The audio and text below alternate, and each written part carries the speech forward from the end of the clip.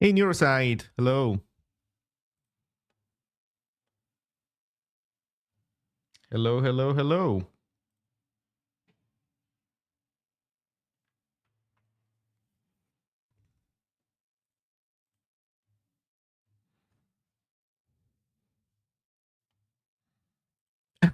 You've never seen it. It's a very good talk.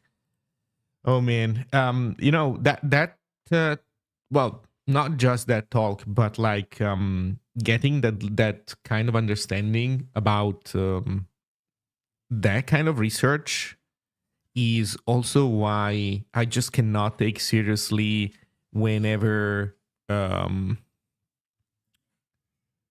whenever like sometimes in Rust spaces people say, oh, there's this Microsoft research paper about bugs in programs, and it's like, first of all, why are you even asking Microsoft? They're definitely not the company that you want to base this kind of reasoning on. But then secondly, this entire space of academia is uh, eh, bottom of the barrel, with all due respect, which is actually not much in my opinion. So um yeah. And that was an impression that I had seeing I don't know, reading things myself and seeing interacting with some people. But then I saw that talk, and I was like, okay, so it's not just me. So it really is like this. Because sometimes you have spicy opinions, and maybe it's on you, maybe you just had a bad experience, or maybe you're misunderstanding something, and I mean, that might still be the case, but yeah, it's definitely not just me. Is it to flow? Yes. I just wanted to say that I had only one evening motivation for sticky context. One evening motivation. You mean that you lost motivation immediately to work on sticky context for Helix? So now you're working on sticky context for Flow? Wink, wink.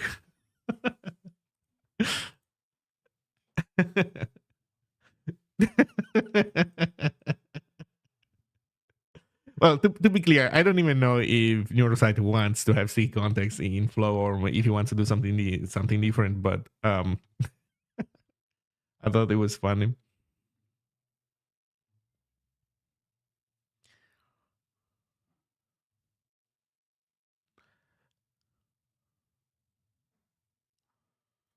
Yeah. What do you think about it? Do you miss Rust?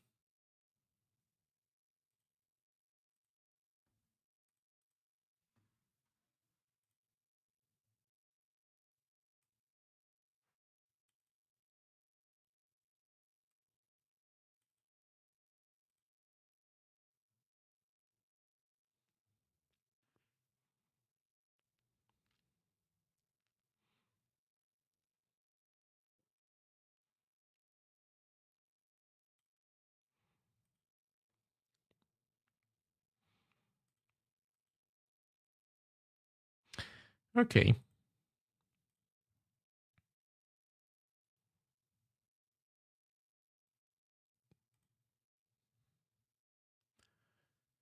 Hmm. Windows 11 is weird. Let's see. Have another project ongoing. Oh, I see.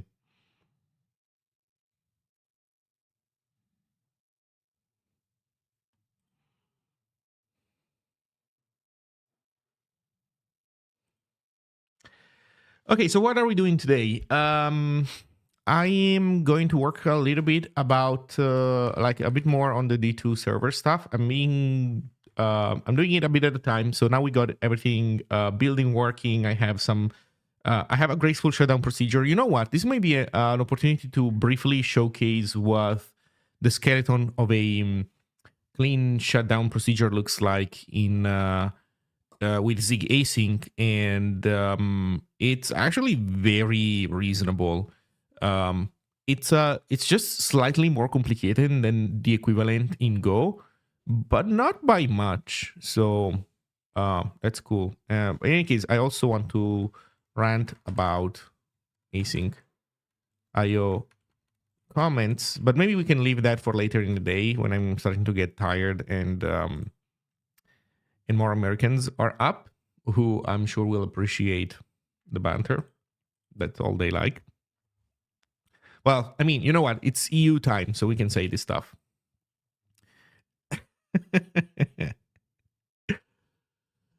Oh man, let's see. So check this out. Okay, this is the main function of the D2 server, and it looks like this. So we main function calls run because I have like I have a few different subcommands. I will have different subcommands. Right now I have init that creates the database and run that actually runs the server. Also, 1 second, Befredel, thank you for the resub. Sorry, I was mid ranting and I forgot to thank you. So thank you, and also good morning. So check this out. We start the server. Also, by the way, this is foreshadowing, but look at how nice it is log-wise using the fair. We'll see more of that later on. We start the IO implementation. I'm going to use IO.threaded for now. Then I set up a signal handler.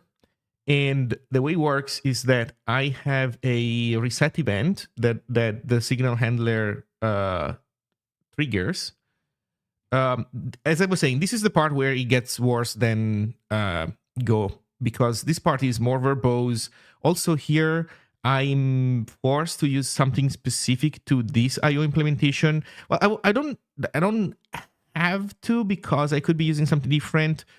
And probably some we have IO.condition. We have IO mutex and IO.condition that are not specific to any one IO implementation. But to use condition, you need a mutex, and in this case, I don't care about a mutex, so I would be happy with just a reset event. Actually, I don't even care about the reset stuff. I don't need to reset it. I just need to set it once. So what is my point? My point is that this is a piece of missing functionality in the IO interface, and this, in my opinion, is maybe a little verbose. I think it would be nice if the IO implementation had a quicker way of making this happen, but ultimately it's not too bad. And I mean, I don't think we should hide the fact to the user that you're wiring in a signal. So that's what I'm doing. Also, by the way, I don't know how this stuff works on Windows. So right now, Windows is left as a to do because I just have no clue. In any case, we do this, and we print slow mode enabled if it's enabled. But in any case, we load the database, we start a TCP connection, and we launch a coroutine. We concurrently run this function called accept coro that basically accepts TCP connections in a loop. We'll see more how that works in a second. Then I have another thing. I bind a UDP socket, and I start something. Basically, it's the equivalent of accept coro, except UDP. I don't know why I call it accept. Accept is such a bad name.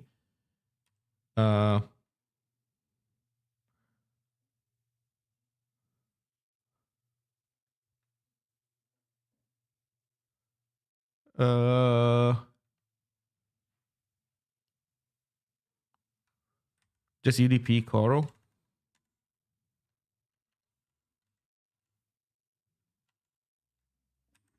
Hey, did it? Okay, wait. Go to definition. So we have it there. Okay. Space R. Append.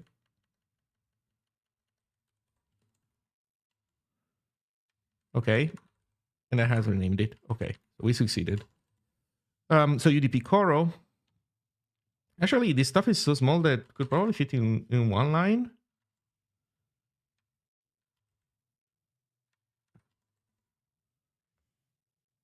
Yeah.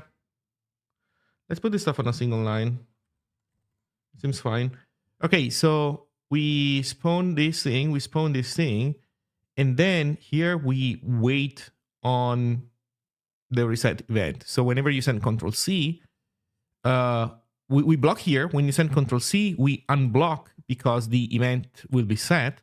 There's nothing below, so we start returning from this function, which will make us print this. You see how all the defers, they're like, the defer log printing is like what we print on the way up. It's kind of cool. So here UDP future has a shutting down UDP interface message, and it cancels this coroutine, and this cancels this coroutine, and then we close all connections, init all things, and finally return. We print goodbye and we finally return. So it looks like this. Starting D2 server, loading database, blah, blah, blah. So this is nice. Then in accept coro, this gets slightly more nuanced. Also, wait, maybe I should catch up with chat a little bit, huh?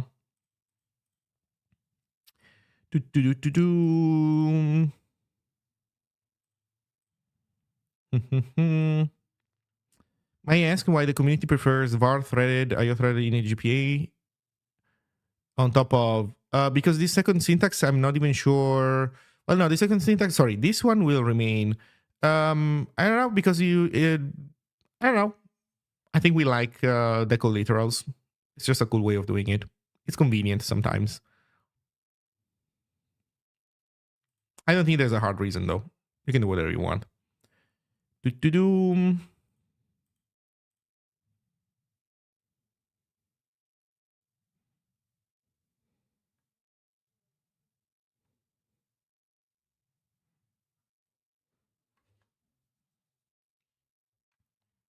I feel like I missed a comment, though. Been lately to Osaka Zig days? Well, I haven't. I'm looking forward to a day where we can have an excuse to go and do a big event in Japan and bring the core team there, including yours truly.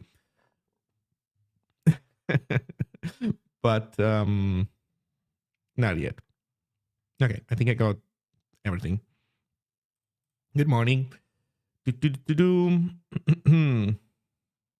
Okay, so here's how the TCP accepting coroutine works. We have a group, and we keep creating a client manager coroutine to the group. There's one per connection. The client manager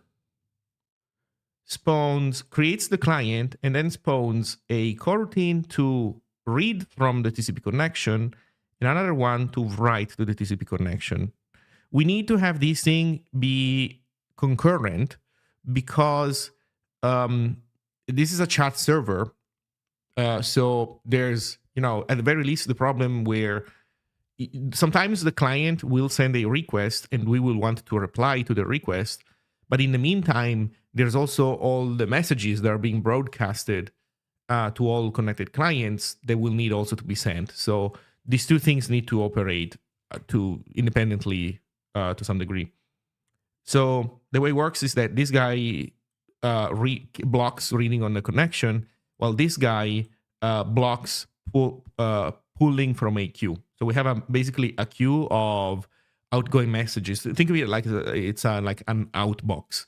So there's an outbox, or inbox, depends on how you want to see it. But there's a queue of messages that this coroutine keeps processing and sending. Actually, let's start by looking at this one. So this one creates a bunch of buffers that are necessary for writer. So there's a buffer for the writer implementation, and then there's a buffer because we pull from the queue potentially more than. By the way, this is pretty cool. We pull from the queue more than one message because we're using queue.get. We're not using get1. So potentially, if more than one thing is in the queue, we pull up to 64 things from the queue, and then we use write back all because we can also ship them in bulk when writing, which I think is pretty cool. So this whole system supports batching a bit, which is good. Then what else do we do? Oh, there's this shutdown requested stuff. You know what? I'm not even sure we care about this. I'm gonna remove this because I don't even think we're gonna need it.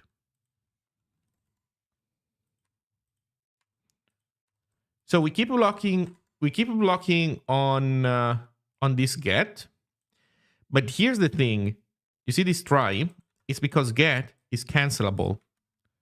So since these are all things that synchronization primitives that play into the IO ecosystem, this is cancelable. So what happens is that this guy stops here. But for example, if writing to the socket fails, then if this fails, the try triggers, we print that we're exiting. I don't know, we're cleaning up anything that we need to clean up. So this returns, and look at what happens in the manager. So the client manager spawns these two coroutines and is selecting on them. So it's blocking on either of them returning. So if the send coro is the one that trips because it failed to write something, then the select triggers, we catch return. We could also do catch nothing. In any case, we catch return. And then that makes us run the first, which cancels send future, which in this case is a no-op because it was already canceled. Then we trigger canceling the receive coroutine. The nice thing is that the same happens the other way around. So if we get an error reading from the socket, or maybe there's an error where it's not like a network error. Maybe in here in receive coro, we're also processing client requests, and maybe the client sends us a request that we really do not like. For example, the client, I don't have any of this implemented, but maybe the client tries to authenticate and fails.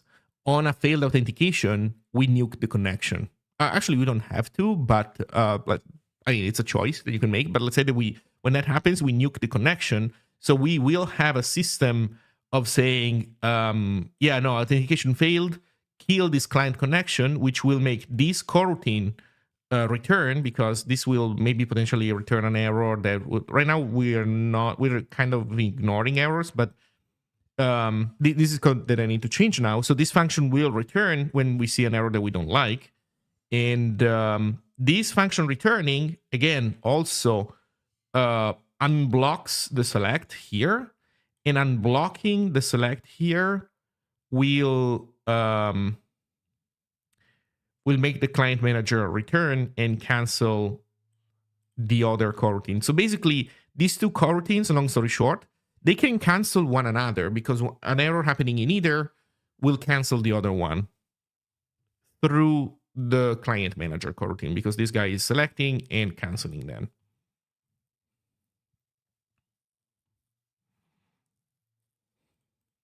You might even want to add a small delay to the write queue coro. That is a good point. Yes, like sleeping a bit to allow batching to happen. For sure. Absolutely. That makes sense. Yeah.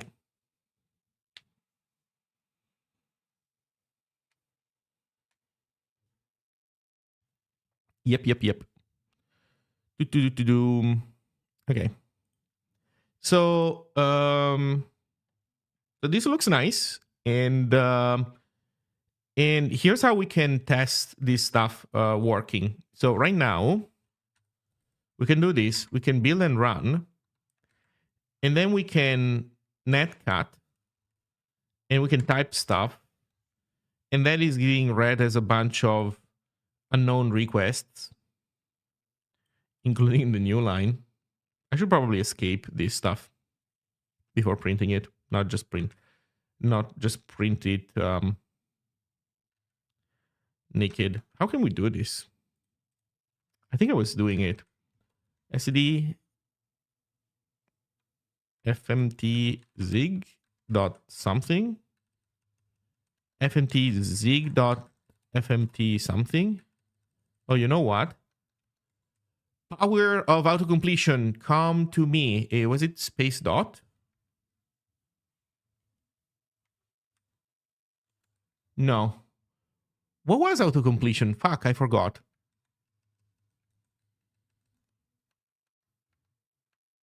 Wait, I think it was. Oh, it was control period. Okay.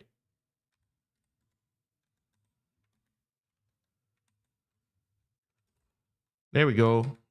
Oh, FNT char. Space K. Return a formatter for escaping a single quoted Zig string.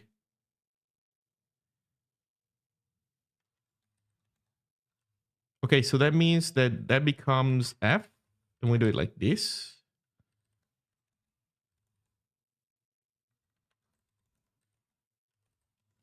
Okay, let's see how this goes. And to kill that thing below, Control J. Okay, let's see how this goes. Yeah, that's not bad. Okay, we can also put back the quotes then. Okay. So with this, we can do some stuff. We can disconnect, and you can see that disconnecting kills both client receive coro and client send coro. So we killed the coroutines specific. Also, you know what we're missing? We're missing the client manager coro telling us that it's going away.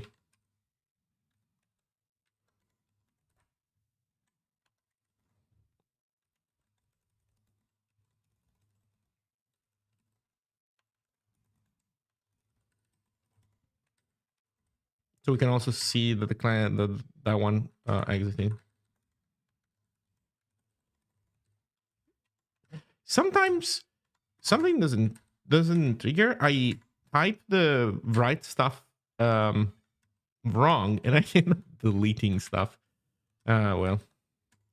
Okay, so we type something, then we do Control C, and now we see that we kill first receive, then send, and then the manager. We can also trigger errors.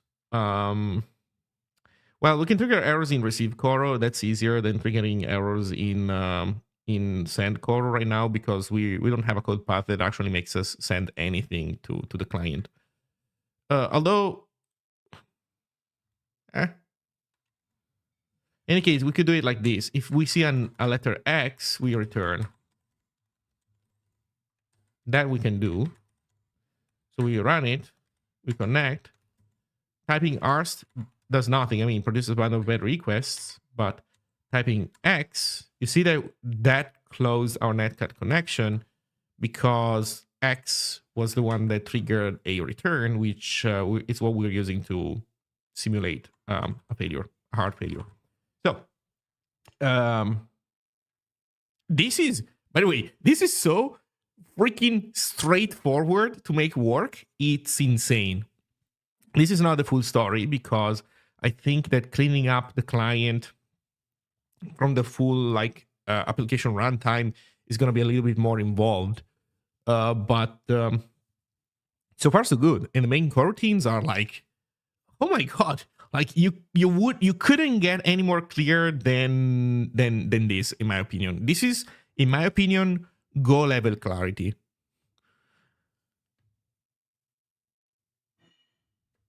Maybe even better.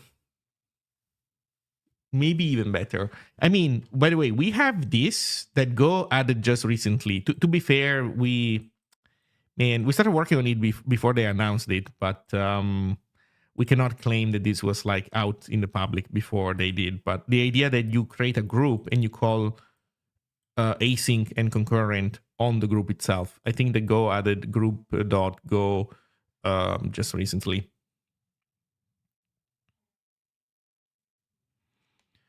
So this is very nice. And by the way, what happens when the accept coro is canceled? So accept coro gets canceled only when what is group?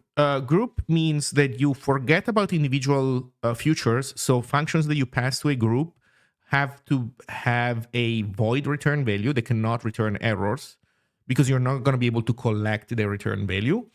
And yeah, you group them together as a single thing, and you save some memory. Think of it as like this thing conceptually being like an array list of futures.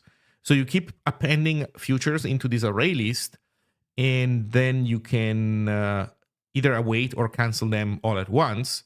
But you do not have this growing array list of memory because the futures are lost in a sense, and instead they become they instead of having separate futures, there's like a counter, I think.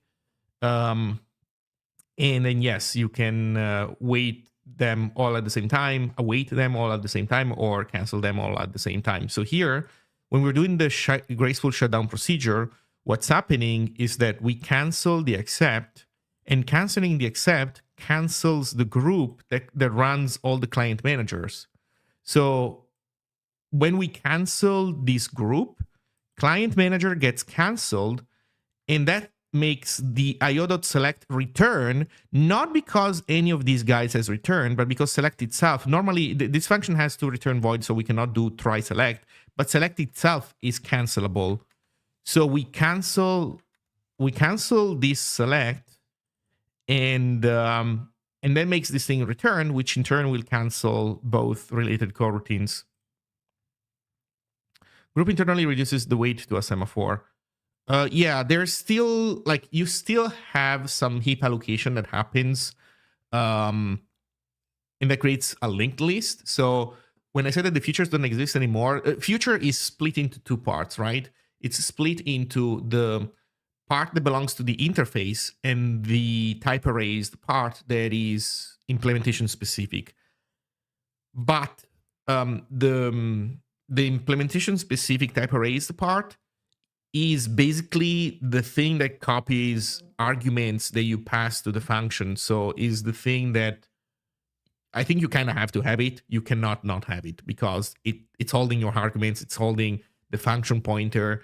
If you don't heap allocate that stuff, then you can't queue it up for execution at any point in time. So my point is, it's not like everything becomes just the semaphore, but the interface half of future you don't have to pay for. You don't have to store anywhere. That part disappears and just becomes, as you were saying, a semaphore. And yeah, this to me seems really, really good. So yeah. What up? Is it possible to traverse the project directory in the build.zig script? Yes. I'm doing AUC and I want to add a run step per part and zig file. Yep, you can totally do it. Because every time I get an error, that the dir entry name has to be known at comp time.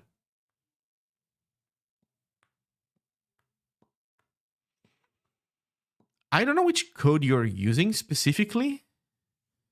But you can totally do it. That's how Zin used to work. Zin used to scan your content directory at build time. So yeah. I don't know if you get super stuck. Try sharing a link to the source code. Maybe I can help you. I can take a brief look. But it's like what is it? STD. Is it IO file? IO directory CWD. Like I don't remember if all the directory stuff has been moved over. I think I'm trying to basically say that you need to do directory.walk or iterate. And I think you can get your hands on a directory by just doing either stdfs cwd or the equivalent that wherever that stuff has been moved now.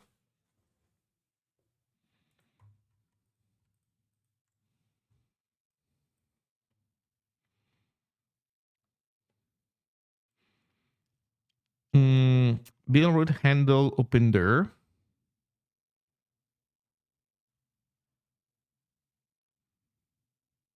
Okay.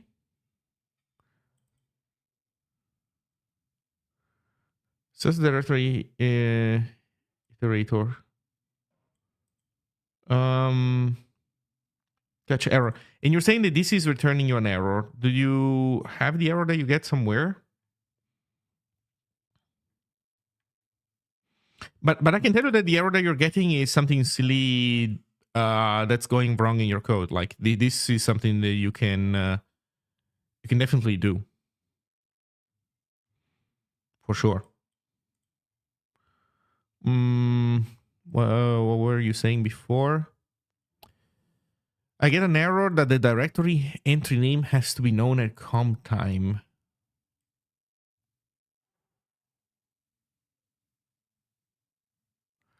The directory entry name has to be known at comp time. This guy? This guy should not be it. That should not be the case. Also, I mean, it is. Oh, here it's not.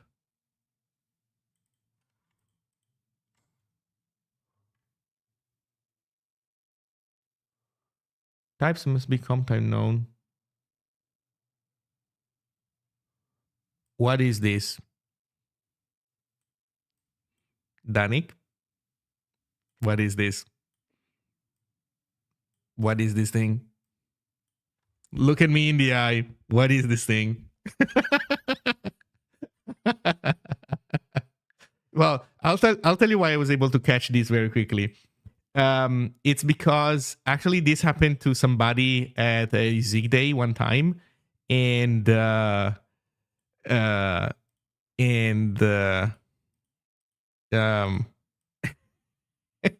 it actually took us a while to see that that's the problem.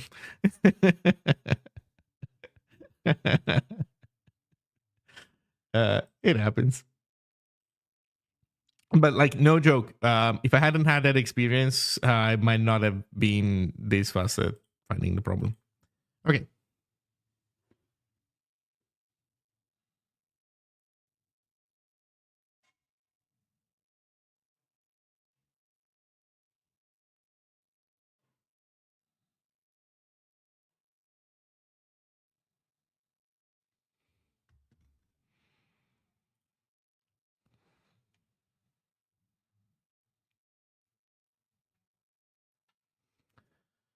Hey, Armadon. My favorite Zig streamer.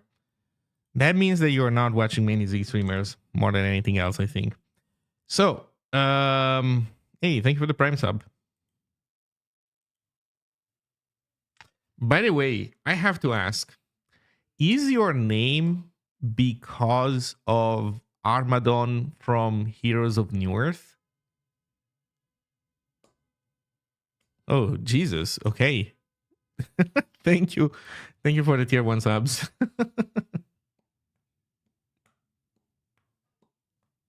But I'm curious if your nickname comes from this.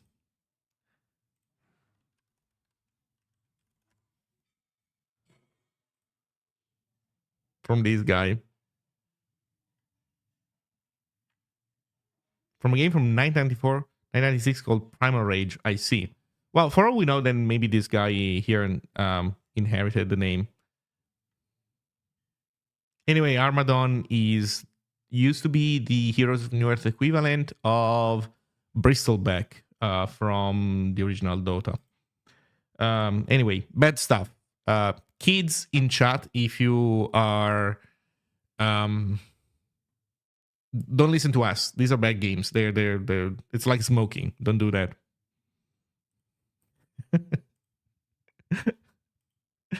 Okay, so I think I'm done. I'm done demoing how the graceful shutdown procedure works and how in general all these coroutines relate to one another. But I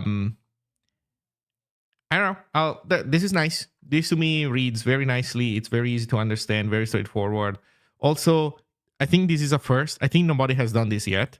To select, normal usage of select wants you to normal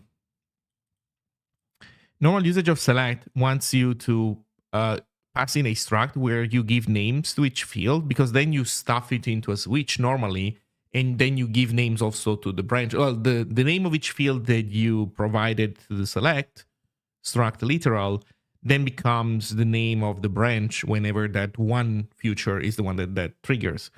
But since in this case we're using select in peculiar way, we don't even need to give names. We can use a tuple literal basically, and the compile, like the comtime logic in select, it doesn't complain, and so it works. I'll take. I will claim that I'm the first person to ever do this.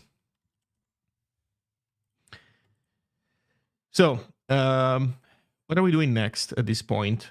I think we want to start thinking about the life cycle of a client more seriously. So, for example, I think we should complain that you should not be able to attempt to join a call or send a chat message or create a channel if you're not authenticated. There might be, right now, authentication is the only thing that you can do first. But maybe in the future we might I don't know, there might be more operations. Also, for example, right now there's not that many things that you can do as a client. You can authenticate, you can try to join a call, you can send a chat message, and you can try to create a channel. For example, we don't have, like, emoji reactions right now. We don't have delete, modify a message. You don't have delete or modify a channel. We don't have a lot of things. So regardless, my point is that right now these function calls, they don't attempt to make sure that everything happens with the correct life cycle. So I made space for this. I just haven't done it yet. So here's what we want to do. At the very top, we check for preconditions. So for example, authenticate request should only happen if you're not already authenticated. If you're already authenticated, again, this is a design choice. You could say, well, what if you want to allow one person to have multiple, like the client to have multiple accounts, and then you want to be able to switch accounts, and maybe you switch accounts by sending a new authentication request. These are all things that could be done. Like if you wanted to, you could make all these things happen. But for now, at the very least, we're gonna say that if you're already authenticated, you can't authenticate anymore. And then the question is, what do we do when that happens? And I think that with TCP, we're protected from duplicate packets, right? So if we're getting a second request of this time, of this kind, sorry, then we can then we know it's not a network fault, but it's instead the client doing something that it shouldn't be doing. So what is it that we're gonna do? Hype chest on the way. Wow. Hey, I earned a hype chest. Let's see my reward. There's loot boxes also on Twitch. Wow. Mega consume emote. Okay. Oh, but it's not animated in Borg. We'll get there. Okay. So for now, let's say that if you're authenticated, must not be already authenticated. So we say if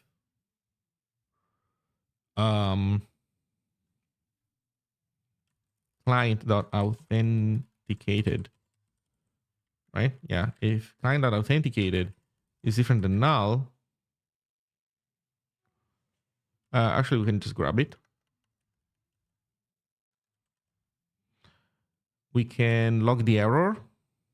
So here's the problem. This code will probably have to be duplicated in a bunch of places. So it would probably be nice to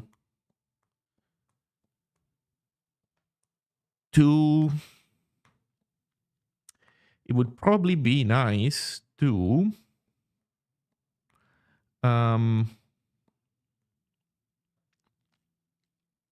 well, to avoid too much duplication, that's for sure.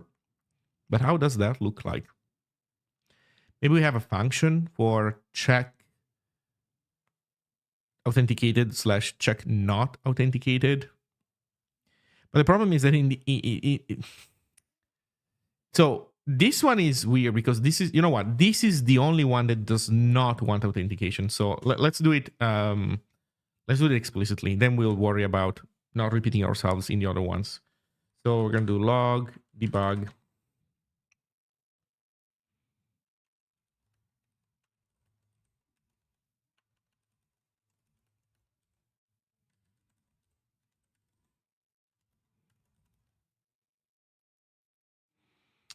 And we want to return an error. So what is going to be the error set of these things? Kind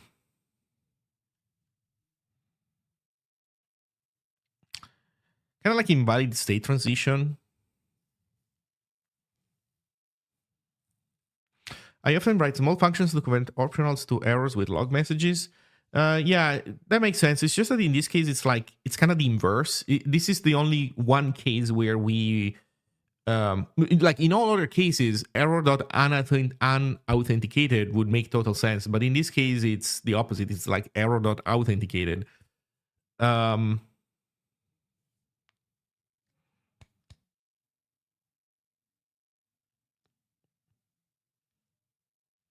So this is an operation that cannot be done with the current state that the client is in, because the client is authenticated and so it cannot authenticate anymore. So we need a name to say that we could say invalid operation. Why not just support reauth?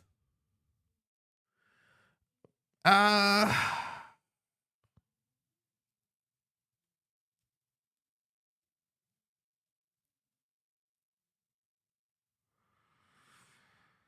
um, mm, mm, mm. I think in general, I want to be strict with what I decide to support at first, and then maybe me be more lenient later on. For now, I just I just want to do the least. I want to keep things as simple as possible, right? So I'm not excluding that maybe that would make sense in the future, but I think for now it's fine like this. And in any case, I need to come up with this terminology no matter what. So something like error.invalid state, invalid client state for operation. It's very verbose, but that's what it is. This is invalid client state for operation. You're trying to do an operation. We actually didn't even check if the operation failed or what.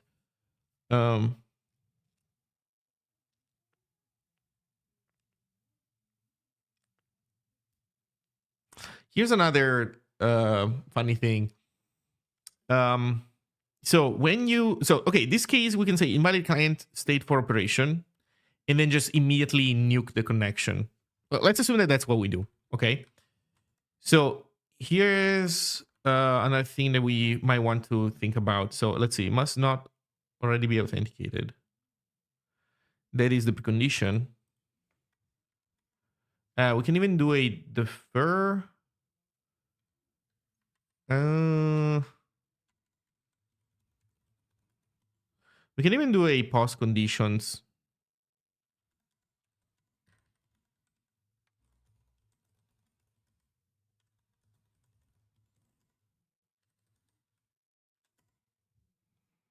Pause conditions. Client.authenticated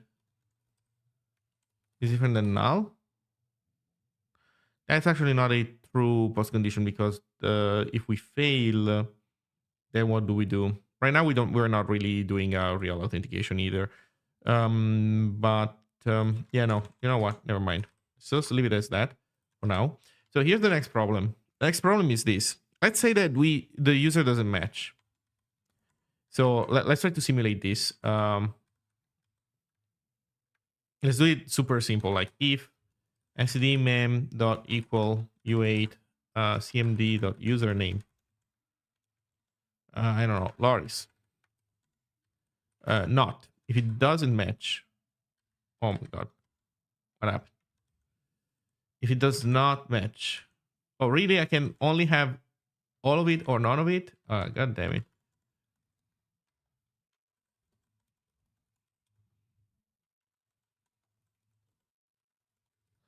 So if the name doesn't match,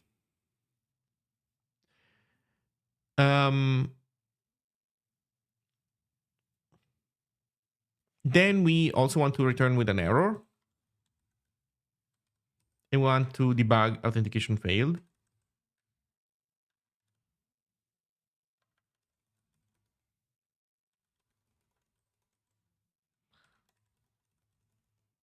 Unknown user.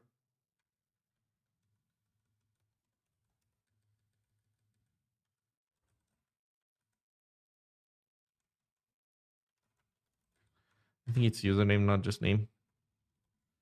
Okay, so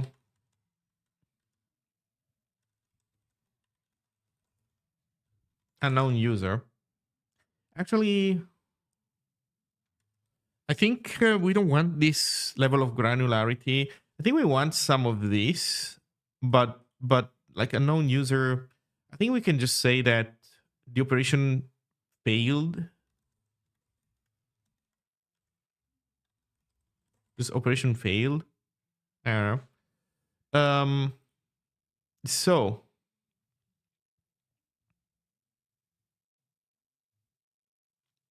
this can even become something like try must.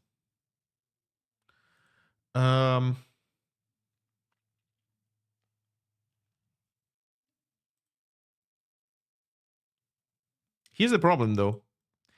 If we return this, so we want to tell the client that that the authentication failed. So either we consider the authentication failure. I guess it makes sense, right? On an authentication failure, we don't want to kill the connection. We keep the connection open. We send a message to the client that says authenticating as blah blah blah failed. And so we don't treat it as a hard error, because if we treat it as a hard error, we're not going to be able, right now with the current architecture, we don't have a way of saying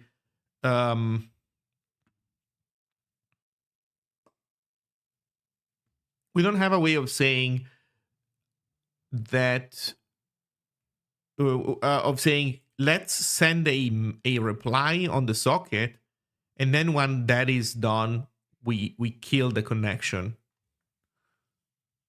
It's something that it's missing from. It's not a thing that we can do, given how cancellation is structured right now. Okay, so this is fine. So it's not a hard error. It's just a return.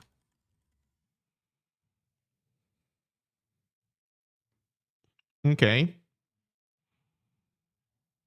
We return, and before that, we probably want to complain. So something along the lines of so what does the protocol say about this stuff?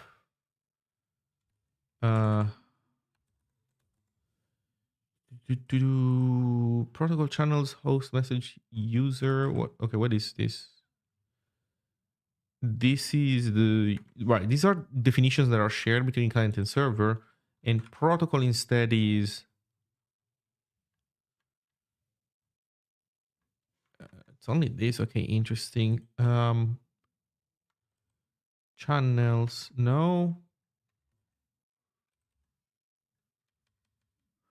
Oh, there we go. There is also protocol slash server. Okay, so there's more.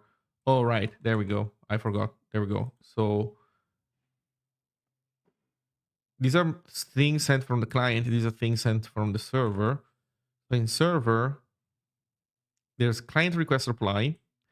Sent by the server to a client, usually by using a convenience reply method from the original request. Oh.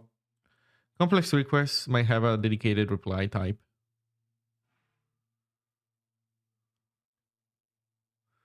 Host sync. Man, I'm relearning what I did in the past. Chat message new. Channels update.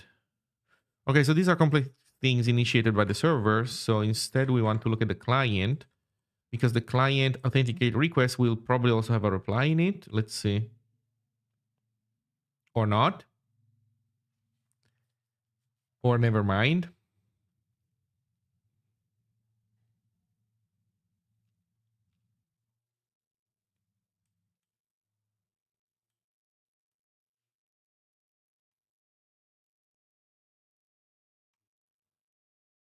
Oh, this one has a reply. So channel create has as a reply.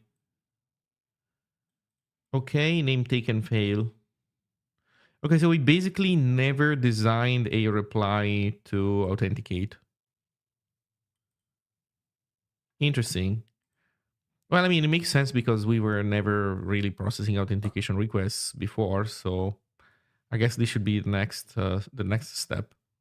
Although I don't know if I love the way it was structuring all the metaprogramming stuff around these things. So we need to think about that as well. So for authenticate, what should the reply look like?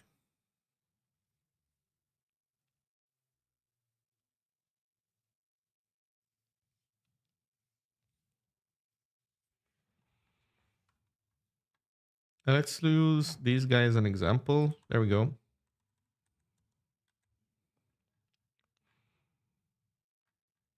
Okay, so authenticate has result. Oh, there's also the init. Nice. Result is going to be okay.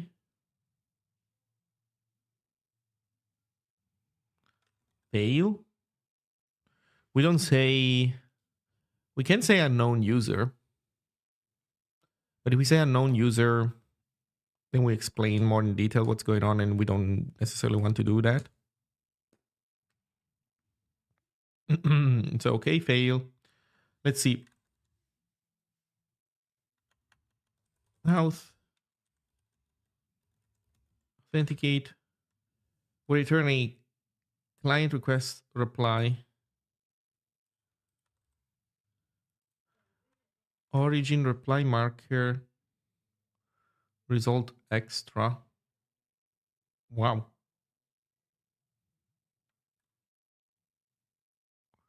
Oh, result is a single byte. Interesting.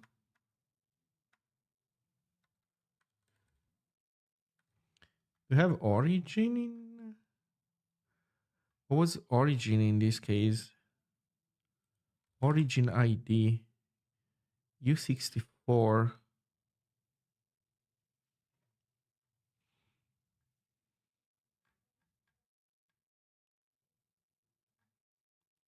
I guess origin ID is the user ID. Like the authenticated user ID, which we don't have in this case. So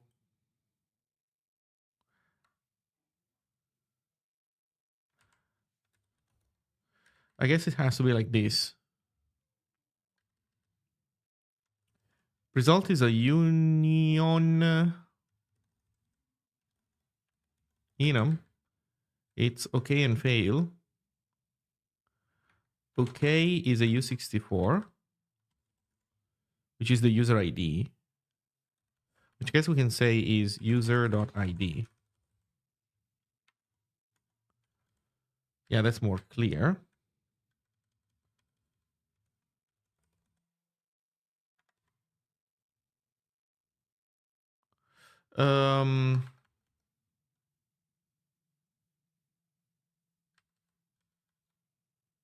Kind of like, so reply marker result is int from enum.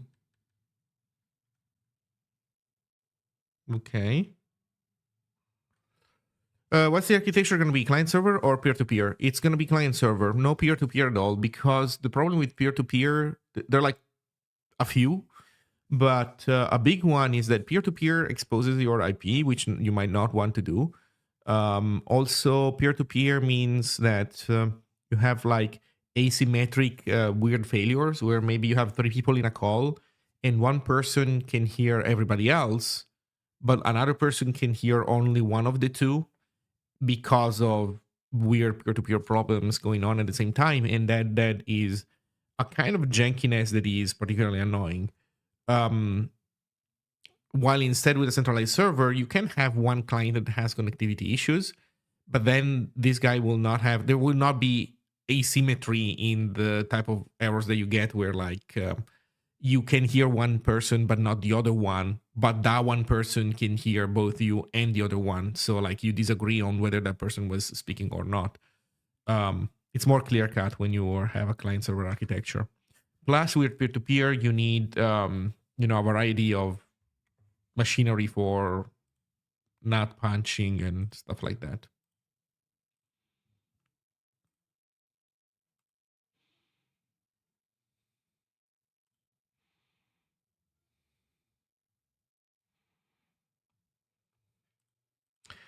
So origin,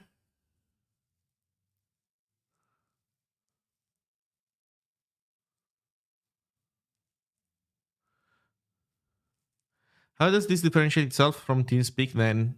Just being not abandonware? Maybe. I mean, TeamSpeak is not abandonware, is it?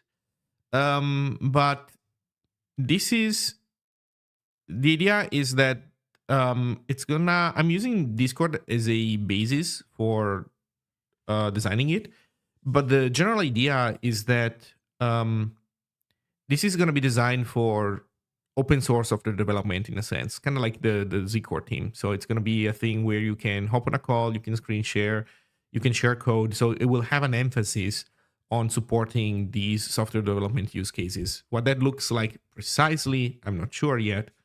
And to be fair, I don't know what new TeamSpeak looks like. I'm used to TeamSpeak looking like, a single window where you could have voice calls. There was like at the bottom ephemeral chat. I don't know if new Discord is meant to like looks more like Discord or not, or what they ended up doing. So we'll see.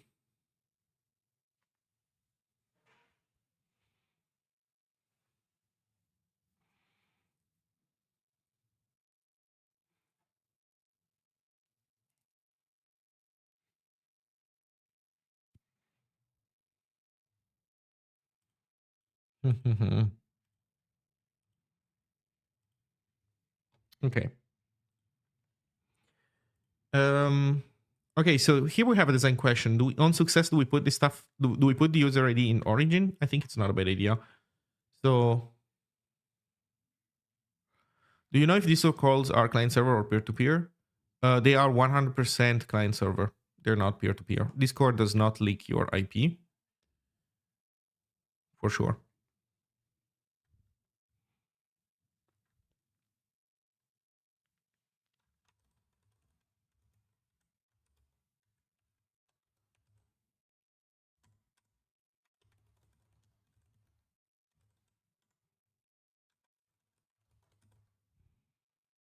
On failure, we set this to 0. Result is going to be, hopefully we can do in from enum on a union, and it will automatically understand that we want this from the tag. Reply marker is authenticate request dot marker. Is it? It's just authenticate. Okay.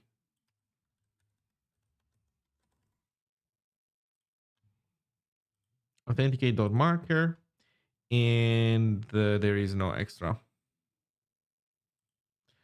So this works. We don't even need the original auth for anything. So we just want to be able to call this as a method for convenience. Okay, so with this we have a reply. So that means that in server we can say here we can say try client dot tcp dot u dot append. Well, no, it's put one. What is this one? Const reply equals cmd dot reply And that gets us here. Also, you know what? This doesn't need to be like this. I think this can stay on a single line. It's fine. So here, reply is going to be, what's going to be the result? Here dot fail. And here we say reply dot data. Actually, is it dot data? This is a client request reply. Oh no, we need to serialize it. Right.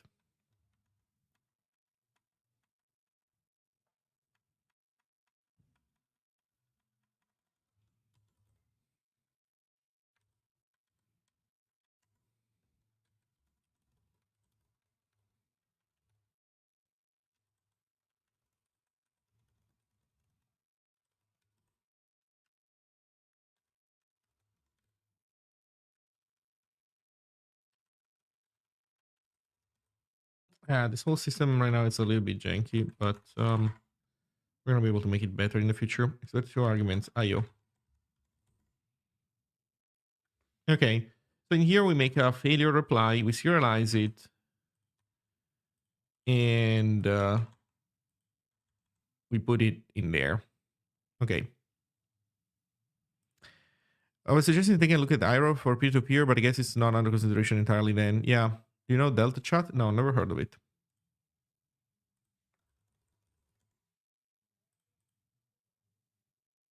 I see. I see.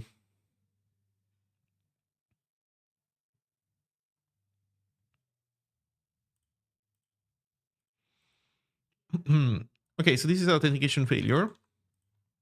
Let's do authentication success. So actually, you know what? Let's say that Loris is the only forbidden value. Any value is fine. This one is the only one that is not fine.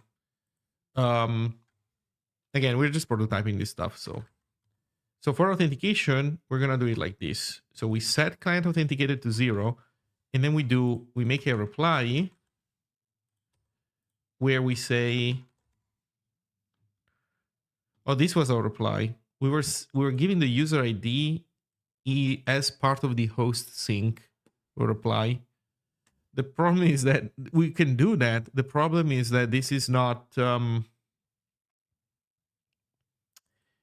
this doesn't cover the failure case. Yeah. Okay, so here we do okay.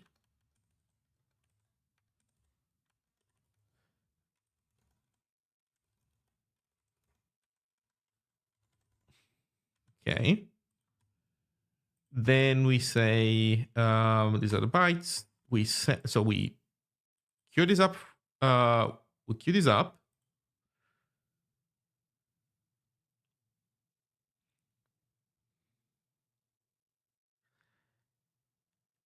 Then we do D2 protocol server host sync.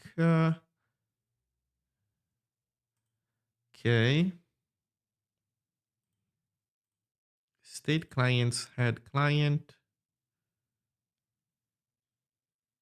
So why is this done here? We're not even using it, right?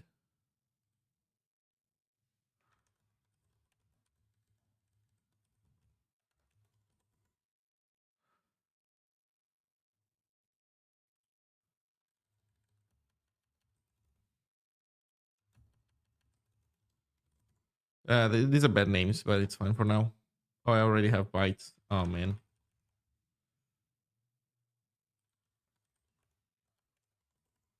Okay. Why is this up here? We only use it down there, so let's move it down.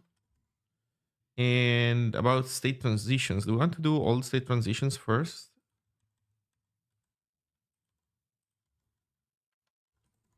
So first we do the state transitions, and then we do the replies, which I think is not a bad idea. So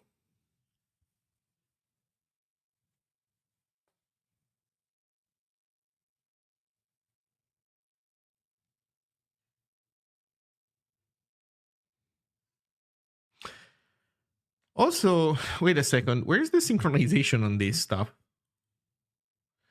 So we're doing this, which is fine, but other clients might be connecting and trying to manipulate these things. Why are we Where's my synchronization primitives? Where's my locks? We need some kind of client, like we need some kind of chat application state lock to be able to manipulate this stuff. What the heck am I doing? uh, hello?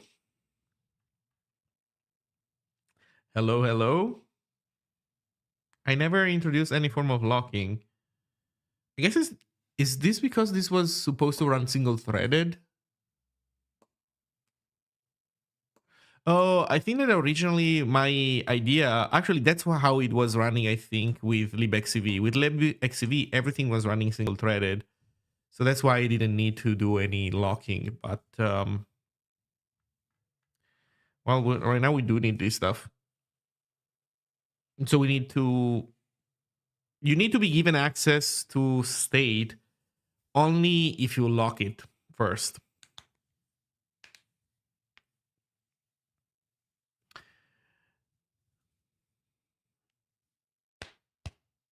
Yeah. That's another thing that we need to do. Okay. So these are the state transitions, and then these are the replies.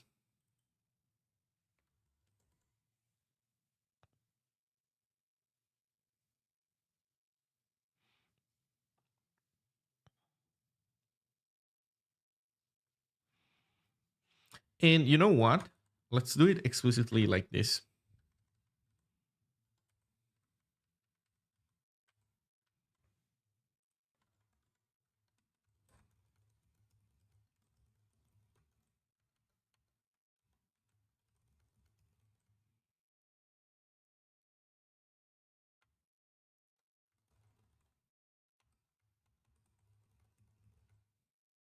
You know what? Actually, we don't need to. Wait.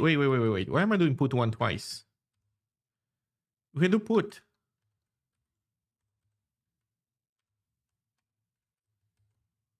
Are you encrypting your UDP connection? Not right now. Not right now, but yeah, we obviously want to do that as well, don't we? So I haven't designed that yet, but I control the full protocol. So like, I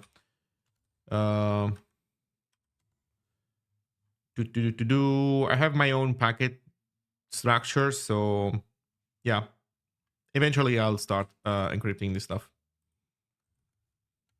Keep in mind that this is like extremely incomplete. This project is not even open source yet. Not because I don't want it to be, but it's because it's so early days that it's. I was able to have calls over the internet and talk to people, but it is pretty much as far as the current stuff goes. Actually, we regressed everything because now I'm switching to I'm upgrading everything to new Zig. So all the stuff that previously was working is now like broken, and I'm gonna need to fix it again. WireGuard is a library? No libraries. Not libraries as much as I can. So I have Opus already as a dependency. I think that for encryption, I'll use my own scheme. I don't think I need anything that is so complicated that I cannot pull it off with the Zig standard library.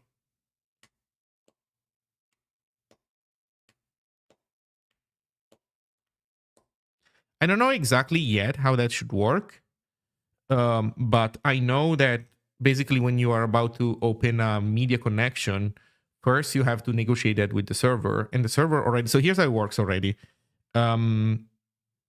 The way it works already is that when you send a packet, there is a thing called nonce, which is your for you to register yourself as receiving the media packets, you need to already authenticate yourself with this one-time random value that is unique for your per request. So every time you want to join, every time you send a request, when you say, "Please, I want to join this voice channel," then the server over TCP sends you this value, which then you have to provide when you send the first packet over UDP to the server. And if this value doesn't match, then you're not going to be like your UDP client will not be registered in, so we're not going to send you audio. By the same logic, then we can also negotiate that way any other encryption parameter, and then just need to ensure that these packets get encrypted correctly before sending them out and decrypted before getting them in, that kind of stuff. So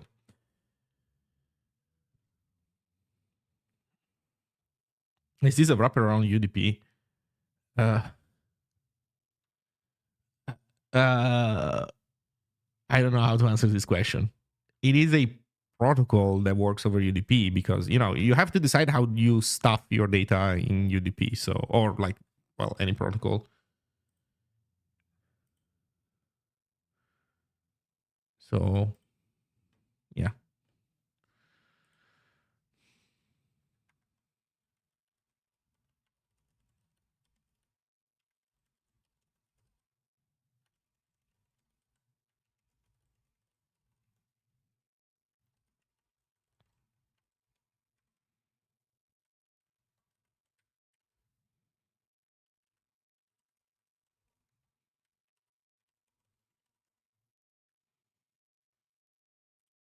Expected 3 arguments. Minimum. Oh, the function returns when the least minimum elements have been added to the buffer or sent directly to the consumer. I see. Oh, that what an interface. Well, in any case, in this case, we need like this .len.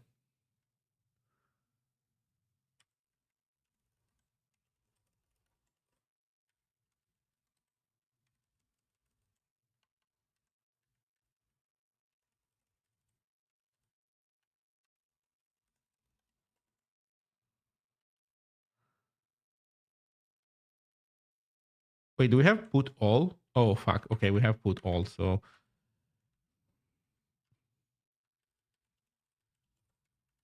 there we go. Okay.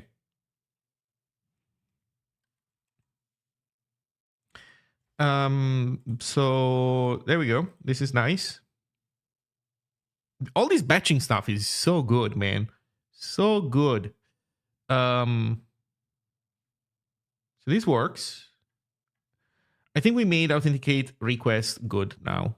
It's still prototypal, right? It doesn't really authenticate you for real. It always hard codes what you authenticate as the user ID. That's fine. It only has like this special case just for testing authentication failure. But it's good. It's good. We are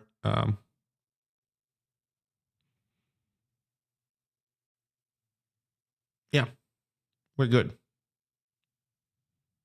We could make this not a hard error though. We could still make this an error that doesn't nuke the connection. It's a choice to be made, and in any case, I just wanted to see what that would look like. So whatever.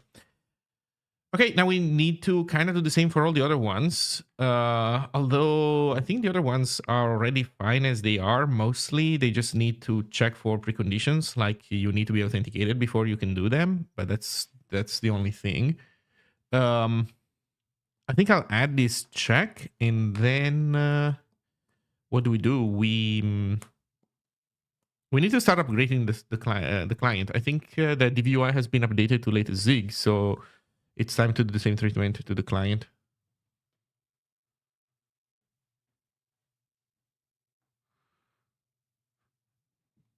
So give me a sec. I'll be right back. Just quick bathroom break. I'm gonna refill my teacup, and I'll return.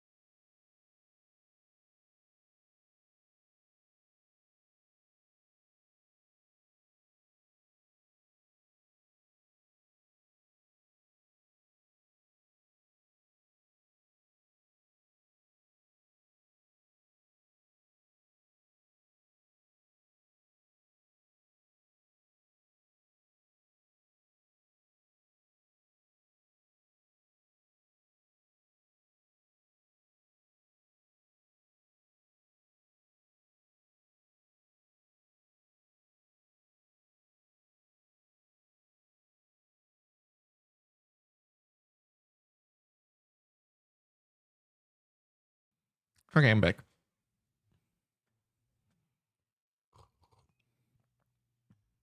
Okay, so call join request. What are our preconditions? Must be authenticated, and I was about to say must not be in a voice call already, but you can be in a voice call already because you're basically like switching from an active call to another, and that is fine. So your only thing is that you must be authenticated. So if uh, client dot authenticated null,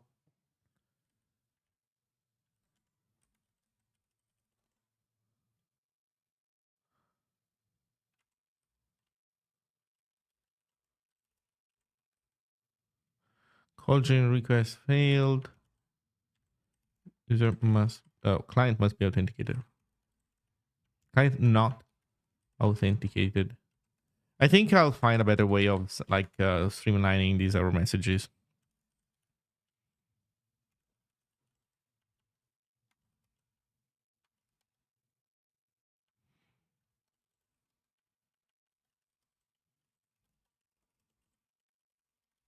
This is an invalid client state for operation. And I think this is pretty much it also for the other ones.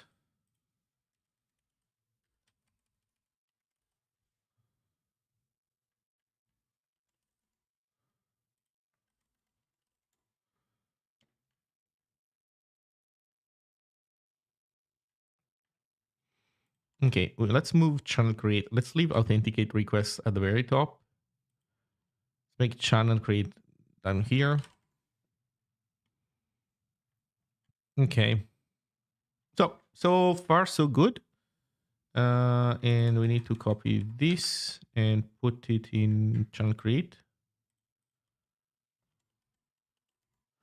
Although this one is channel create. Also, this one is chat message send. Okay. Okay. So this should be fine. Do we still build? Yeah, we build. We're happy. Delightful. So just a little bit of refactoring, just a little bit of extra logic, not that much. And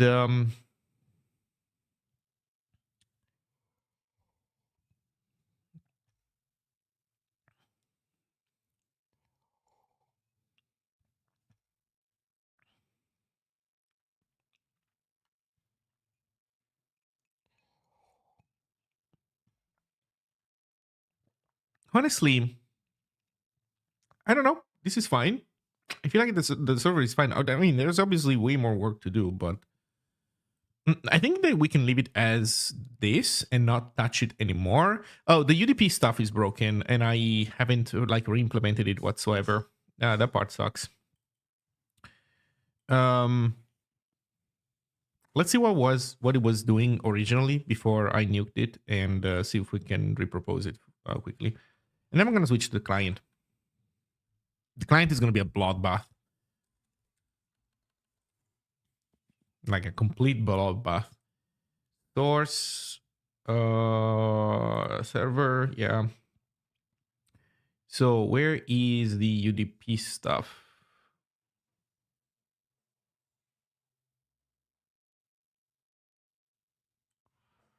Oh, it's this. So there is a receiver and a sender basically for UDP. ID, password, or SSH keys? That is a very good question. So here's my idea for now. I have some of it figured out, maybe not all the details, but I think it's generally speaking the direction that I want to go towards for sure. And then I think that I will be able to iron out any kinks that I encounter along the way without having to change direction too much. So it's gonna be user ID and password as a baseline, but if you create a user ID and password account and that's it, then you will not show up as a verified user. You will show up as a normal user.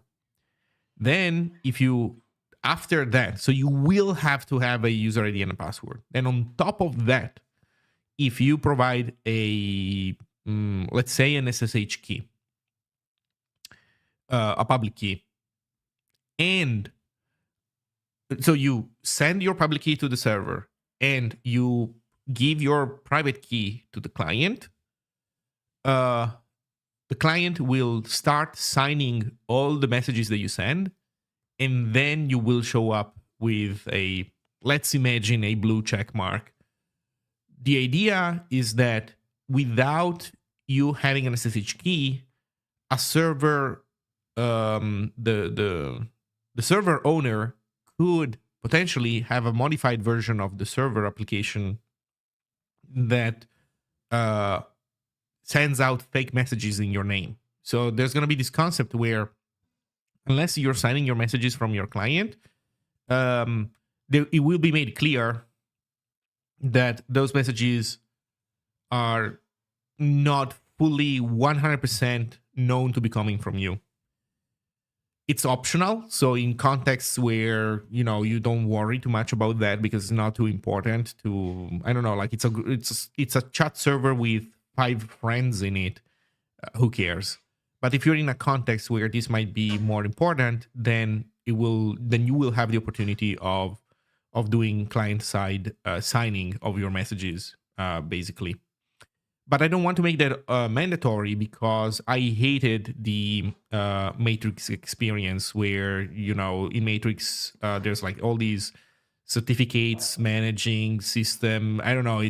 It's such an annoying problem. And there are contexts where I'm happy to go through that stuff because it's important for me to guarantee that what I say comes from me for real. But there are contexts where it really doesn't fucking matter, and it's just an annoying thing to have to do. So it's gonna be both ID pass as a baseline, and then you can upgrade to client side message signing.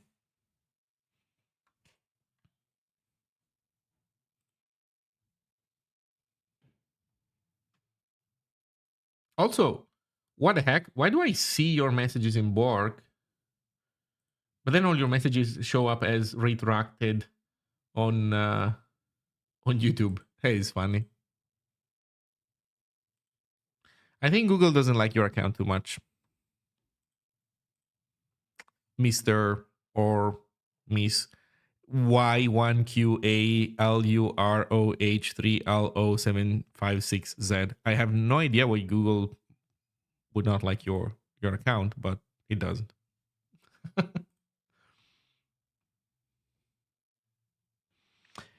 So, okay, how did it work? So we were receiving. Oh yeah, no, I think we don't have 2 different coroutines. I think it's just one. We receive, and then we call UDP broadcast whenever we receive something that we know we want to send around. Okay, we can repropose this logic, I think, close to 1-to-1.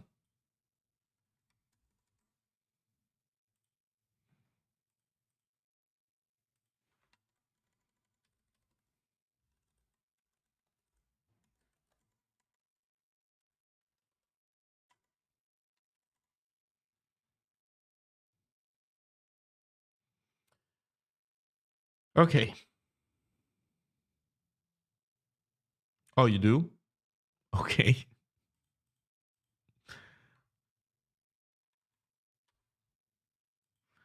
So we don't do the sleep anymore. We have a normal while true. This could be even put here. I mean, this can go at the very top. It's fine.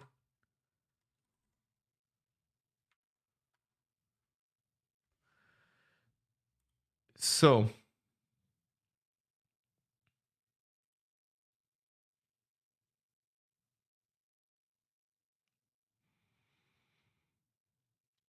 okay, so here's parsing going on. Not enough bytes to parse header, ignoring return rearm.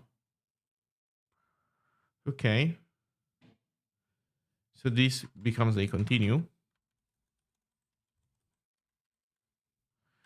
Then this becomes so how do we deal with a UDP socket? Can we receive from it? Send many. Receive. There we go. And receives timeout. Interesting. But in our case, it's just receive. So we receive, waits for data, connectionless. There's a buffer. And then there is an incoming message from IP address, delightful, data, control, supplied by caller before calling receive functions, mutated by receive functions, populated by receive functions, and flags. Let's see. With the username scheme, perhaps it would be better if people are assigned a unique ID as their true login identity and have their username be a changeable display name with a hex suffix.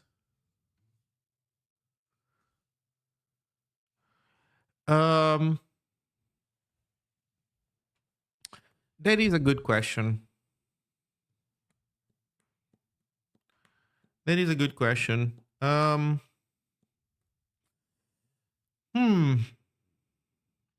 think it's not that important because keep in mind that while I say maybe I haven't specified this very well, although we were chatting about TeamSpeak earlier, right? So I think it's clear the idea that these are supposed to be probably small servers. There might be public communities, but we wouldn't expect any one server to be too gigantic or it's not exactly the same as Discord because in Discord you have this global identity. So even though there are multiple servers, your identity is shared across all servers. While in this case, as a starting point at the very least, you will have different identities on different servers. So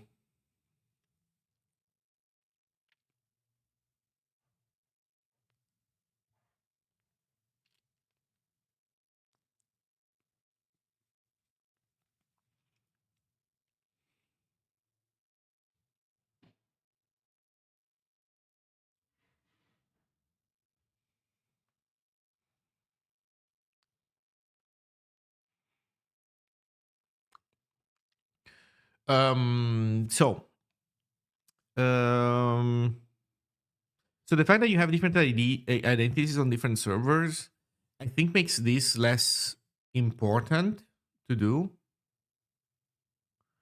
As for interchangeability of nicknames, because I think I understand your point. Your point is that you would be able to change your username while keeping the suffix the same. To avoid name squatting.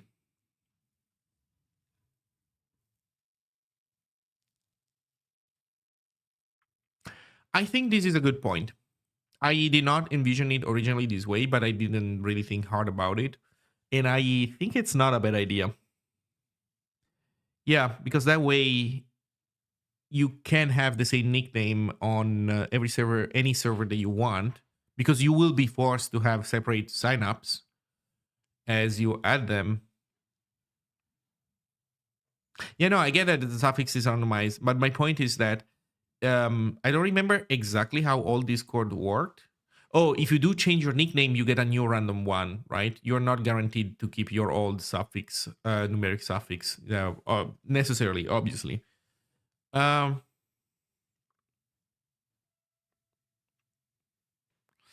think this makes a lot of sense. Yeah.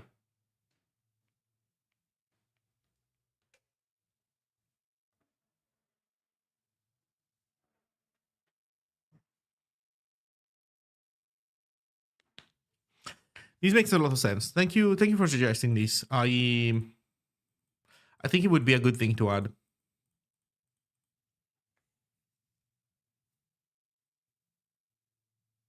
So as for identity across different servers, my idea was to my idea was to basically say that once you opt into the private public key stuff, then you can when you add the same public key on different accounts, then other users will be able to see in their client, oh look, these identities are connected because they share the same public key, and so they are the same user. That kind of stuff.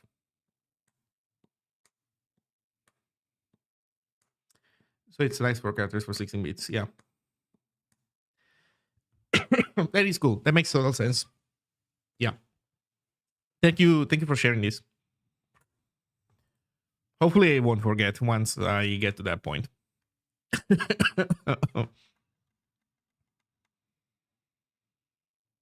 For now, we need to be able to make calls without crashing. Like I said that I was able to make calls, and I was. It's also a bit crashy still, so I really need to get also like the super basics right as well. Okay, so we want to receive from UDP.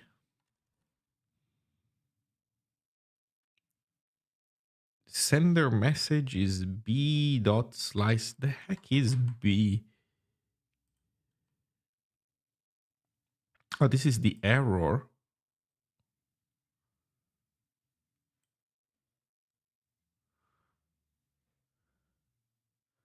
Xeon. Are you also in the software you can love Discord? Oh, you're Xeon Racer?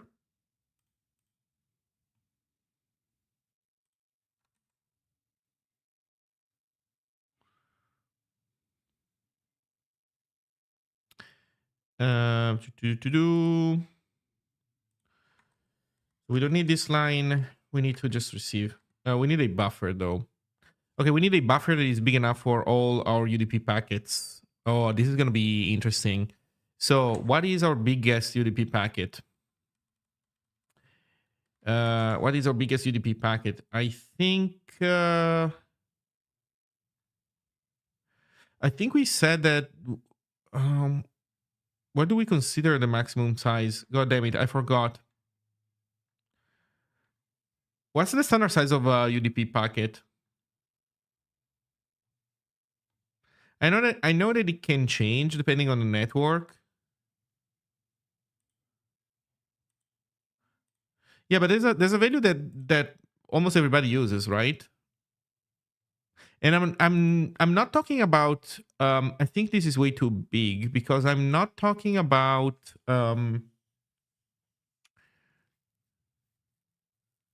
yeah, the MTU size.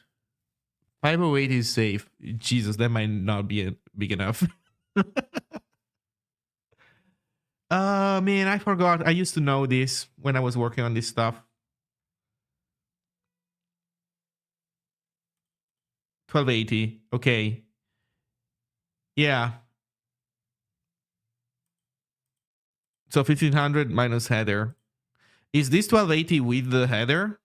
Header is 28. So yeah, is it 1252? 1252 or 1472?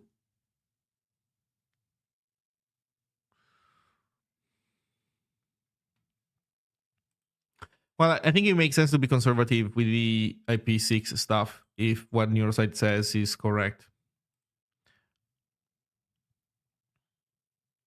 Time to build an MTU size detection algorithm. Fuck. No, okay.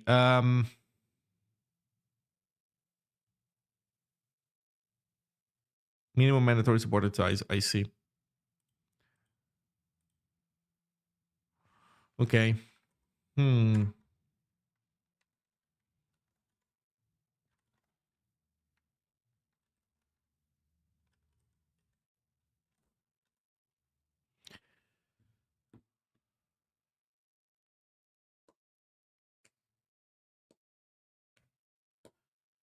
That said, it is true that a UDP packet can go up to 64 kilobytes. So maybe that's what our buffer should look like.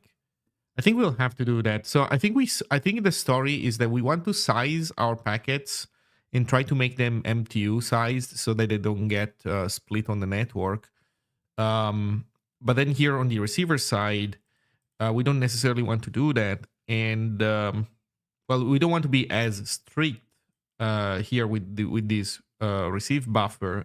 And so far, I think we've been fine with horribly small uh, packets, but once we start adding like screen sharing, I think we're not going to be as lucky. So, okay, let's do 64K. Would be nice to be able to do this. 64 times 24 times 10, 24.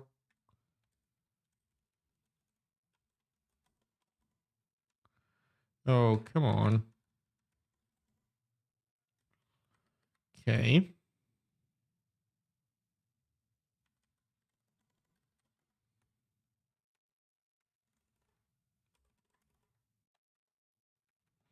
So packet is going to be udp.receive.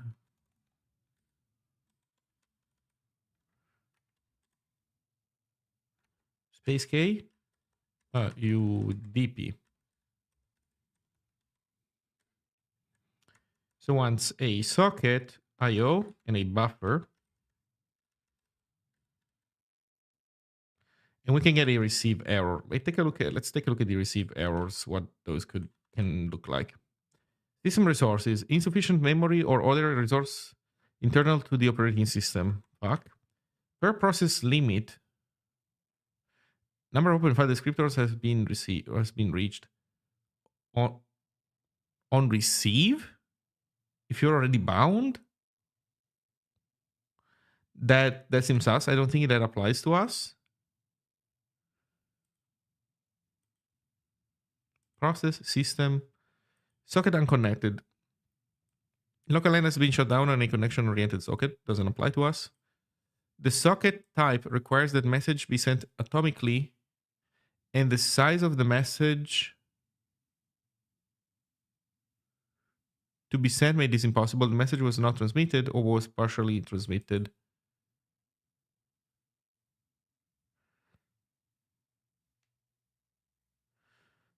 If you never send more than 1280, you can expect to never receive more than 1280.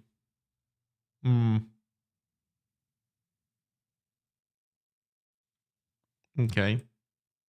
But then that does open the door to message oversize. I think this documentation is only mentioning sending, but the same applies to receiving. So if you try to receive a message and you don't have enough space, you get message oversize. Connection reset by peer. Network down. I think we need to catch this and switch. And we need to map some of this stuff to unreachable, I think, and some other stuff we need to care about.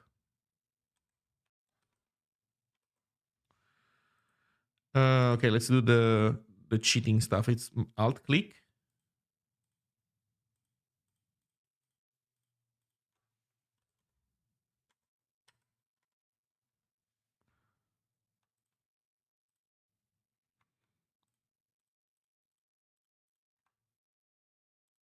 Fuck.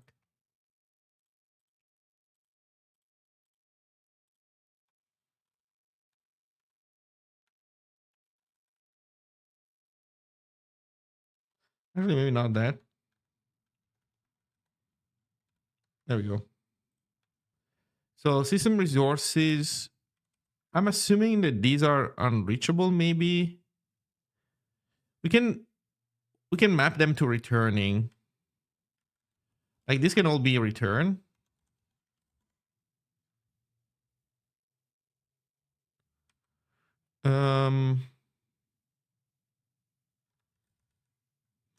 Message oversizes continue.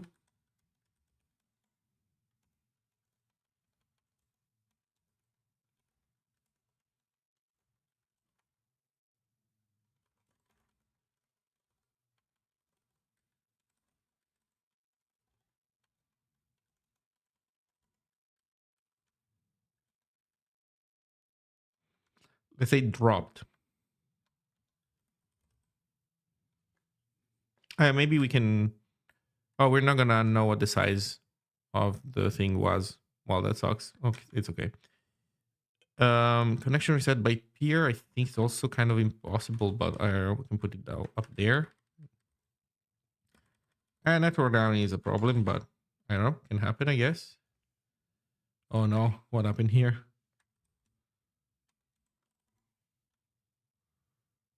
Okay.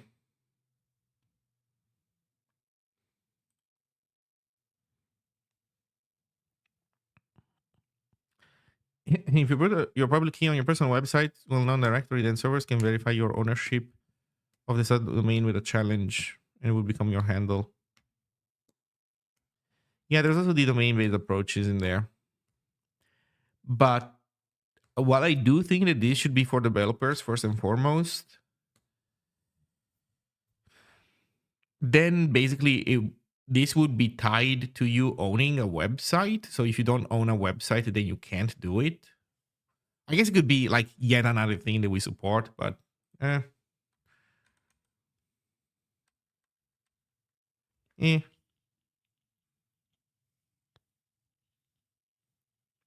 I don't know. This username stuff is definitely important and interesting, and there's a few different paths.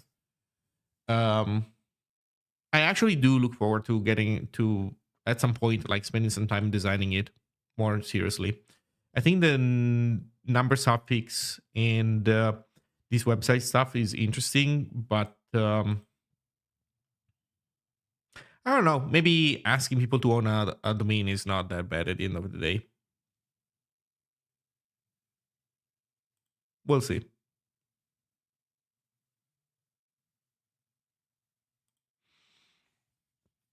Yeah, this is not a bad approach. We're starting to walk into what's it called, like um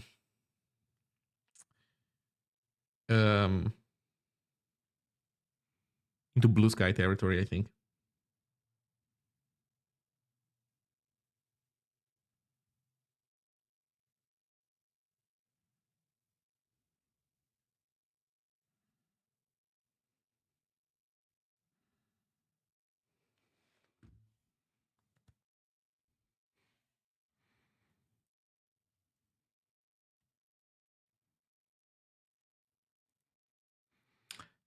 Does it accept enum literal syntax? I don't know. I think it's a stylistic thing. I'm fine with it. I actually think I like it. But yeah, I think it could be done either way. Bike shed. I'm toying with a different name. So I'm not ready yet to commit, but I'm thinking of calling it I don't know if I should say this.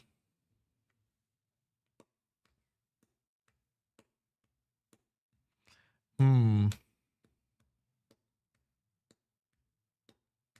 Hmm.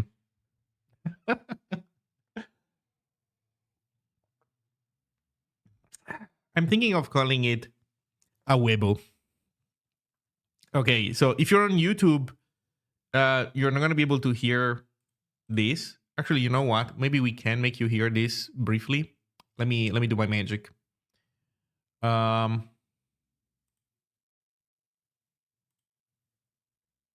me do my magic. Okay, I need to remember to undo this.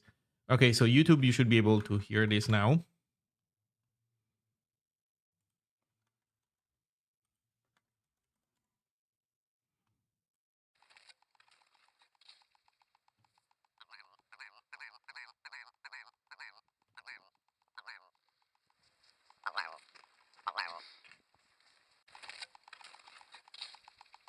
That's the idea.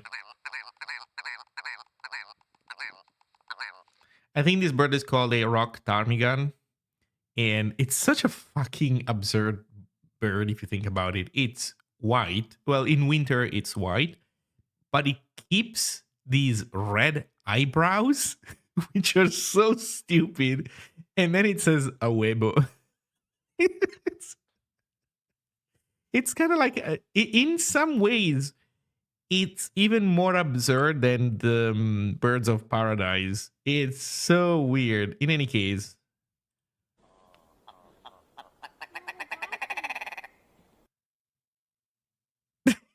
it's so weird.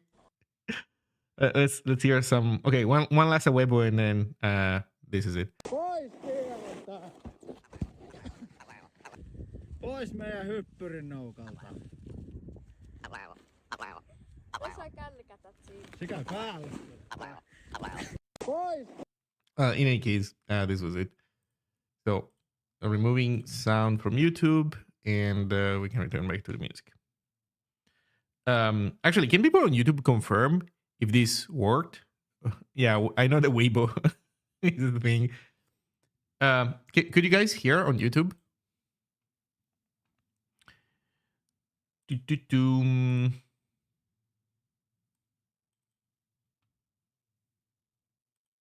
Or eyebrow conversations. Yeah.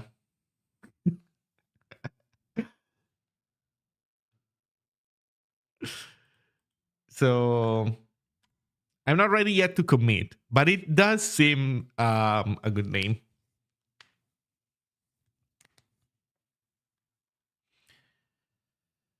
Okay. So we were saying packet, UDP receive. What if receive succeeds? So we get an incoming message, right? Data control and flags. What are flags? EOR, end of record. The data returned completed a record. Trying to use with sockets of type sock sequential packet. Sequence packet. Indicates that the training portion of a datagram was discarded because the datagram was larger than the buffer supplied. Oh, wait, then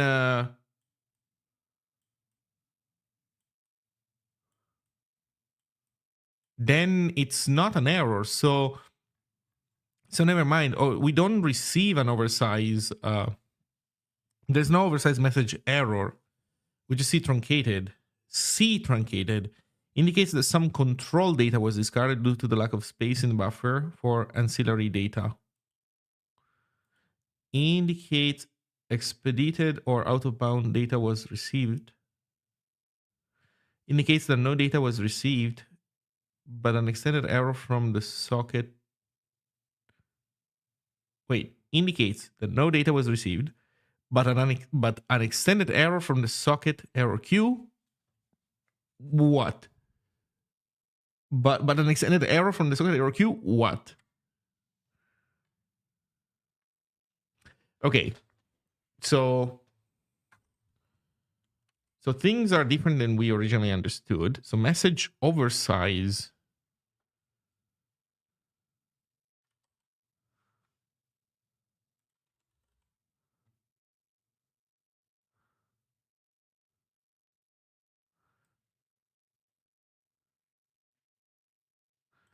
The socket type requires the message be sent automatically. So this is really just a sending error message. It's not a receiving error message.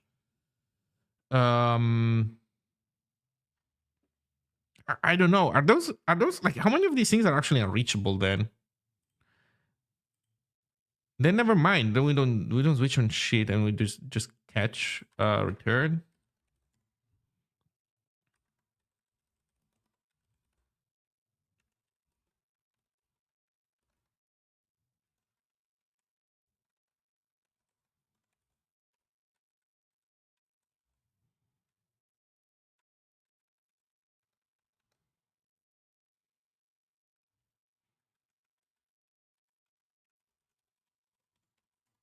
I think the majority of those are actually unreachable in here. So that means that if packet dot trunk, not trunk, what is it? Incoming message. Oh, flags trunk.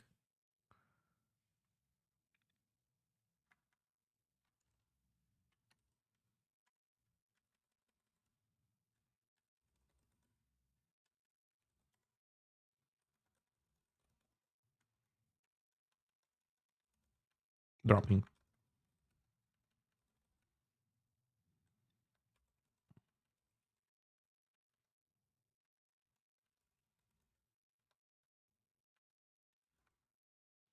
Dropping oversized packet.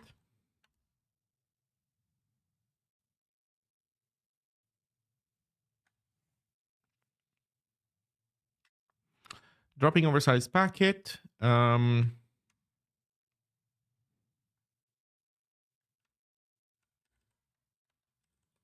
dropping oversized UDP packet, I guess. And then we do continue. Or C trunk.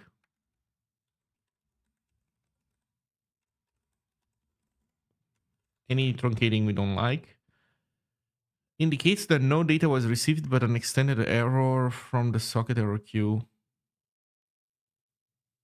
happened, I guess. What's an extended error? I don't know about this stuff.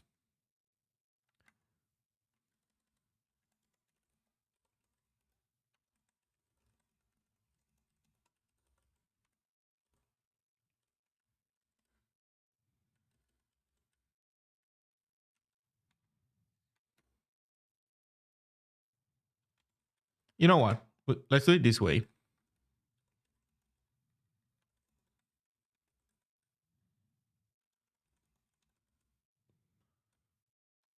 Dropping bad UDP packet.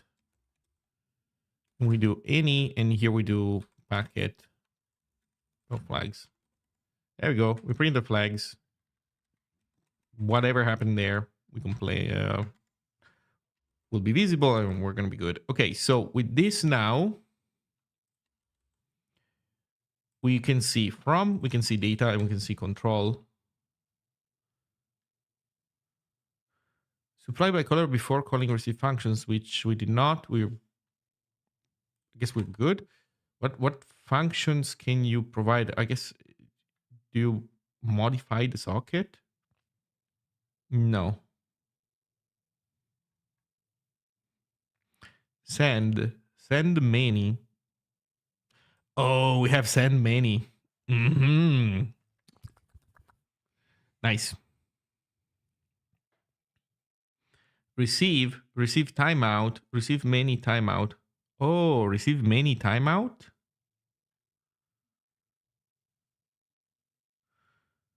Waits until at least one message is delivered. Waits for data connection less. Possibly returning more than one message connection less.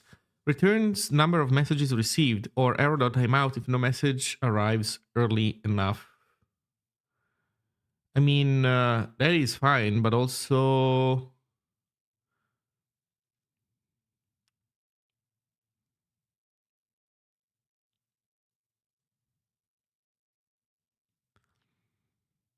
But also we could do without the timeout. Like the non-timeout version is fine. We need... Man, we need to receive many... We need to receive many no timeout. We're missing it. God damn it.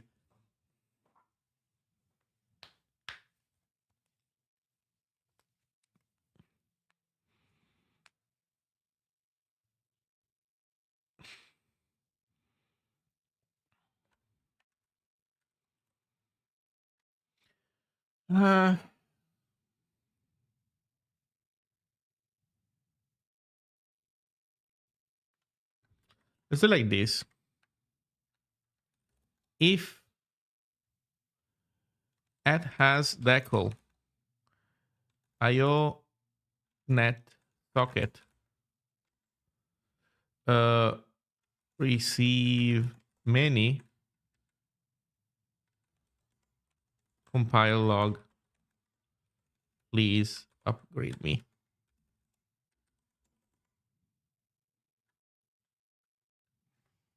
There we go. Nice to do. Okay, so we have a packet. So we parse it from packet data.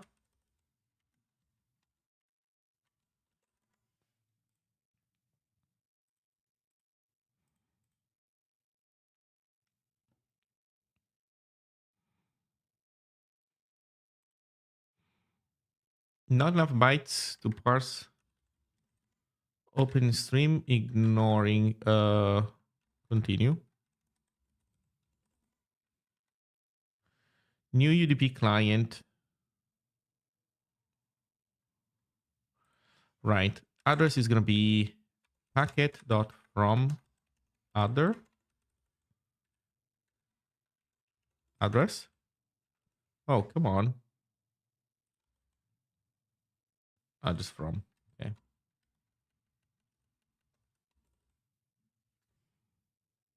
And this guy has a format. It does. Okay.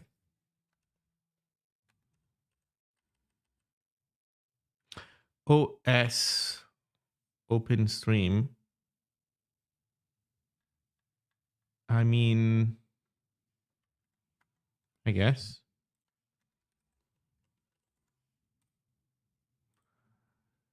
Then okay, so all these return rearm become continue.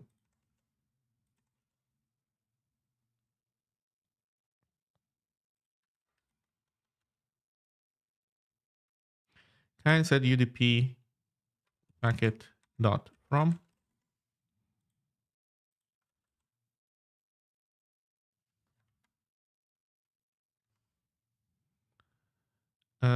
Colors update, blah blah blah.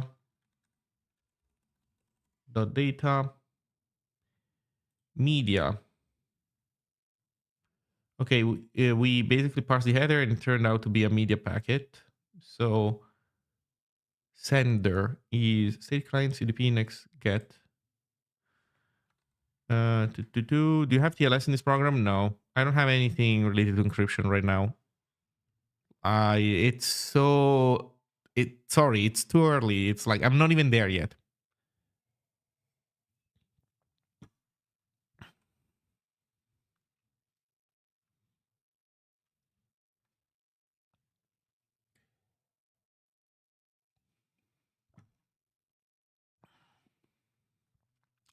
So UDP index get that's packet.from. Could not find sender packet.from. Could not find sender packet.from. Wait, I've seen this. I've seen this panic trigger in cases that were really weird.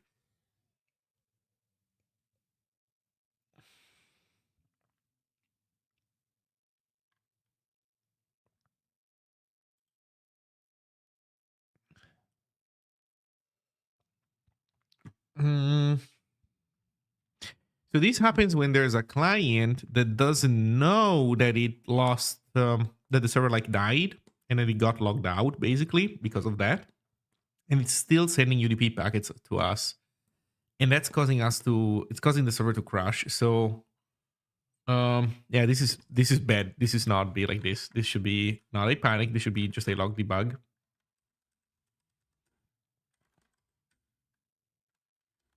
This should be received media packet from non-authenticated UDP.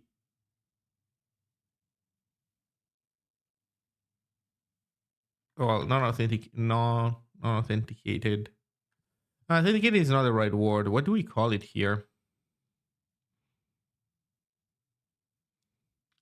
Authenticated is fine. It's not completely wrong. It's just, yeah, we call it a UDP session.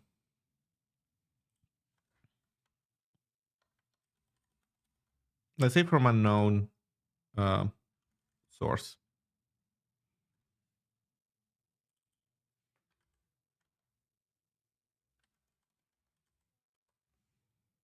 From unknown source.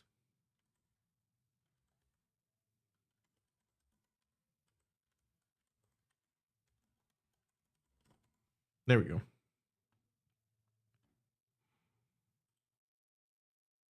This doesn't exist anymore. So these are all the status updates. UDP message pool, get message, catch unreachable, append assume capacity, UDP broadcast.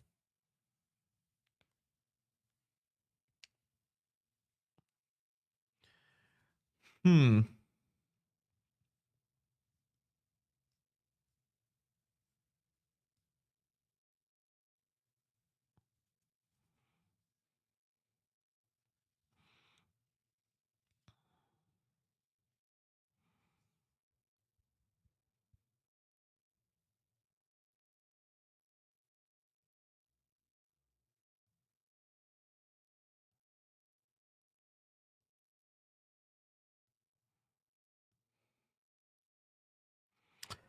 So I guess the reason why we were making a copy of this is because this was non-blocking. So UDP broadcast was not blocking.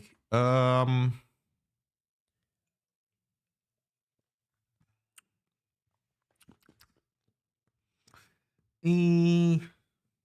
eh, do we want to block?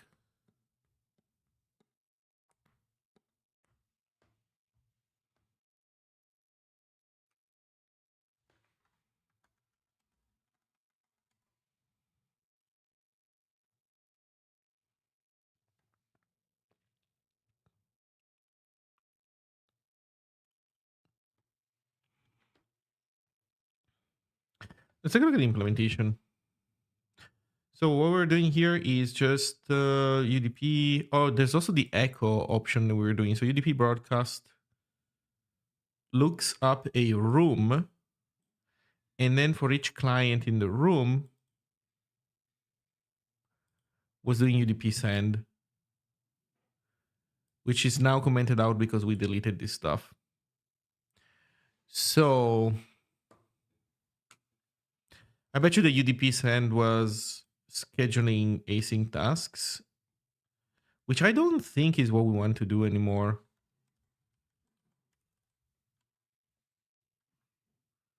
Message acquire, message release, POSIX send to. Oh no, oh shit, it was doing this thing. Oh right, we were calling send to because it was this stuff wasn't working with libxcv. Oh god. Another backshot thought. Since this is programmer related, perhaps it might be also cool to enable people to negotiate P2P tunnels for testing. Tail scale but control via chat server. Yeah, that would be a cool idea.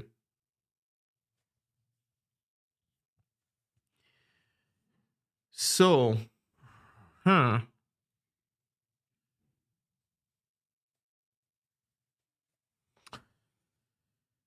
So.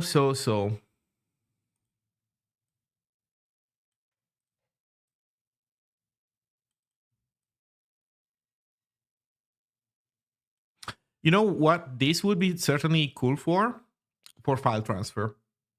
Like even an even simpler use case is support peer-to-peer file transfer that doesn't have to go through the server if possible. Or maybe it goes through the server, but the idea is that it's not like in Discord where you upload a file and then the file is in there, but the idea is that you're just doing a one-off file sharing transfer. Which could either be something that you do peer-to-peer or something that still goes through the server, but the point is that it's meant to be ephemeral.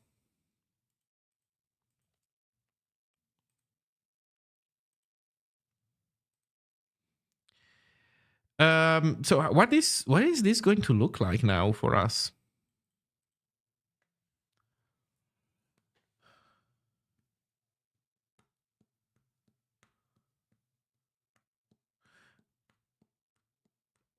Do.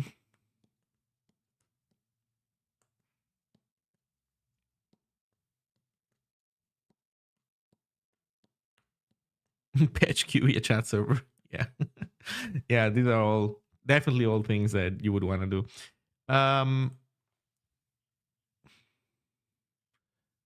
Well, you know what? Why am I looking at this stuff? I should be looking at the new APIs that I have at my disposal, right? And we have send many, for example. And I think that the packet is the same. Like we are just rerouting them. We don't even change those packets. So I think what we would want more than anything else is send message to many. Is send many? I think that send many is not what we want. I think we want something like send the same message to many, which I don't think we might have. Maybe I'm saying something stupid. Maybe that's not a good idea, but let's see. So here we have receive.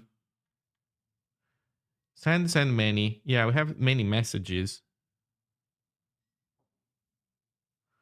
Oh, and it accepts an outgoing message. But the data can be shared, can it not? Oh yeah. So this is not all bad.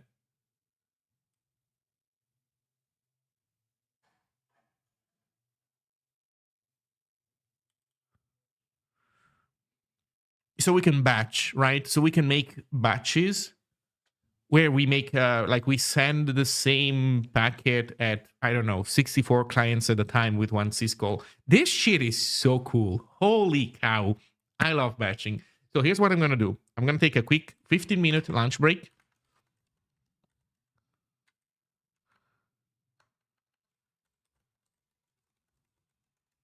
The more UDP batching madness. This is awesome. I love this API. I love this API. Let's go. I'll be right back.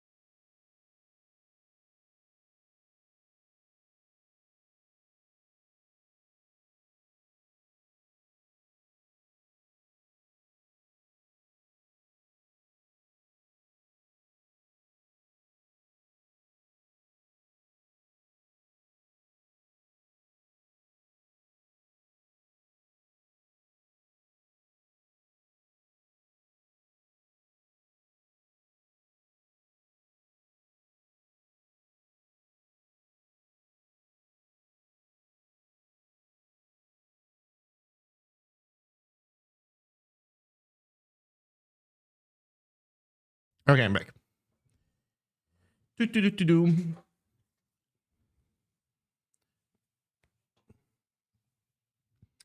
I am back, and holy cow, this API is good. So that means that we're going server, and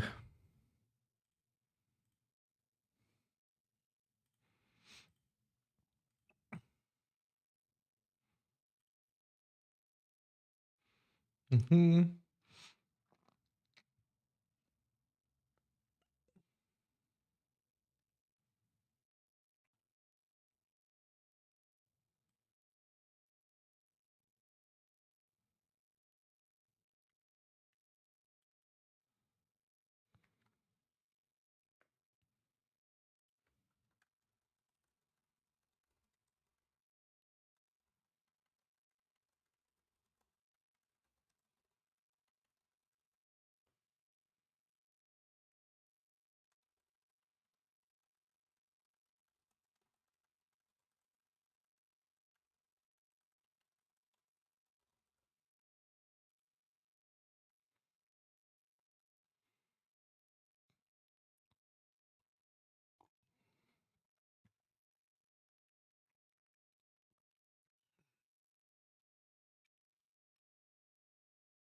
Okay. Uh-uh-uh.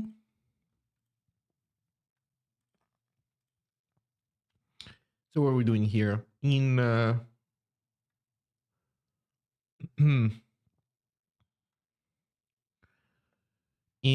this case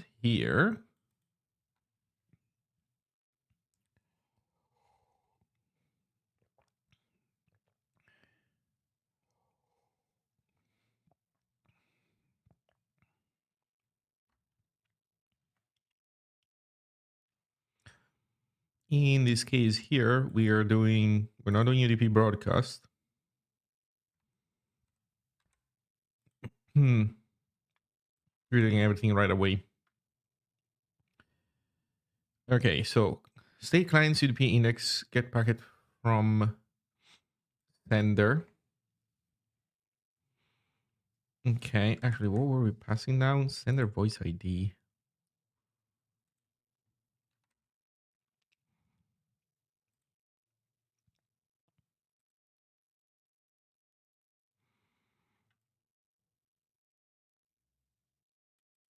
Right, we're setting the client ID.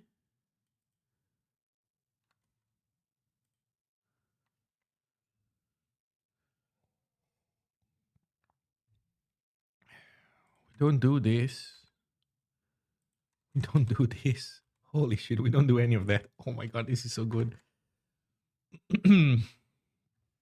Okay, we need to mirror the thing that we were doing in here.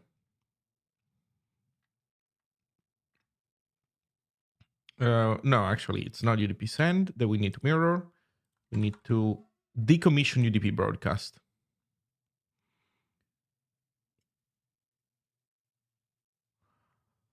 Uh, hmm. Eh, eh,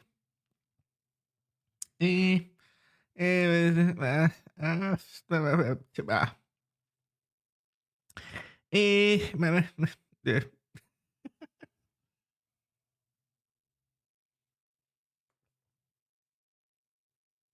uh,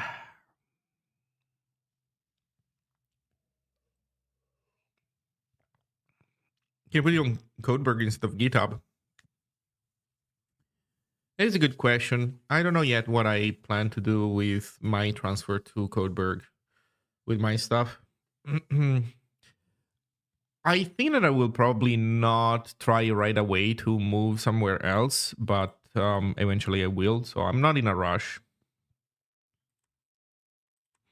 This is the logic that we want to save. You know what? I'll cut the whole thing. Let's go down. Oh man, why is this not getting me back to where I was before? It's sending me to random places, but Let's know where we were. Right. We were done in here. Hmm.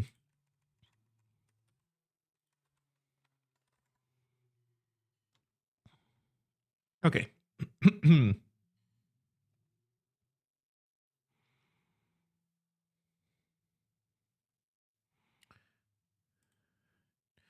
The chat patch by email then. I don't know. I think I might make mirrors. At which point it would be easy for everybody.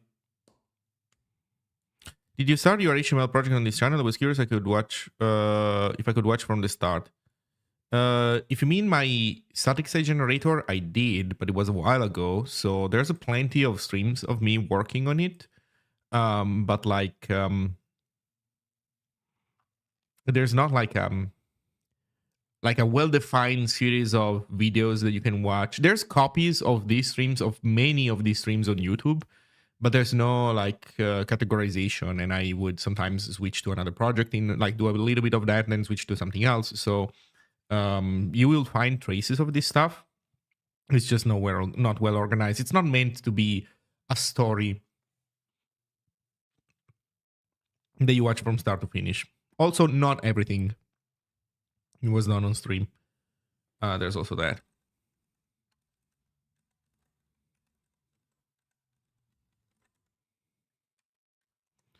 So we assume that these values are always correct and they never go out of sync. So, well, we'll see.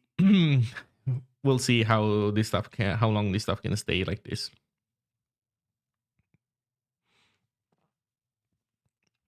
Yeah, I think that's gonna be my general approach. I mean, that's already what I do with other social media platforms, right? I have my client where I post everywhere, and I just don't care. That said, it is true that having separate issues and PR queues is going to make contributing slightly more complicated than it would otherwise, because you might not be aware that this issue was already open elsewhere, or what's going to happen is that I will have to deal with that. But I don't know. We'll see. So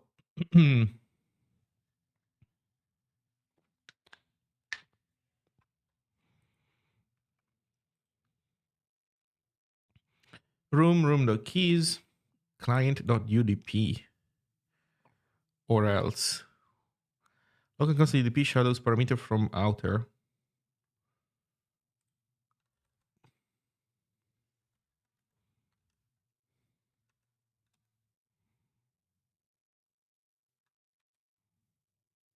And we're doing that. Okay. So what we need to do here is that we need to take keys and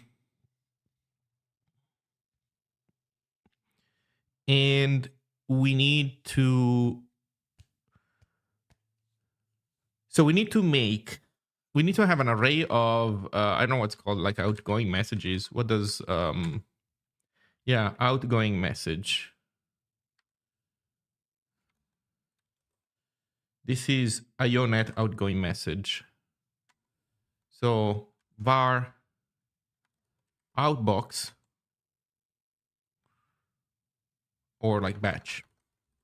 Batch is going to be an array of, let's say, 64 outgoing message. Undefined is going to be io.net.outgoing message.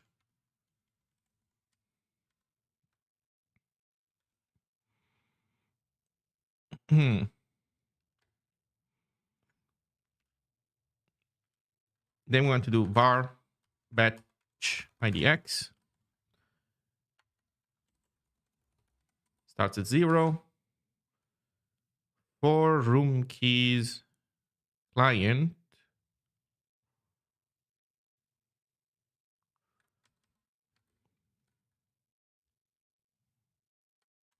UDP or else continue. Why is this or else continue when these guys are like hardcore question marking into the thing? I think we should hardcore question marking here as well.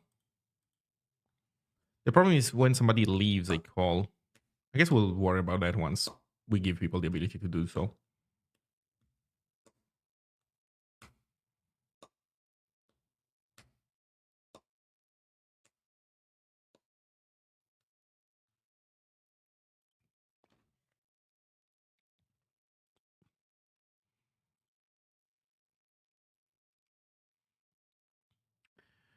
So, um, if not options echo and UDP ID is sender, continue.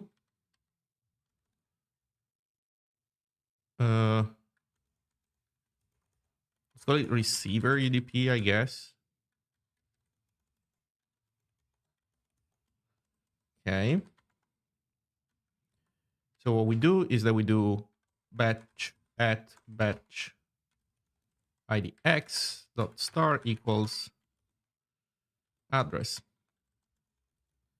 receiver UDP,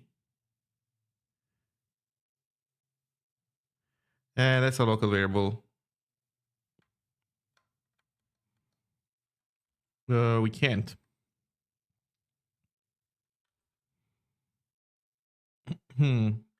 Address is a pointer to an IP address.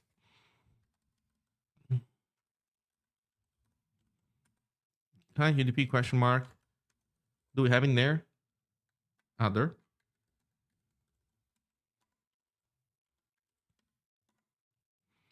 Data pointer, data len.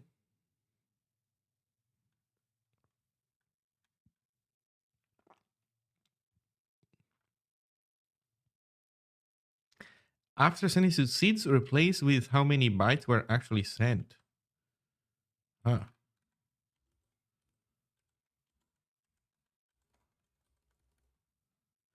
Data PTR is gonna be msg.ptr. Data len is gonna be msg.len. Control we leave like that. This is gonna be pointer of. Okay. Then we will want to increase batch index. Then we say if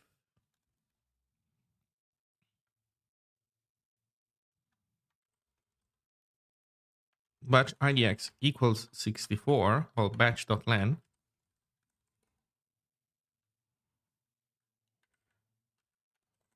then we do this. We do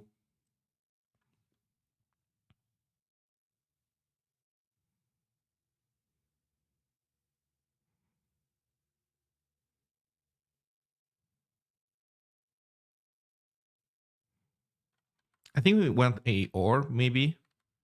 If it is batch.len or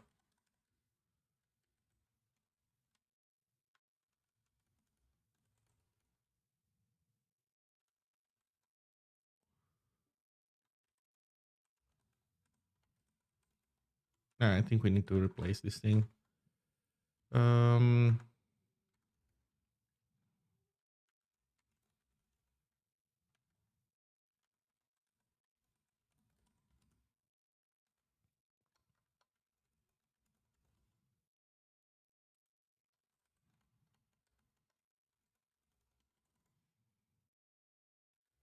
hmm.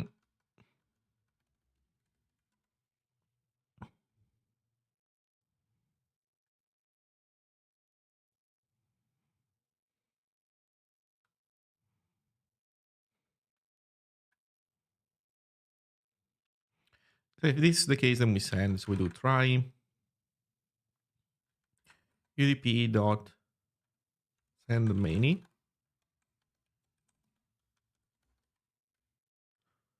messages batch 0 dot dot batch idx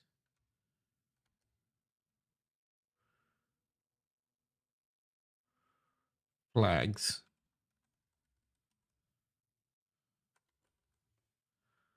Send flags.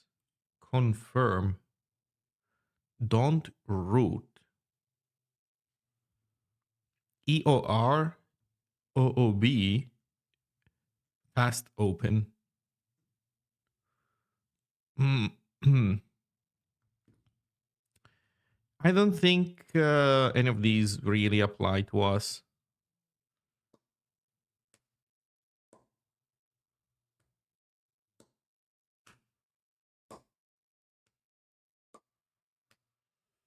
End of record, I think we could use if we wanted to use that for something. OOB, we could use if we wanted to use that for something. Confirm and don't root, I have no idea what those are for. Fast open. It's a TCP thing, right?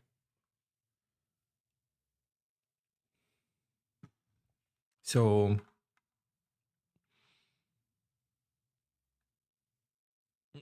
I guess we're fine with the default value.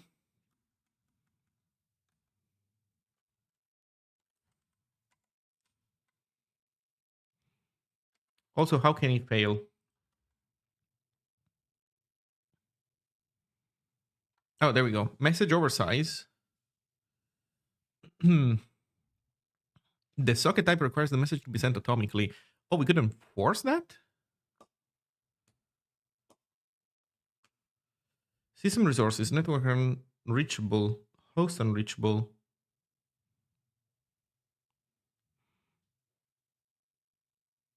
Connection refused.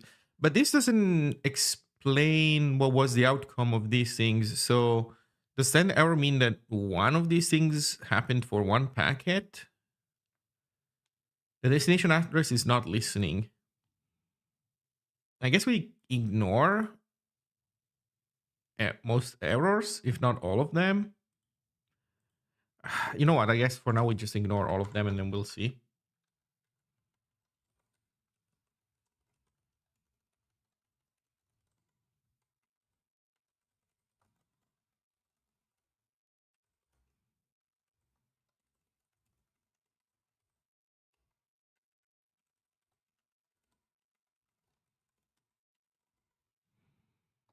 Okay.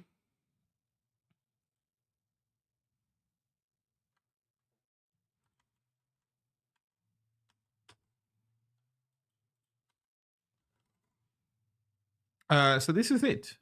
Use an unclear thing message. Right.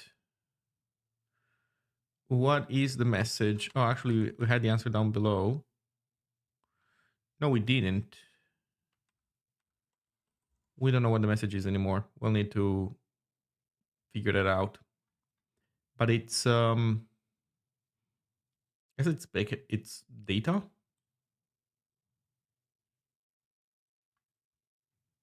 Oh no, it's a media message. Oh, I think we might have nuked one lines too many.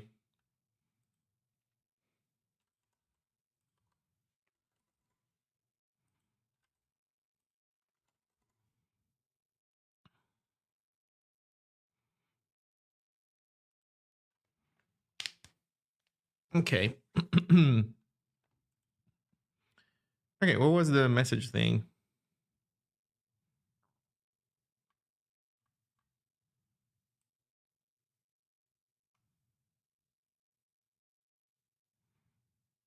Oh, I don't know where I have. Okay, open stream. Message was this. And then we're adding to it sender message. Sender message is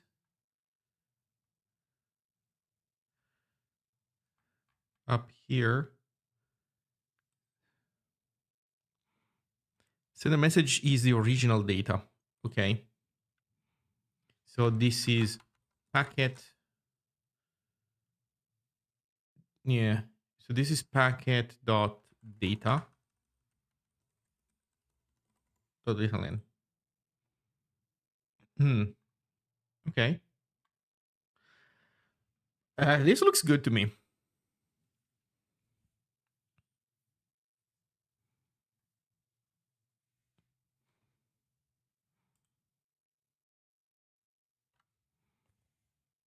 Hmm.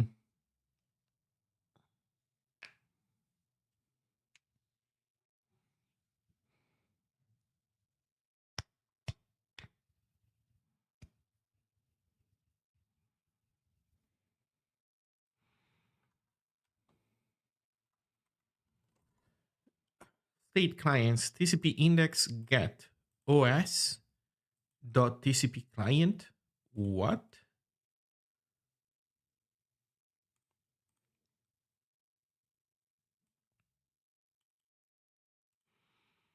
OS dot TCP client? Oh, OS is open stream. Okay, it's the open stream message. TCP client, what's your problem? Expected U64 found I64. Oh.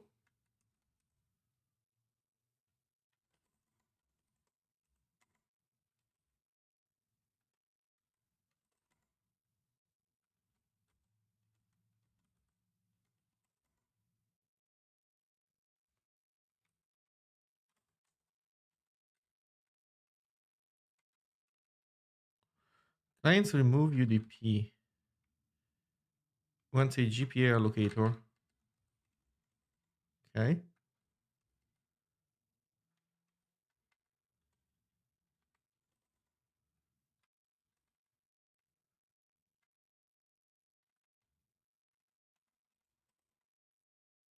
Undeclared identifier IO. Or remove UDP once IO.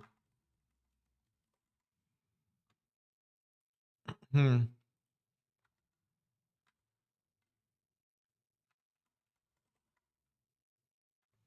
Oh, yes, this is part of IO UDP. So if client UDP is different than null, remove UDP. Yeah.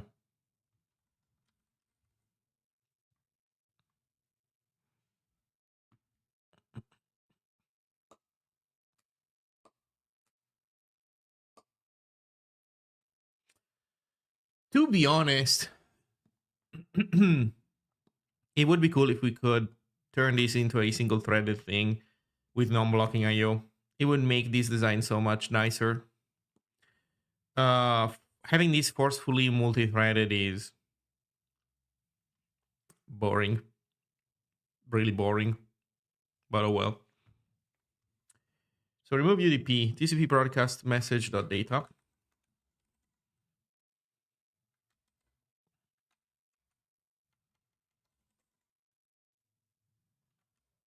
Accepted type, blah, blah, blah.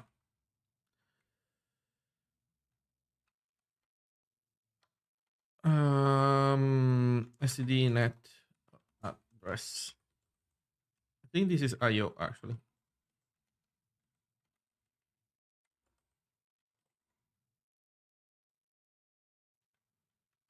IP address.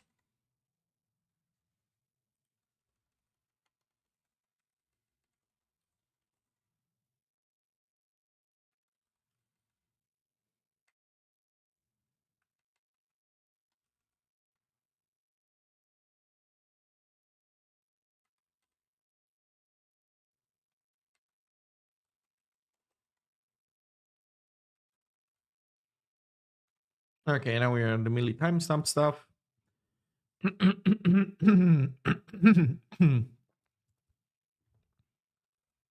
think we have now, right? Yeah.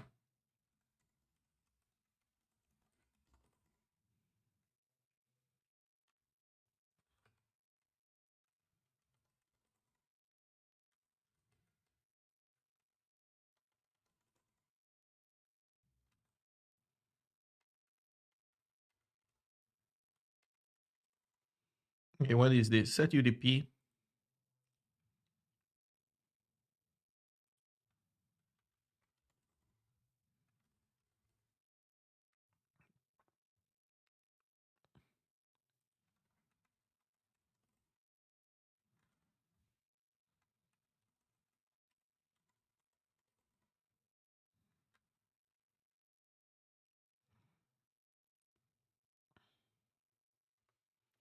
Incompatible types.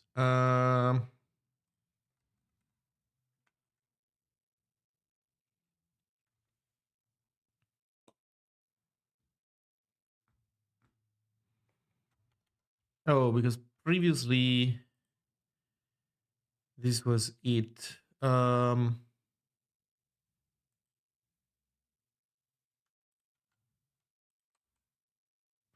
would be server voice ID.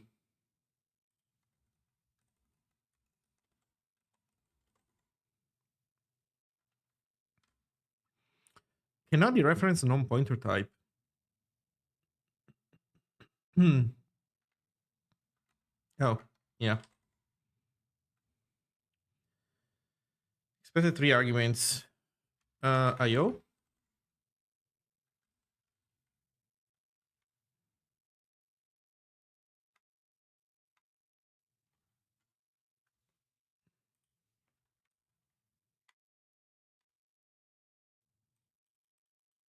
I don't want this anymore, man.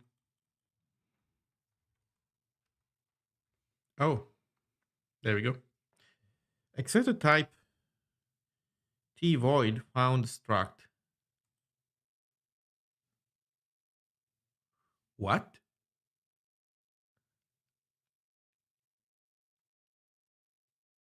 Oh, send many doesn't return an error?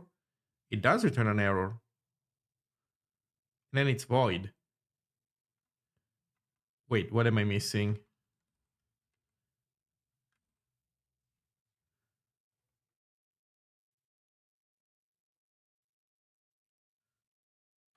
Does NetSend have a different signature? Oh my god. Holy beat rot.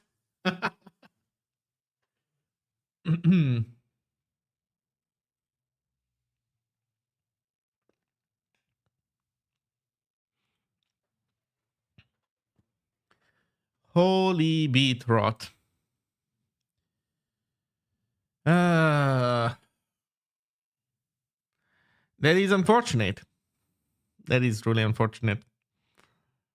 So net send and receive are out of sync because this guy is returning an optional error and a usize. Receive timeout error, send error usize. So it does tell you though. I guess it goes up until it encounters an error. So like it tells you 5 were sent. But is this inclusive of the last one returning an error or not? Let's see, what was this doing? Calls net send, grabs an error and a number. If n is different than 1, returns the error.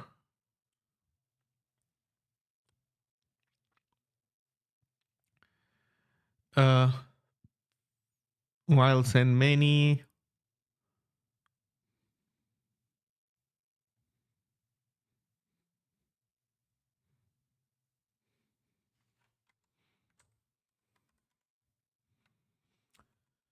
It's unfortunate. We're gonna have to comment this out.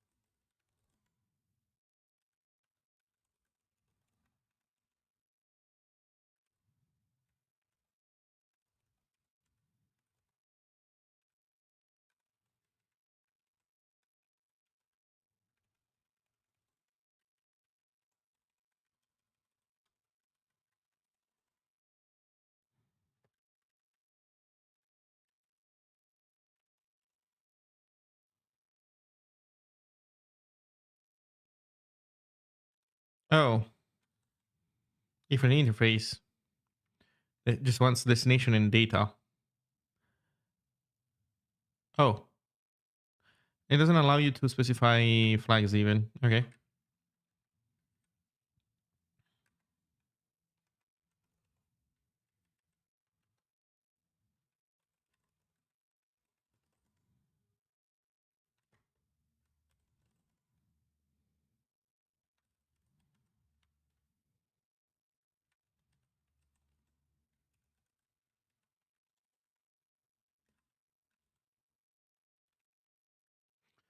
Okay, can we build? Illegal instruction? We are like hardcore seg faulting now. What?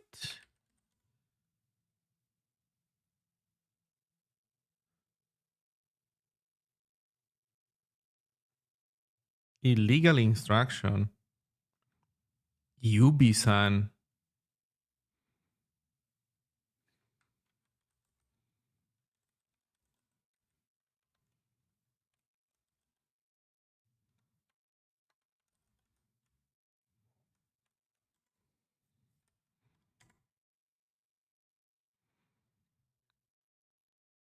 Bad access in UDP Coro.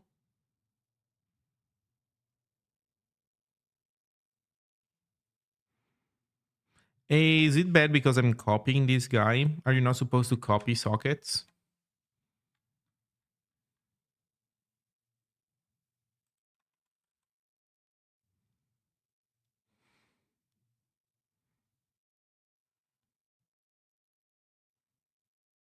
I don't think there's reasons for me to copy this guy. So handle is just a file descriptor.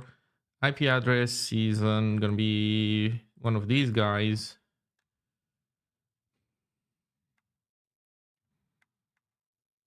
I think it's fine. I mean, maybe you could argue that it's better to pass it around as a constant pointer. But even then,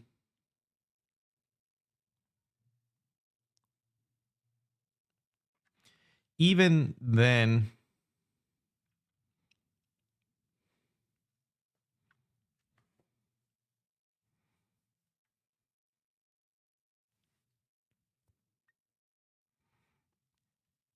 socket is not just a file descriptor. Socket is a file descriptor and an IP address.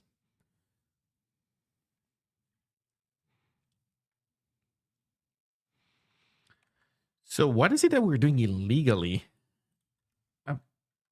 So UDP Coro is called by us in here. This guy exists here.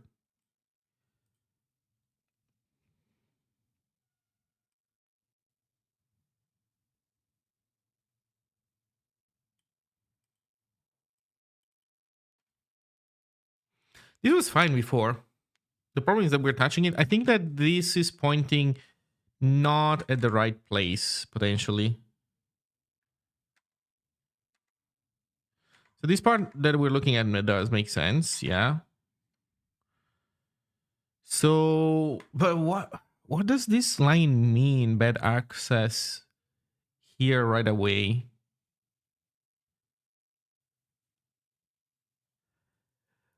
Hmm.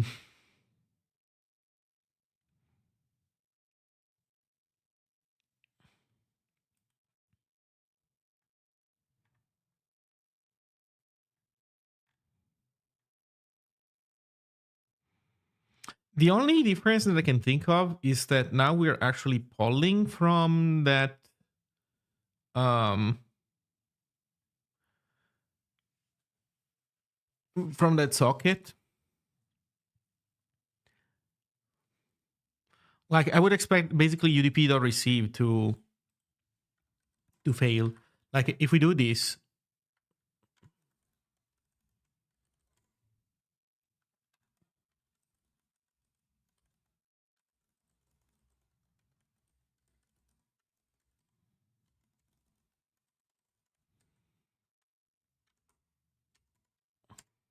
okay, with this I bet you that it just runs. No, it doesn't. So it's not our usage below.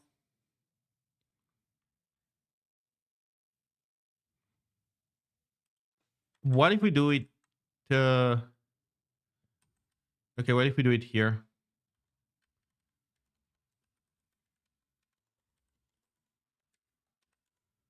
Extra sleepy.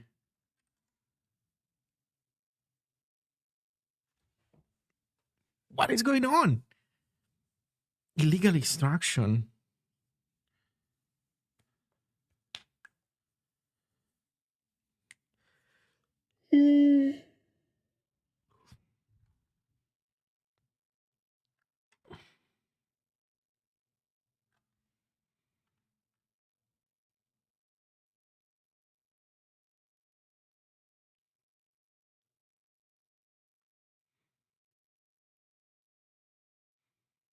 A valid IO instance for this guy? Yeah. In the main function, we start it here and we give it IO. We made it ourselves. It's our own homemade IO up here. Were you looking at the right thread? Good point. I might have not. Okay.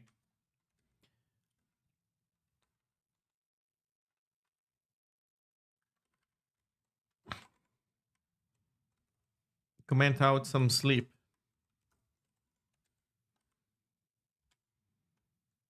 Pill. It also died like real quick. Um.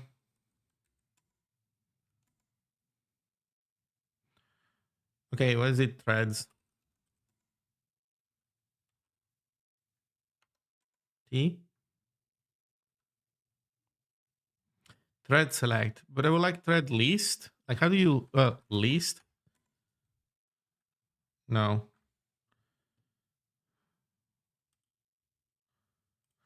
LDB list threads. You can tell that I don't have to do that often. Okay, thread list. Okay, I assumed. Thread list. I mean, the other guys are fine, it seems.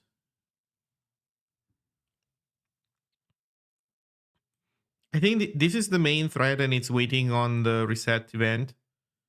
This is the TCP thread and it's waiting on accepting.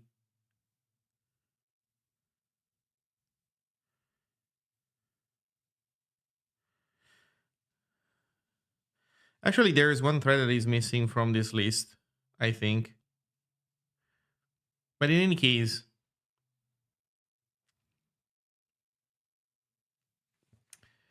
we can do this.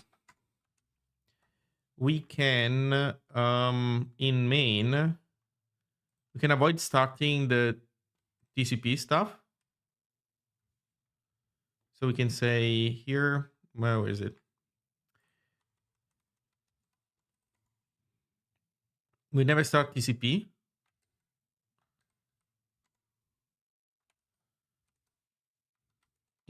Or alternatively, we never start UDP. So not starting UDP makes it happy, which is the case where we were before, basically. If I comment out TCP, then we should have fewer threads flying around. Bad access is different than Ziggin instruction, right? Yeah, this is true.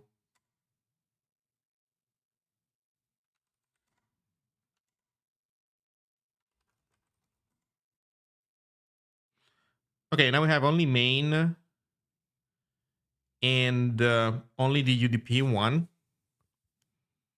And this one is doing bad access.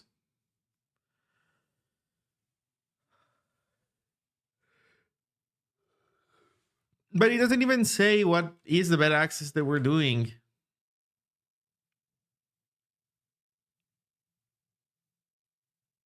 Oh wait, I think I know what it might be. No. I know what it is. I think it might be that we're. Is it because I tried to put too much on the stack?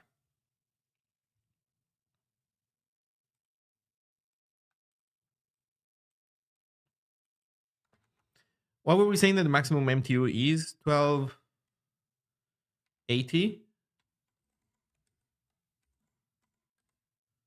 I think that's gonna explain it. Yeah. This guy was just too big.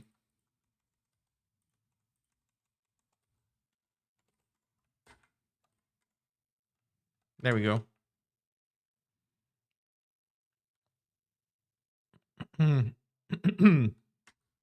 Okay. So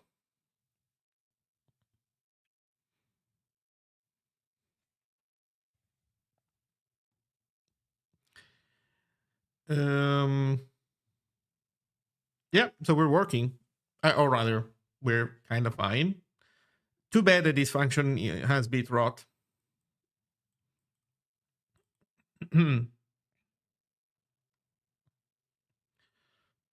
But this is good. Okay, this whole thing seems good to me.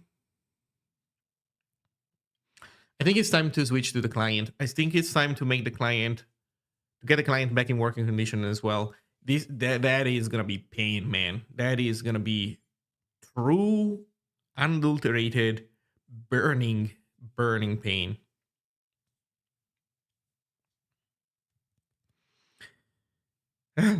Okay, that's on me though.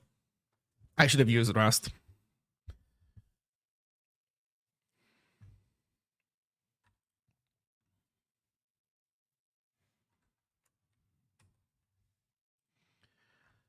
So I guess we can start pushing some changes. How about a rant for a small break?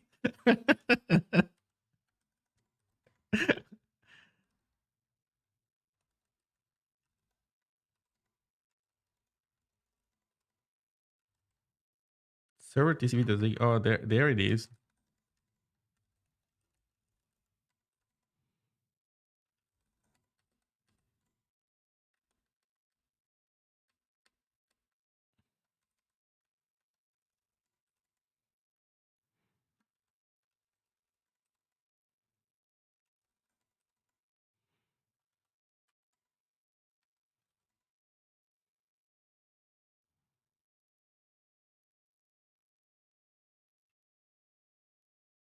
Source server chat and user are untracked. Oh, I made them by mistake.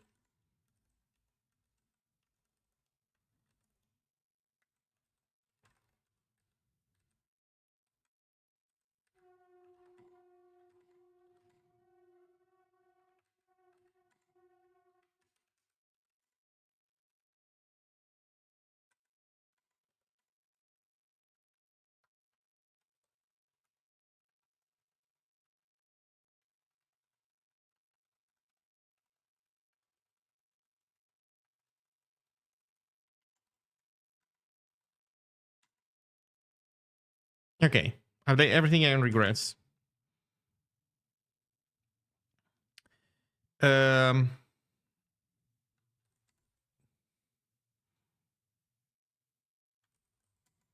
Okay, we need to wire back the client now. Jesus. Oh my god. Ah.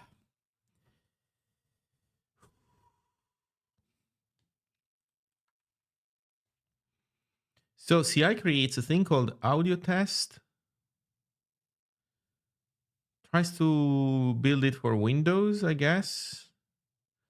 Maybe, you know what? Maybe trying to fix the audio test application is going to be a good starting point.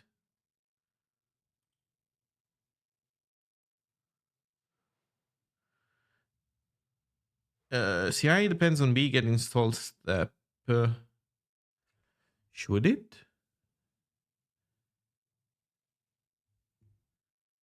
But there's a add run artifact in here. Run step depends on installed step. Step audio test, run the audio test application. Huh.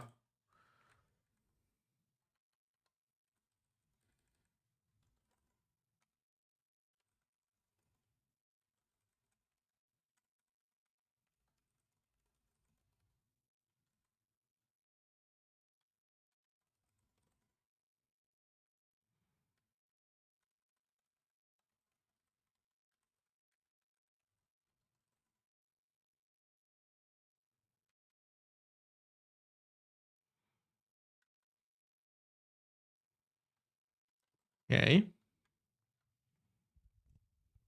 The Pixie Pixel editor gives me high hopes for the VUI. But ultimately, my impression is that when it comes to these things, oh wait, I'm back in Helix, my Helix brain. Um,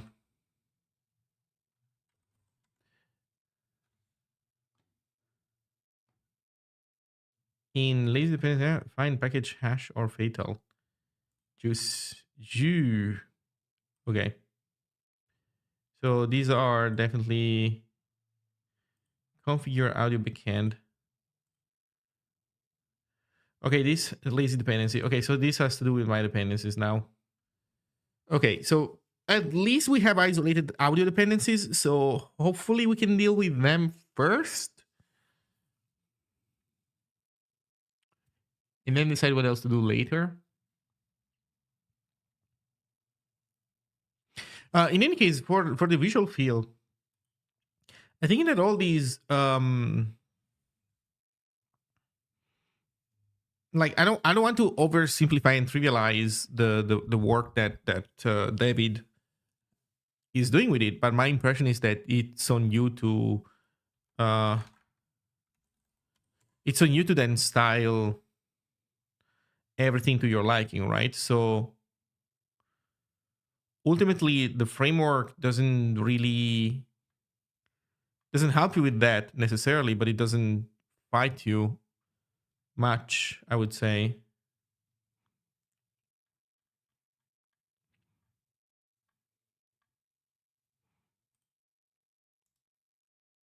Oh, GitHub Pages doesn't work. Um, are there releases? There's one release from 2023, but commits from 8 hours ago. So there are just no builds. I'm surprised that Foxney doesn't share pre-built versions of this editor. Do I have it? Oh, but it's probably stuck on 0.15, isn't it?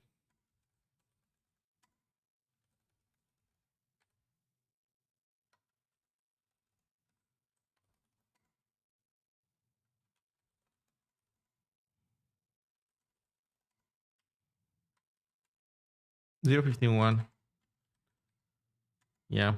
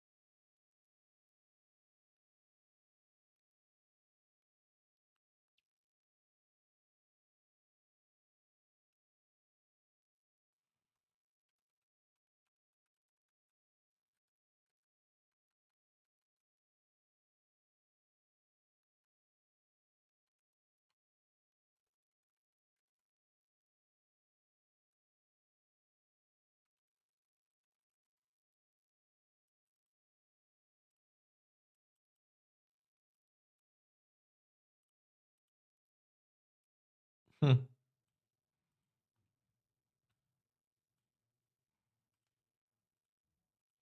Yo.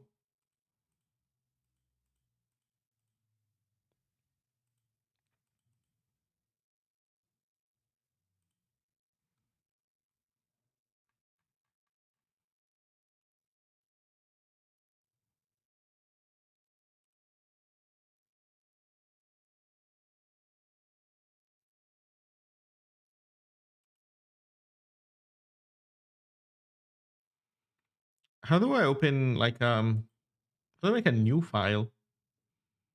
I feel like I'm missing something critical. Sprites project settings. Settings has the FPS number. Um.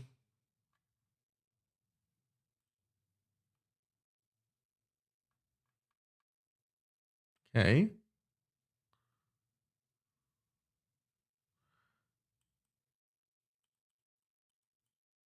It's unclear to me exactly what I'm doing with this right now. Can I make a new one?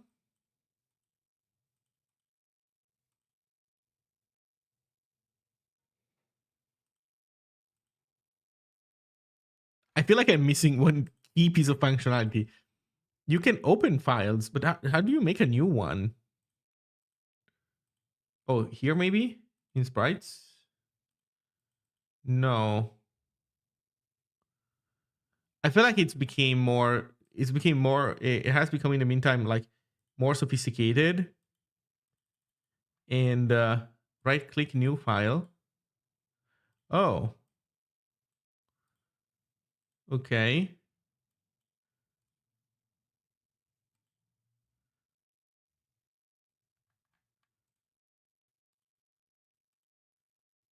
New file dot dot.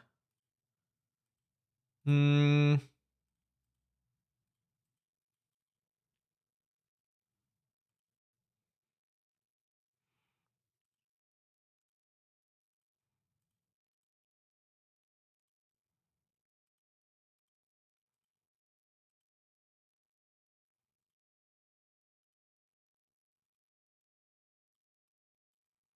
Okay, I guess I can edit it once I open it.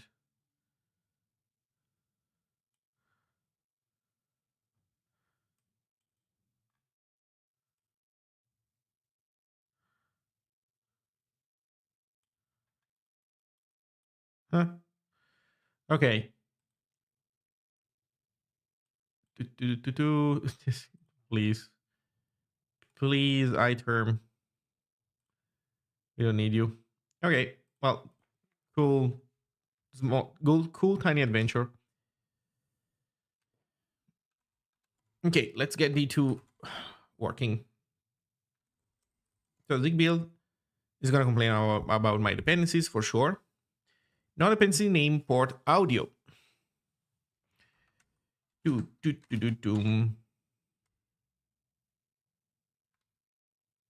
Has a DVI demo in the view menu. Oh, the full demo.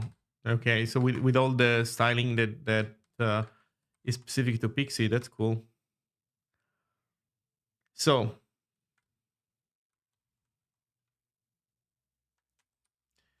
we need port audio, but now that port audio is going to be horribly obsolete. But I believe that that's all your code base port audio. So let's see how all your code base port audio is doing.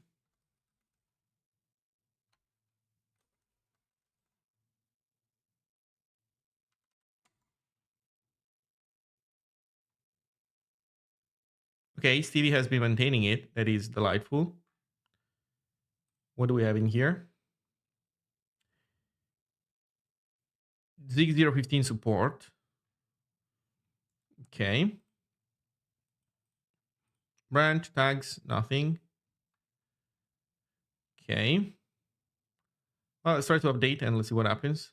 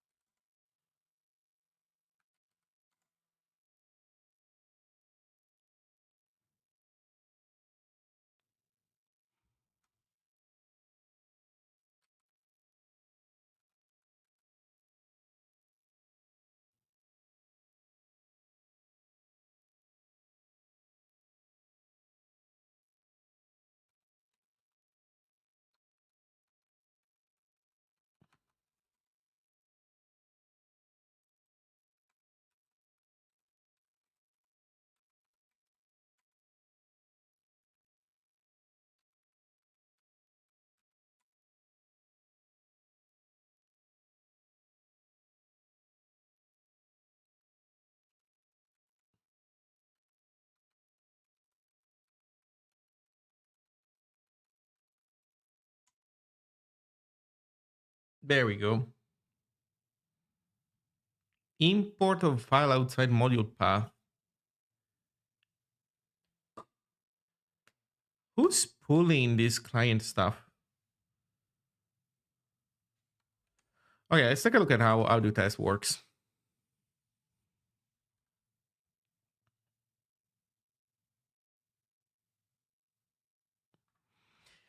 Configure audio backend is making a module of source client audio port audio.zig. Oh shit. Yeah, that's not a thing anymore. Ugh.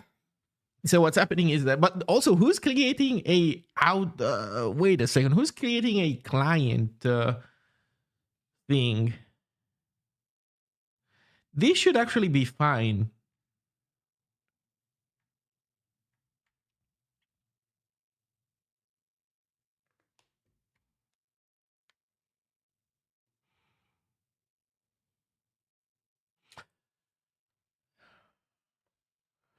Oh,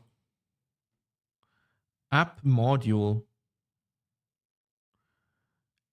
We're passing app to this guy. Oh no, what is this mind fuck? So this audio test program, I guess, interacts with the client. So audio test, let's look at it. Yeah, it imports app.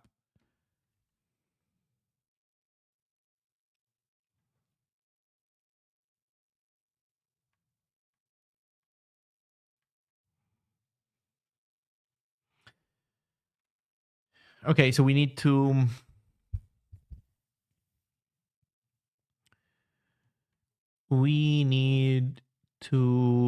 disentangle this stuff.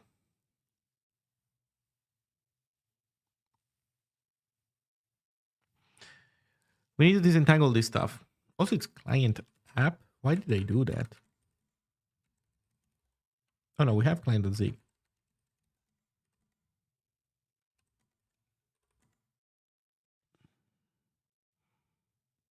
Oh, app is the core logic without UI.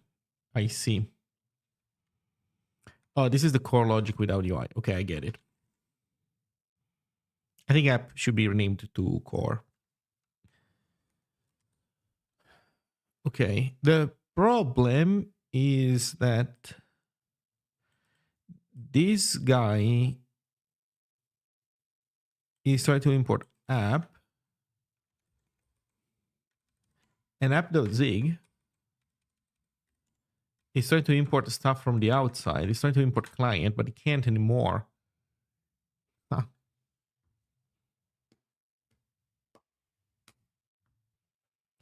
Why are we importing client?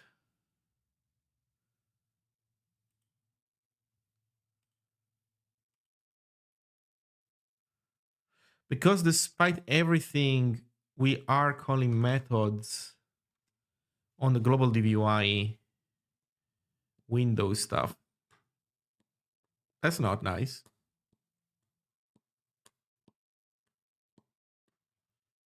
Okay. Well, here's what we can do.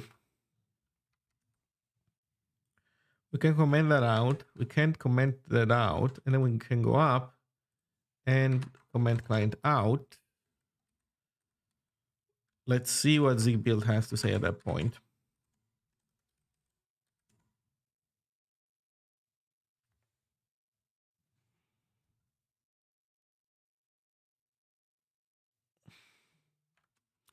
Oh, app is also trying to import D2. Well, that is a problem. Why is D2 important this way and not as a module? Yeah, because normally it doesn't matter. Jesus.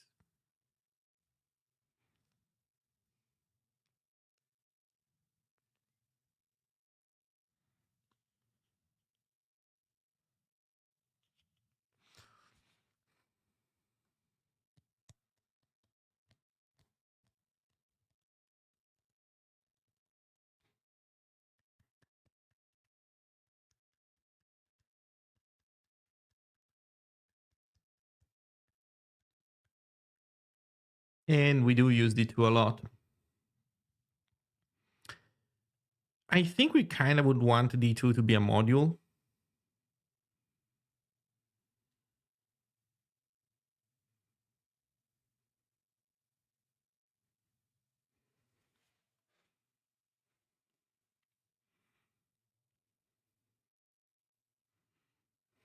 Hello, Calder. Good morning.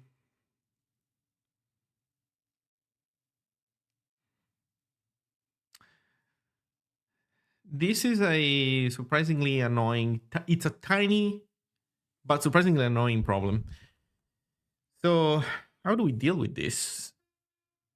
I don't want to spend forever trying to fix this problem.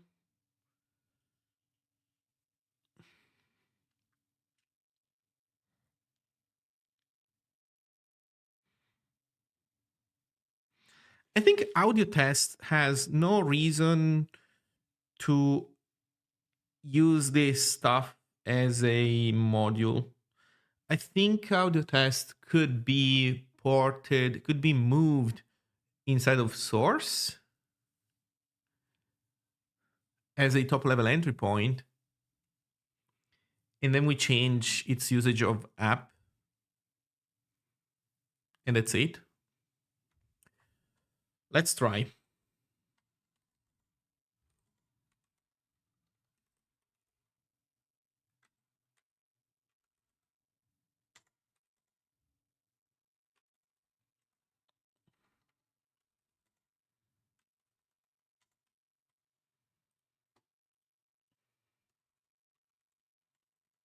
Audio test. No app module. Everything works as usual.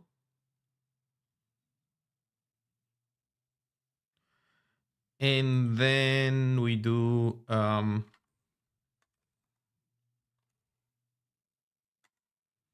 source audio test. App becomes import source slash no, client slash app.zig. Okay, let's see how far we go this time. Unused local constant audio backend in build 29.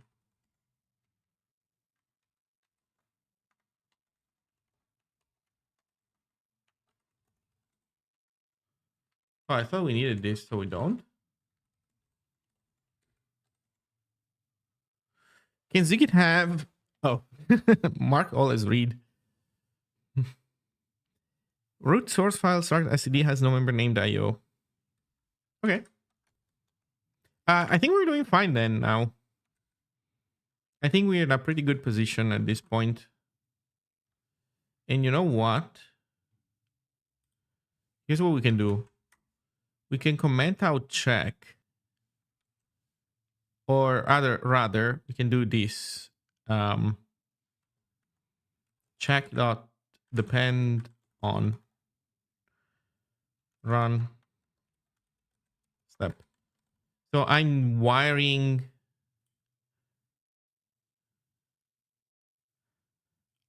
this run step. Although I don't know if I want to run it. I don't know what the audio test application does. Maybe we shouldn't have ZLS run it at random. So instead of the run step, we can do install step. There we go.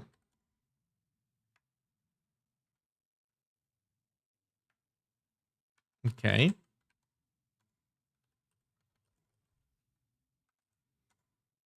And now we get help from ZLS. Perfect.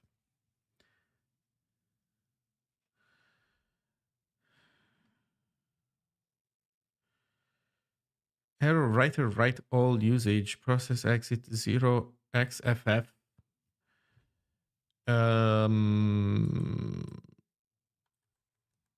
SCD debug.print.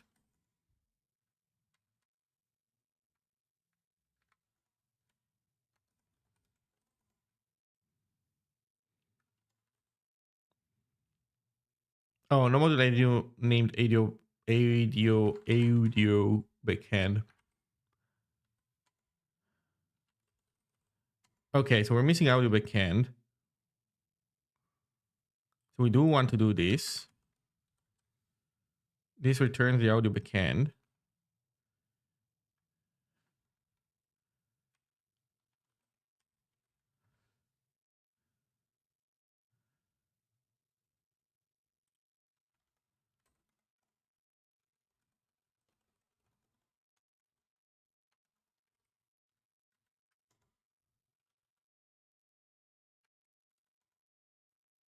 Audio underscore backend.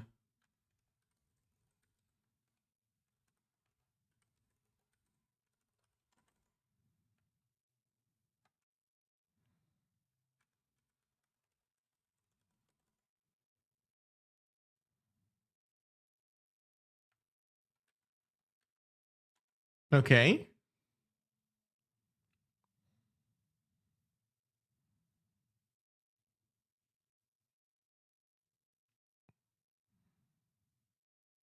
This easy. Really? Really?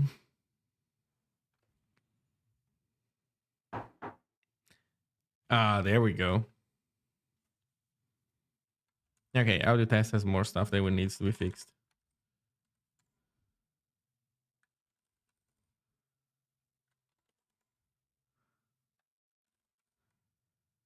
No module name audio backend within. I understand what's happening here. I need to restart ZLS. I could have done restart anyway.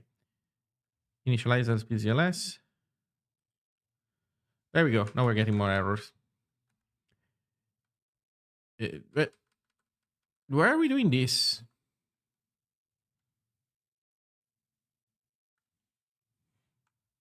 Why are we doing this?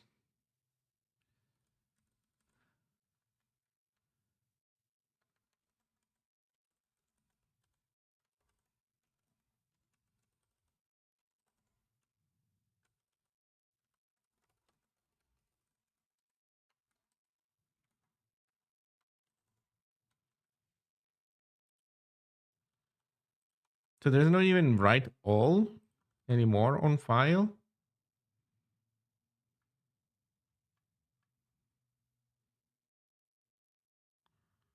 Write streaming, write positional.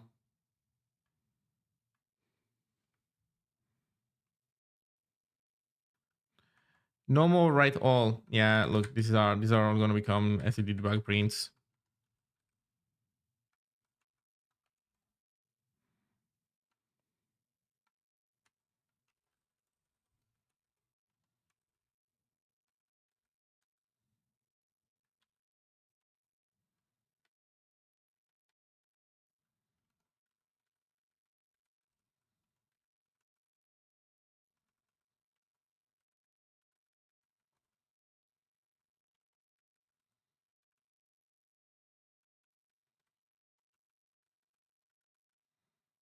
Man, I wish I had my Helix keybinds.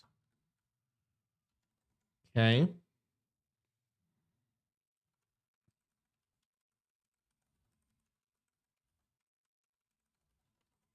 Okay. Next problem. Again.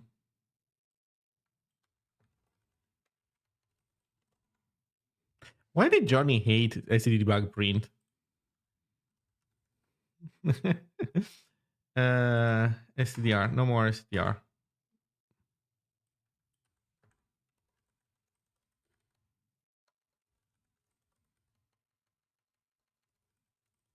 Especially for this kind of project, man. Just normal print is fine. It's a test program. Why do you care? Invalid from a string S. Oh, we're gonna have to look into that as well. Press enter to stop. Oh.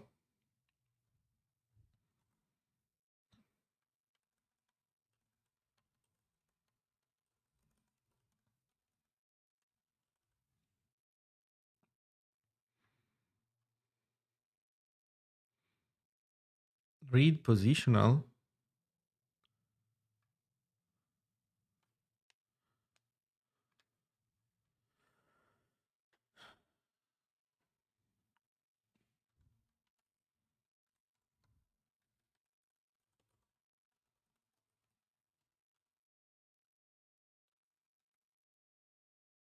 Oh god, it needs an IO instance. Uh,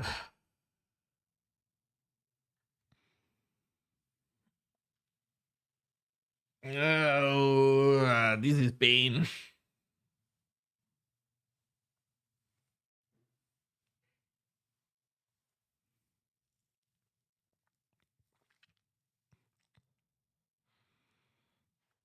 Hmm.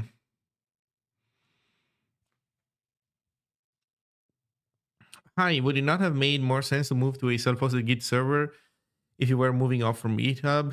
We use one from GitLab, and it's quite great with great CI options. We definitely do not want to move to GitLab because we wanted to. So the point is that GitHub and shitified because of its history. Moving to GitLab wouldn't make much of a change because GitLab is another startup. So who knows what happens 5 years from now? It has existed for a while, so that's good. And maybe GitLab is a particularly virtuous example of that kind of product. But still, who knows? 10 years from now, Oracle is going to buy GitLab and it's going to become Oracle DevOps. What do you do at that point? I mean, I guess you got 10 years in the meantime. Let's say that it's 5 years. Then it means that in 5 years you have to move again and it sucks. Also, they have it's even though it's open source, there's like I don't know, licensing things. So I'm guessing not everything in GitLab is open source and available to everybody. So in any case, we wanted to go open source. So we wanted to do Forge IO, or Forjo, and Forjo has Go runners, which are nice for us because they can also run on the BSDs, for example. And in general, it's easier to port this stuff to other OSs than it was with GitHub. I don't know what GitLab uses for runners. Does anybody know? What are the GitLab runners implemented on? I believe the GitLab has a bunch of Ruby in it. Does it? Does it not? I don't remember the details, but I thought it worked kind of like GitHub to at least some degree. So, for example, the GitHub runners were C# with a dependency on the .NET runtime, which is like really, really bad. In any case, long story short, we wanted to go open source / nonprofit because we believe it's the type of stuff that has the highest chance of staying stable for a long time. You can get your own runners. No, Vinit, you're not answering my question.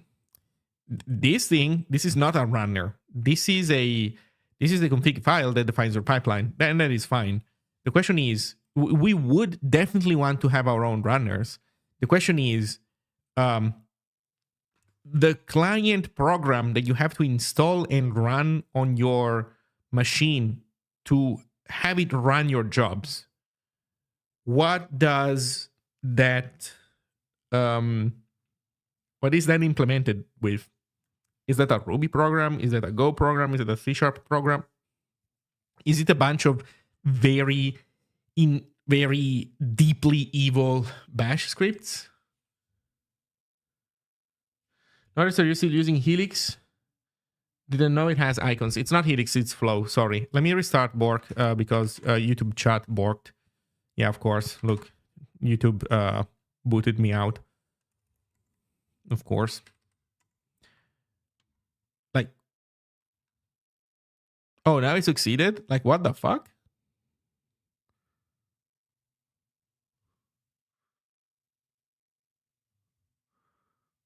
Also, why is everybody deleting their messages?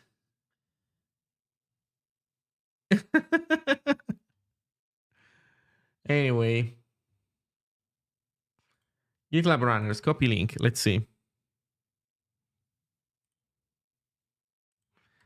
I sincerely hope it's not a bunch of very evil bash scripts. Go. Oh, they are. Okay, they have Go runners. That's good. Okay. So again, I don't hate GitLab. I just think that we're running away from a startup that, well, what used to be a startup that then went down, then lived the normal standard startup life cycle, and just we wanted a different life cycle. Think about it this way: the point of going nonprofit is not a point made out of like we're not doing it for ideological reasons. I personally do not give a flying fuck if it's nonprofit or not in abstract terms. The problem is that in practice, if you use big tech software that is made by startups, you know that in 5 years from now, on average, it's either gonna be dead, acquired by a gigantic company, and probably shut down, or in any case twisted because they have to make it fit their needs. They bought it, so that makes sense. Or it's trying to go public, and in the meantime, it's squeezing the user base for money. It's one of these three. It never is anything else. Actually, these are the only three possible outcomes for a big tech startup. Like, I actually challenge people in chat to find a fourth outcome. I don't think it's possible. Nonprofits can also shut down, for sure. Nonprofits can also fail. That is absolutely true. But as long as they don't fail, you're good. With the startups, they're actually running towards three outcomes, none of which is what you want. You don't want them to fail, but you don't want them to be acquired either. But you don't want them to try and go public and start building the cloud and start shitifying, because they either fail, they get bought, and the product is closed or something similar, or they shitify. The nonprofit stuff tends to not shitify. So as long as it's alive, it's good. And here's the funny thing. Again, this is not an ideological statement. In our experience with the Zig project, running it for the last, 7 years, this is what we have observed.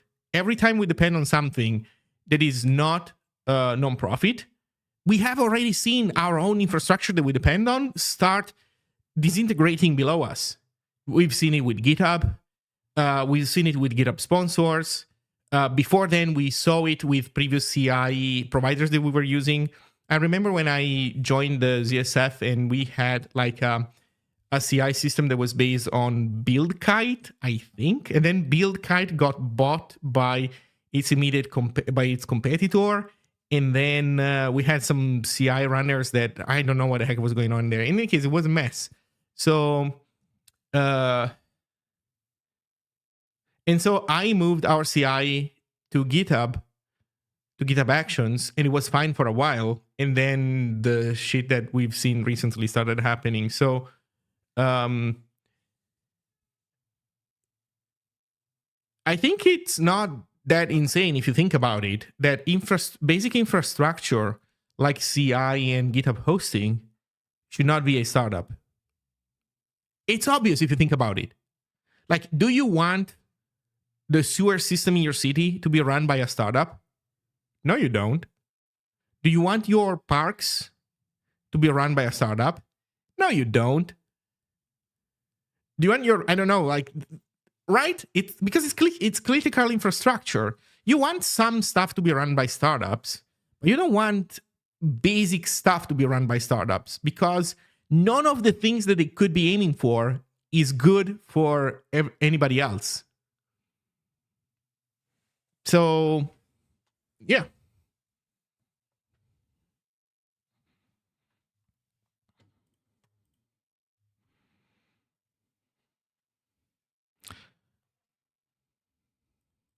I understand the sentiment, but the new one is way less reliable. You mean Codeberg? Less reliable than GitHub? I mean, in some ways, I guess so. In some others, I think it is more reliable.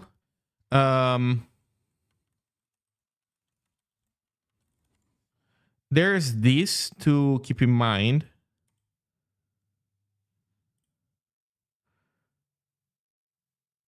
Account suspended. Oh my god. Okay, so this is not a real account. What's the real Codeberg account? This one. Okay, check this out. We are currently fighting against a DDoS attack against our service. that started about a day ago. Actually, I think it started sooner, before a day ago, but then they made this announcement 1 day ago. And then again today, once again, we are fighting with an ongoing DOS attack. We are sorry for the disruption of the service and hope to bring the service back online soon. They're getting DDoSed. So, yeah, 100%. It's not like we directly did this to them, but we did kind of kick off a cascade of we kind of I don't know how to say it. Like we made some noise, and so a bunch of projects decided to bite the bullet and do the move. And plus being on the front page of Hacker News a bunch, etc. So, and I wonder who's in insane enough and terminally online enough to think that it's a good idea to DDoS a Git hosting nonprofit from Germany. Like, imagine how sad your life has to be for you to be doing this. So, anyway, I think we are sponsoring Codeberg. Like, I don't know if we are already doing this, but it's definitely planned to do a not too big in practice, but to do a sponsorship. And actually, I believe that from recent discussions, the people at Codeberg were saying that they were not like hurting for money, so we're gonna do it anyway. But they were saying that they were doing fine in the, let's say, short to medium term. So, so I don't know. As long as they keep DDoSing it, but it's gonna stop at some point. And you know what? This is the beauty of the decentralized nature of Git. Still works. Like even if the thing is down, which is not perfect, of course, but even if it's down, everything still works. So, okay, so we need to block on a keystroke here, and we're gonna have to go the full way around. Man, it's gonna be annoying. I guess we can do the read positional stuff. Reposition wants a buffer and a offset. Can we do an empty buffer and a 0 offset? Will this work? Oh, here's what we're missing. We're missing an instance of IO. God damn it, man.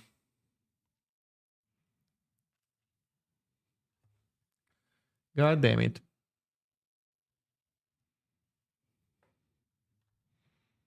Do we still have std fs file? We still have std fs file.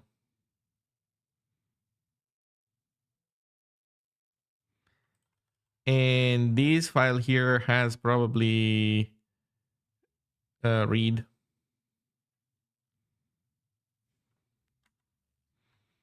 Okay, let's do it like this.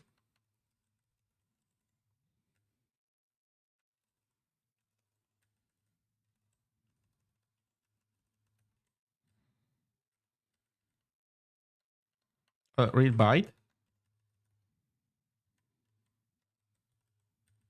No read byte, but read yes. Okay.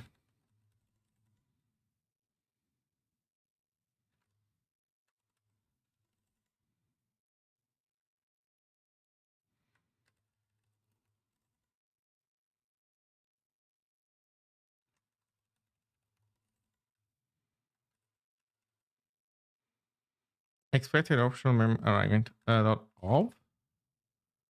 No. Buffer align is a number, right? Meta field simple align of dot native.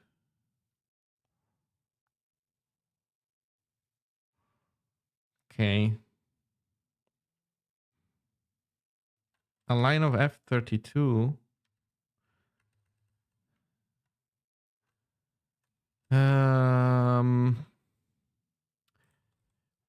So this is bytes. How do you turn that from bytes? From byte units. Okay.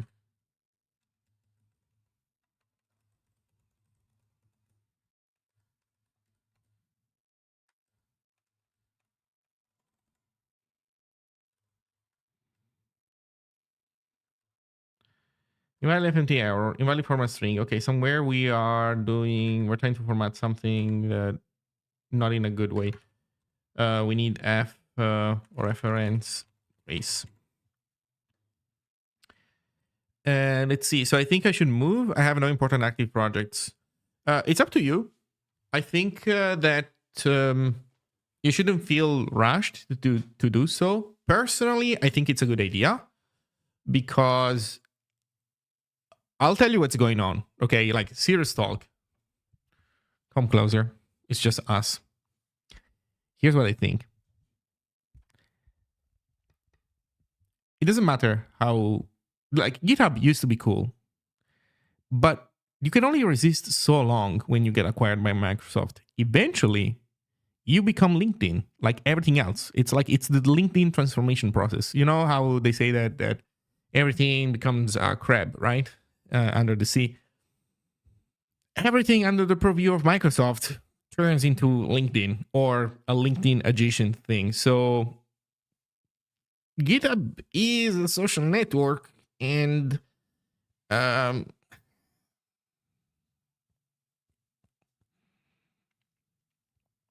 honestly, I would not.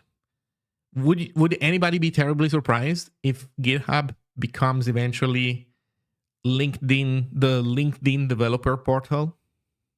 As in, it's a branch of LinkedIn for software engineer.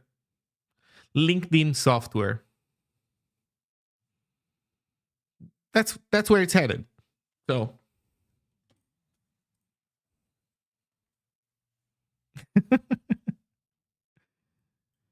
101.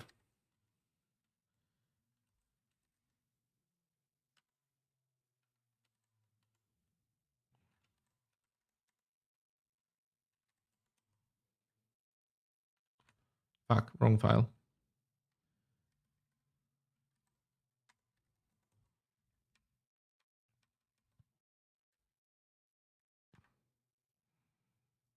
Stream error. What is stream error?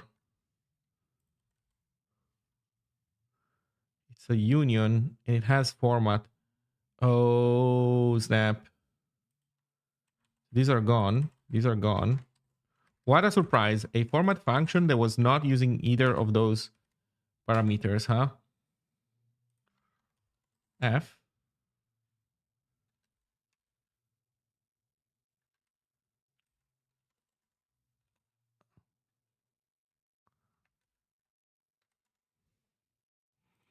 Let's see, I've been considering it for years, but I've kind of already made the decision when GitHub became tied to AI, not even the Microsoft acquisition thing. I understood why they did it. It's because half of Microsoft illegally had an enterprise account, and Microsoft was already paying them a ton, and all the developers refused to quit using it because it was better than internal shit. Mm-hmm. My criticism of GitHub is unrelated to Microsoft. People have been way too willing to self-lock in to GitHub. I dislike the idea of everyone defaulting to a platform that is way too good at locking people in. For sure. The thing is that these are also social networks. Like GitHub is a social network. You don't think of it actively that way much. And as far as social networks go, it's a pretty good social network, again, compared to alternatives. And in good part, it's good because you go on GitHub to do work. You don't go on GitHub to watch AI generated videos of babies. You don't go on GitHub to talk about how I don't know, like your girlfriend was falling from the balcony and screaming for help, and at that moment you started wondering, wait, how does the cloud infrastructure for first aid services like ambulances and firefighters work? And so I started I started drawing the the architecture, a scalable architecture that would allow you to deal with crisis, like tickets all over the country. And then I remembered that I should have gone help her. that kind of stuff that you see sometimes posted on LinkedIn. So, but it's still a social network. So when a social network is at play, people want to concentrate, and like everybody wants to go where everybody else is. Because it's comfy. There's advantages to that. You make a project, you make an open source project on GitHub, you're gonna get way more stars than if you were to open the project anywhere else. And people want stars on their projects, and they want discoverability. They want to be discovered. And if something is on GitHub, it's just people are more willing to click on it than they would if it's hosted elsewhere. Maybe this doesn't apply necessarily to the people in chat. Like, I'm sure that there's people here in chat who actually maybe have the opposite reaction. They instead see GitHub and they don't want to click it. But for normal people, they see GitHub, they want to click on it. They see Codeberg, they don't know what it is, they don't want to click on it. They see, I don't know, sh .ht. Wait, no. sr.h, whatever. They see SourceAt, they don't want to click on that either. So nobody cares about stars? That's not true. If you're young and like you're, I don't know, you're in university and you're making your first open source project and you want people to use it and you're delighted by stars, again, I'm not saying that this necessarily applies one-to-one to everybody, especially I'm not saying that this applies necessarily to you specifically, but I do think it applies on average, and I can also think of my own experience. When I started publishing tiny things, I was delighted whenever somebody noticed them. So it makes sense. And the majority of people have that perspective. They don't have the perspective of a seasoned open source developer that has been doing it for years, for multiple years, to the point where they don't care about stars because they can go to an in-person conference and tell to the people of the community they're part of face to face what it is that they're working on. So these are all reasons why places like GitHub have become a thing.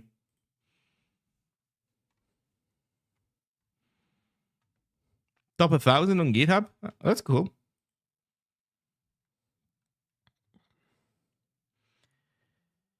Okay, no C calling convention. Import audio.zig. Let's go fix this stuff.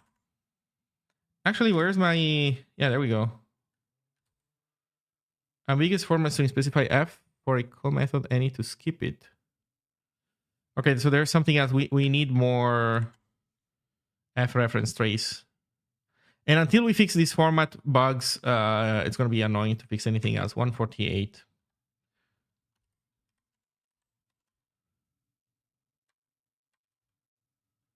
There we go. F. Okay, hopefully we made it a little bit better.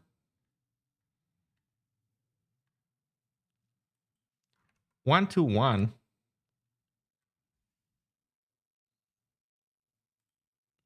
Oh.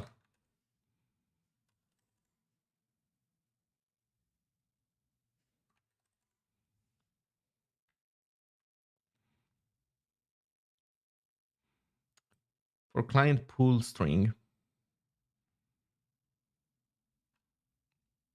Audio test 187.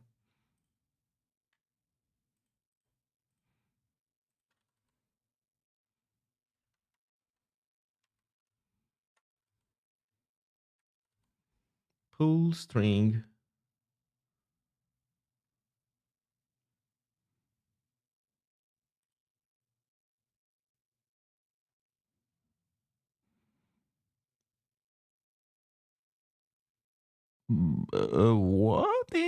What is going on in here, Johnny? What was Johnny smoking? So he was using what you put in curly braces as a form of like prefix.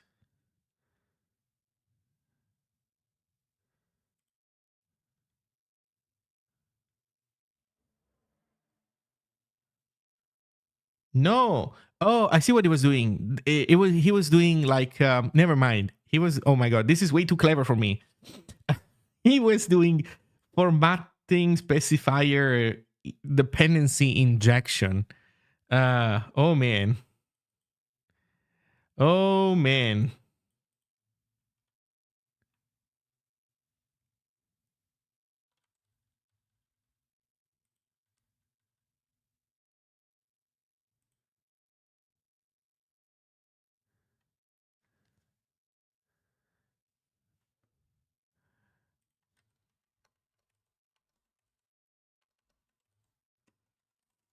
I think the point is that when you specified a call of FMT, so this is back when you didn't have to use F to call into format.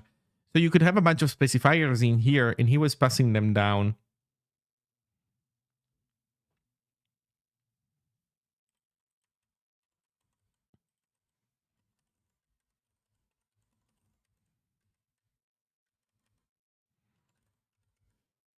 Okay, more formatting stuff to fix.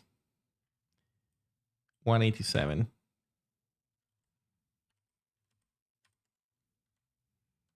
Oh, but wait, we fixed this one. Oh no, we did not, because this needs to be F.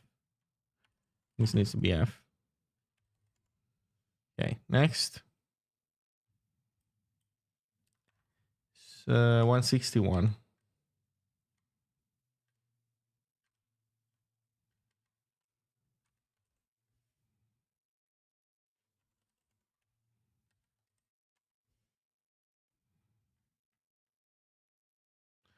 I do test 94.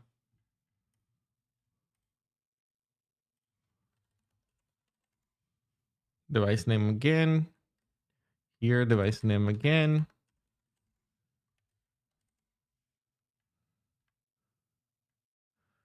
Format options, port audio 55.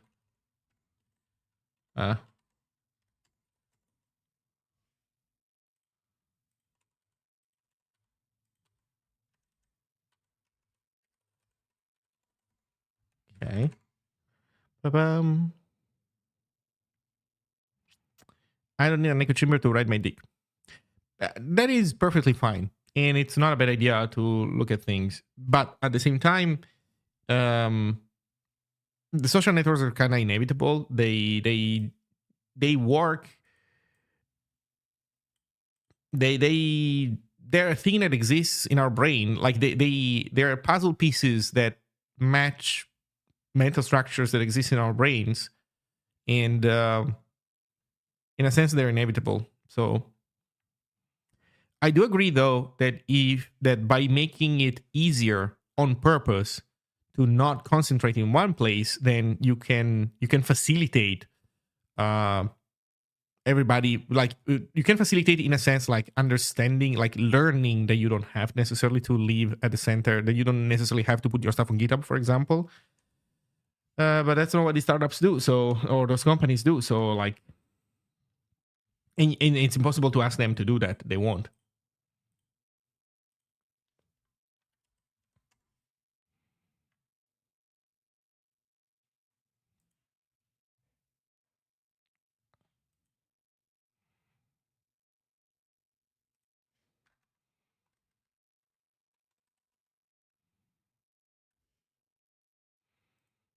What is this error?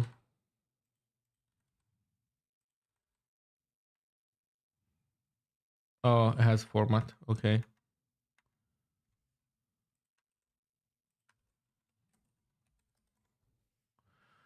Oh man, so much auto formatting, huh?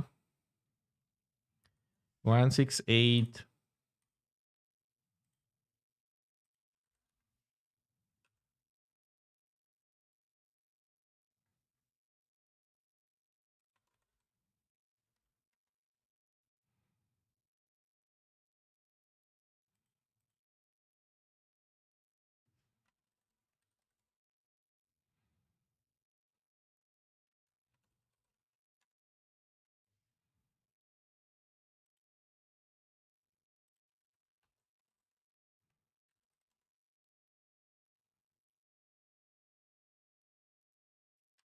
Okay. So we run audio test, but it doesn't wait. Open stream direction capture, direction playout. So this was working, but we're not stopping for reading for input. That's probably because I'm passing an empty buffer. I should not be passing an empty buffer, probably.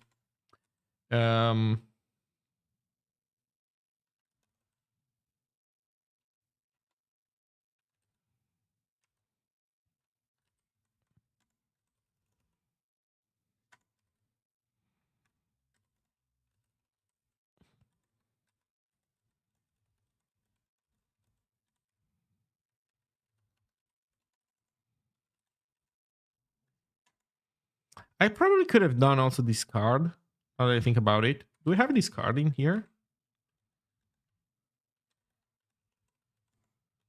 No, there's no discard. Well, never mind.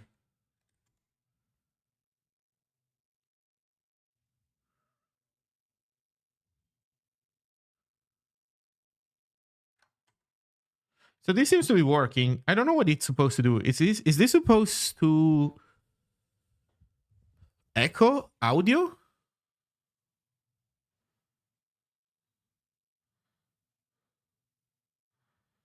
Callback data opaque at AAAAA. Well, I guess it's not needed. That's why it's left undefined. So I guess if I go into my audio settings, then I should be able to do stuff.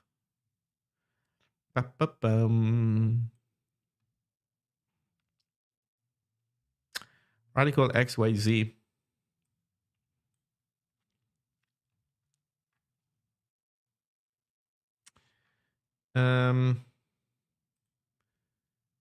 Right, I don't have an audio input right now. Could I procure an audio input? I think I understand what's going on. Basically, this is grabbing the virtual interface over which nothing is happening, and so that's why we don't hear it. I think this is an echo thing. I think we can. Let me see if I can make this work.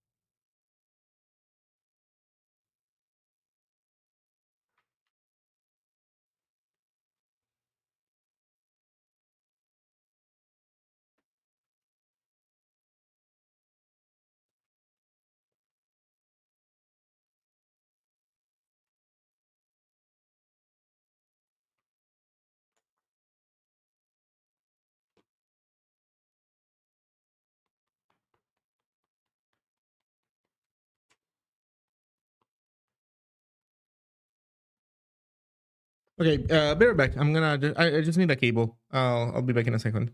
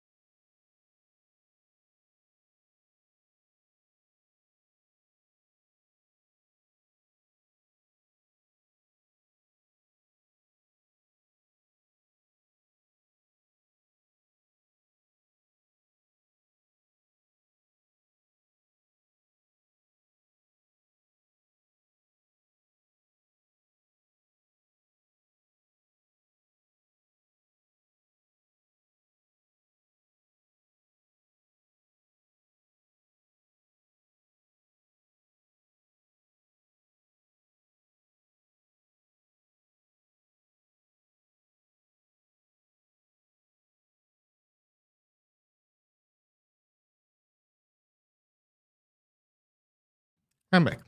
And I got a cable. So let's see if we can connect the audio interface to my Mac and see if we can hear ourselves back. Hey, Caracam. Hello.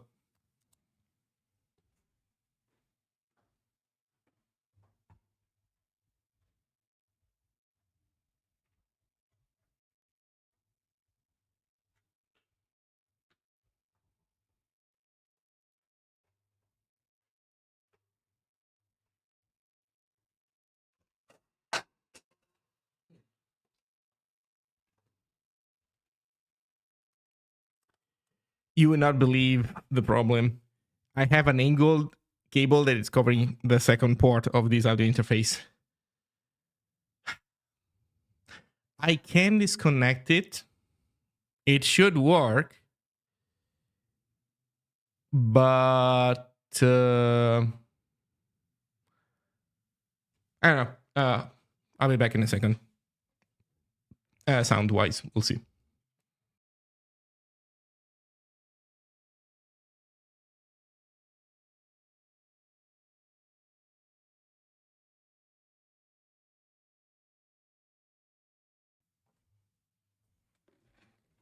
Test. Okay. So, first half of the surgery went well. I'm going to connect it also to the other computer now.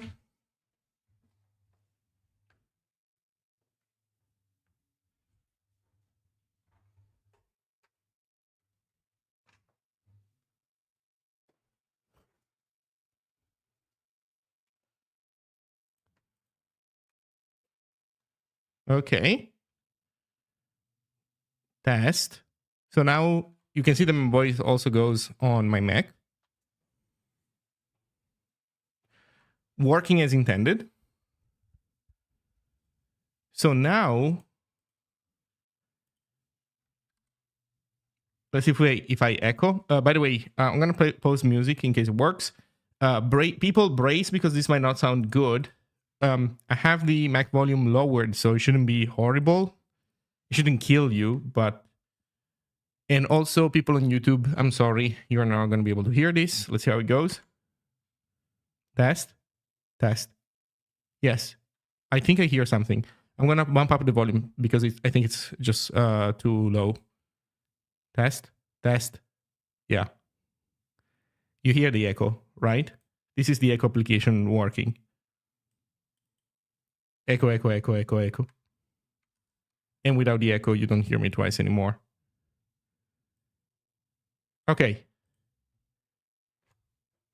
We got audio. We updated audio to new Zig. Whew.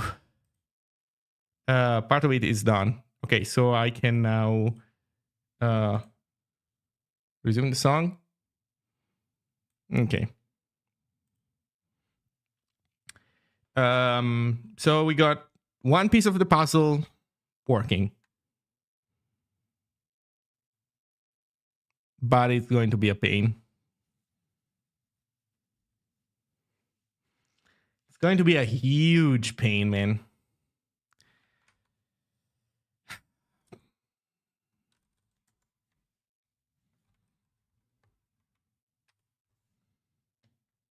Huge pain. So here's the problem. This is fine. Like moving audio text to source is fine. The problem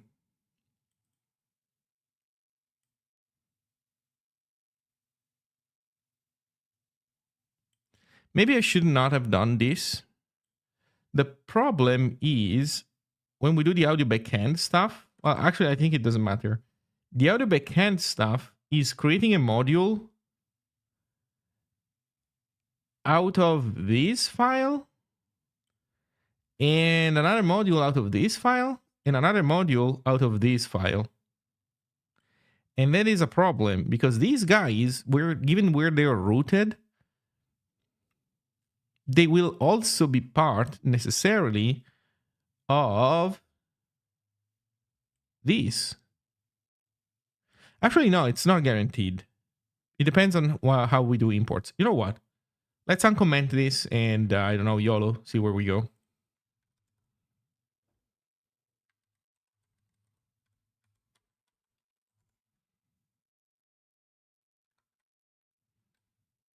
Expected 7 arguments, found 6. Oh, XCV is goner.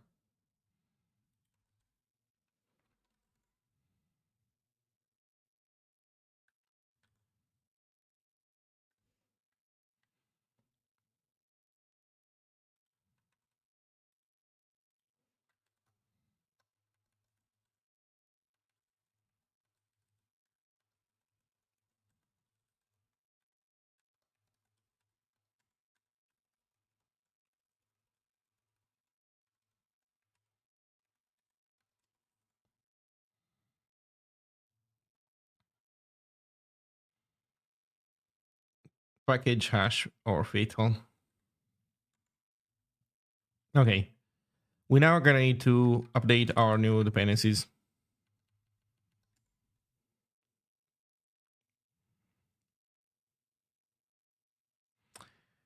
So we're missing the VUI. Which are the multi-cursor keybinds that you're missing? I'll add them for you.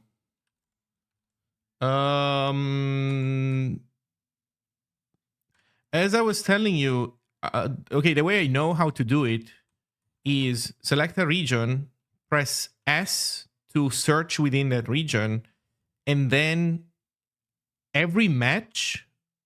Well, I entered the you know what? I'll show you. HX build. So I select a region, and then I press S, and I search, and it shows me that menu at the bottom, and then I search for the term. But as I type, it shows me matches, so I can do target, for example. I press enter, and now I have multiple cursors plus selection over what I want. And so I can do change like this, or I can do, you know, whatever other manipulation I might need to do, that kind of stuff. And then, also important, I have this symbol for beginning of line, which is also useful.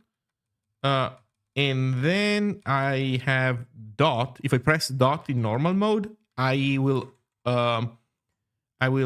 return to just having the main selection, because it's also important to get rid of the extra cursors after that. So that's how I know how to use this stuff. I know that there's also other ways of having multiple cursors, which are nice. Oh, also alt-click works in Helix as well. These are nice, but personally, whenever I do editing where multi-cursor is warranted, it's usually a region and me being able to place cursors strategically. Or use C. What is C?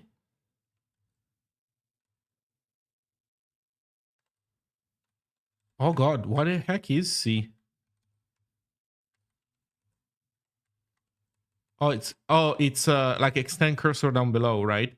Yeah, so if the things are on the same line, then sure, you can do extend cursor extension. That is fine. I don't do that much myself, but it happens oftentimes that you don't need to, like, okay, sometimes it's maybe every single line where you have to do this, but it's not always the case. And being able to select the region and do the search, like, I feel like the search is the primary tool. Like, for example, I didn't know about C, so I was even doing select and then caret to do beginning of line. So, and then dot to get rid of the extra cursors. I don't know.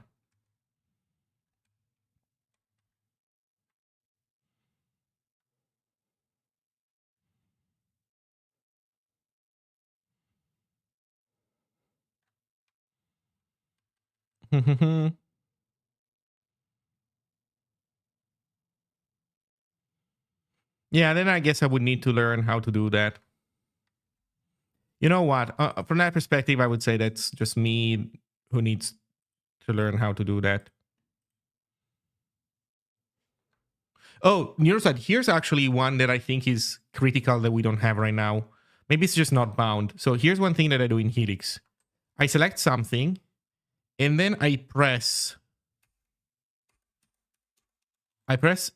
believe I press, oh God, what am I doing? I press star, And star takes the current selection and puts it into the search register. And once I do this, then I can press N to keep searching for it. But not the literal star, to keep searching what I selected. And so usually I search for something, I put it in the search register, I change it to something else, and then I do next dot, next, next dot, next dot, next dot, to repeat the change. That one is a piece of Helix that is really good. Yeah, let me demo this in Helix proper so that I don't tell you stupid stuff. So I select dependency, put it into the search register, change to banana, and then next dot for banana, next dot for banana, etc., etc., etc.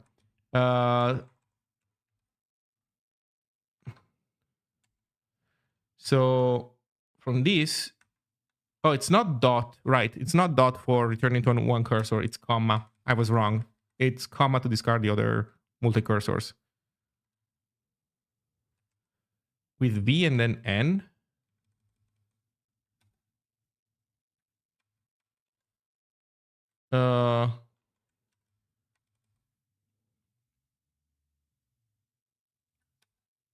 N is not doing what I'm with V. I enter visual mode or selection mode, whatever. But then I don't know what to do the second half. If I do N, it gives me this next search result or something like that.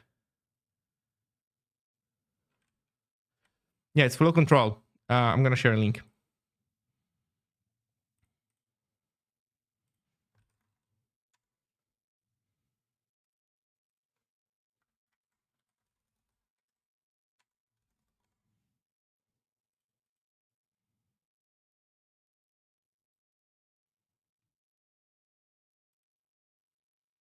First search with star.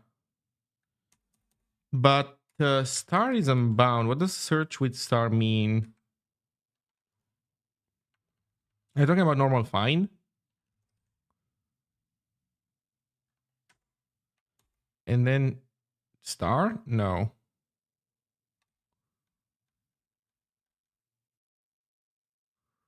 Oh, you're talking about Helix. Okay, okay, okay. I see.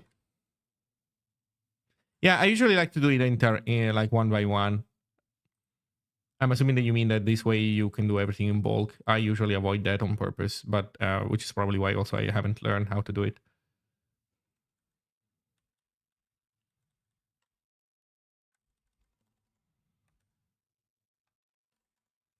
Okay.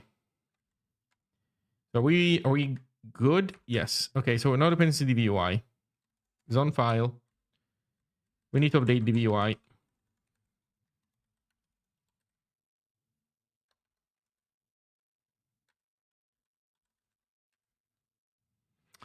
And I think it's a branch.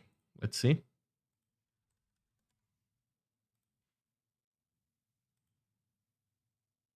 Yeah, Zig16 dev. Did David confirm that it works? I am starting to think that I hallucinated that. The branch is now working with SDL3. Okay.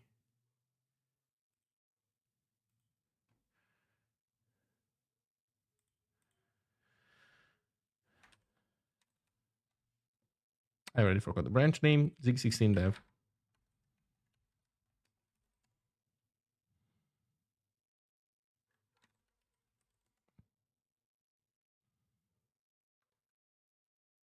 I think I'm not using SDL3 though.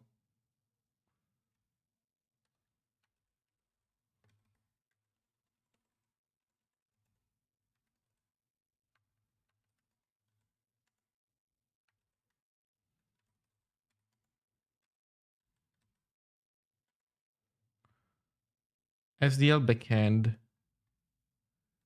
I think I'm not being particularly opinionated about which SDL we're using, so that's good, I guess.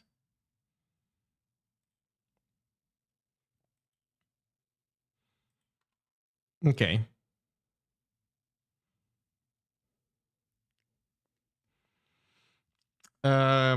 Next problem. We're missing Opus, are we? Yeah, we're missing Opus. Okay, turn Opus back on.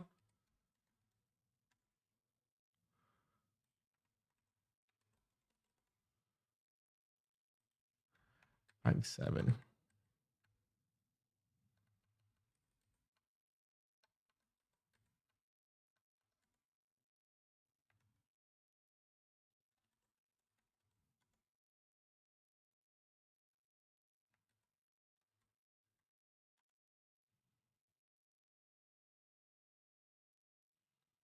Okay, Opus is obsolete. Let's take a look at all your code base Opus if in case we have PRs.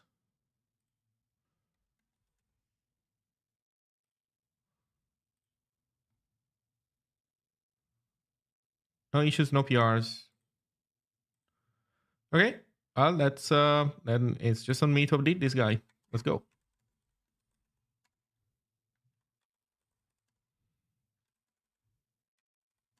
Oh, wait. Start with the zone file. Minimum Ziggin version 016. Fuck it. Ziggin version.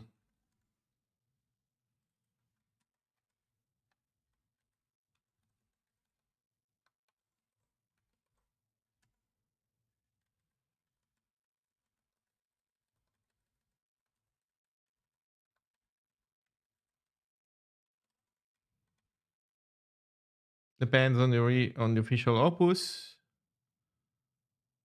Okay. Build.zig. Standard target option. Standard optimize option. Dependencies is zif Opus. Uh,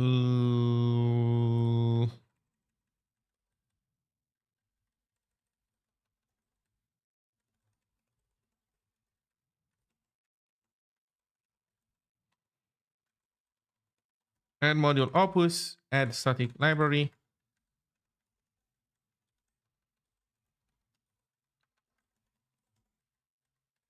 Becomes add library. Static linkage. We're missing fingerprint. Yeah, so link library, add config header.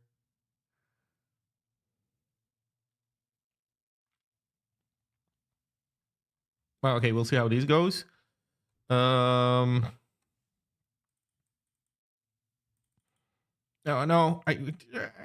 Gimme. Aha. Can't stop me.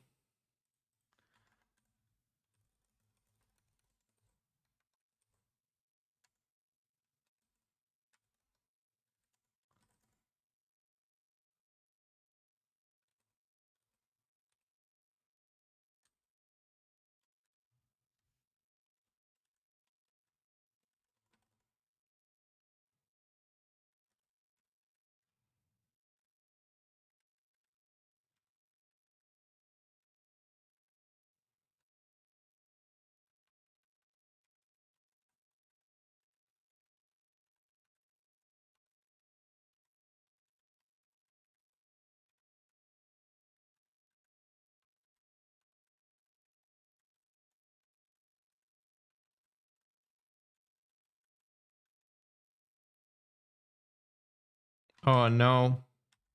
I'm starting to realize what's going on in here. Do you call these things on lib anymore? I don't think you call them on lib anymore. Okay, let's do everything. By the book. Mod.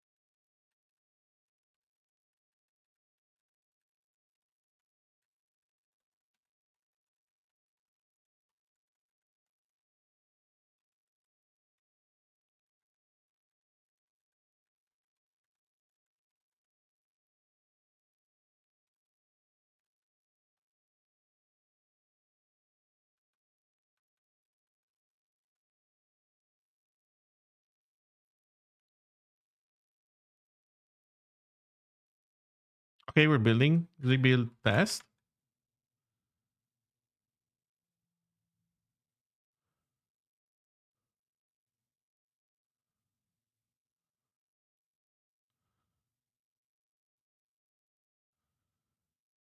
Okay, we passed the official test suite. I didn't do an awesome job packaging this library, but at least I did package the tests, and we're good. So,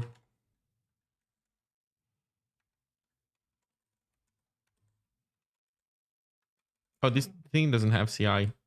Oh, because wait, actually, why does it not have CI? Yeah.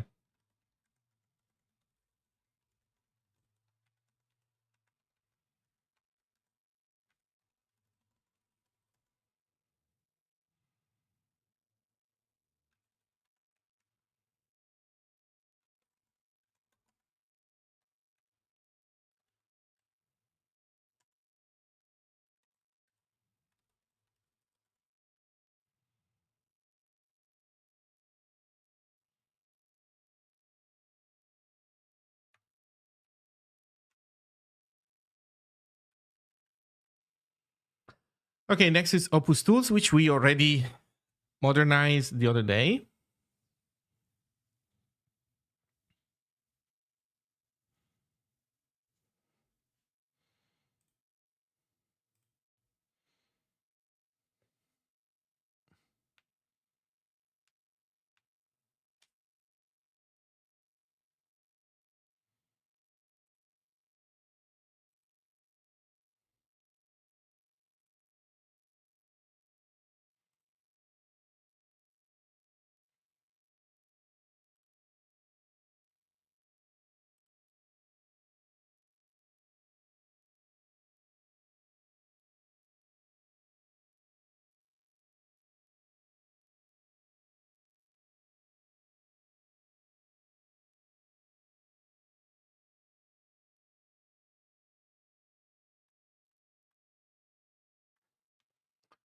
Okay. Let's uncomment this. Let's see if this is already good enough as is.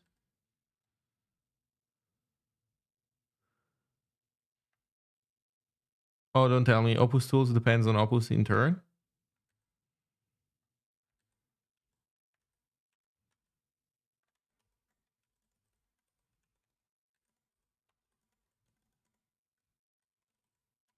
Yeah. No, it doesn't. It depends on the upstream project. So, what is the big deal? Oh, did I never update it?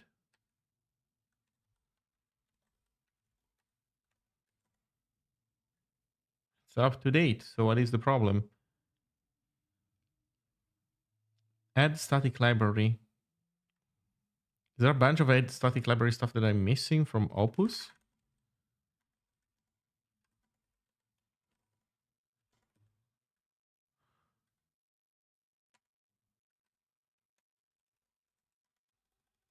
No.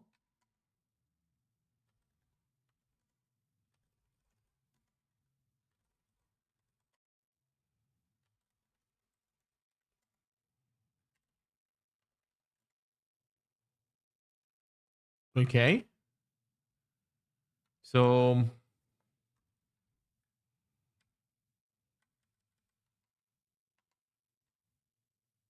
oh, I think I know what it is that I did. Maybe. Maybe not. I think I failed to reload this file.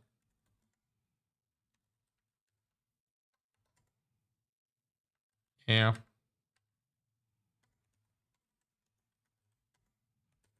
I didn't reload the file when I uncommented the other stuff. Wait, what? Unable to find module DVUI. Oh, okay. DVUI doesn't have DVUI in it anymore. Oh man. Okay, so we got to the point where we're now enjoying all the like more than a year worth of almost 2 years worth of API changes in DVUI. Delightful. Well, but you gotta do what you gotta do.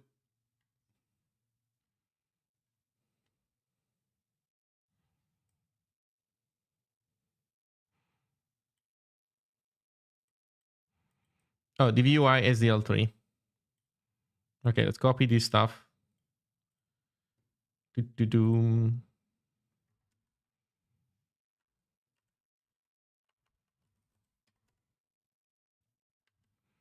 So it doesn't work this way anymore.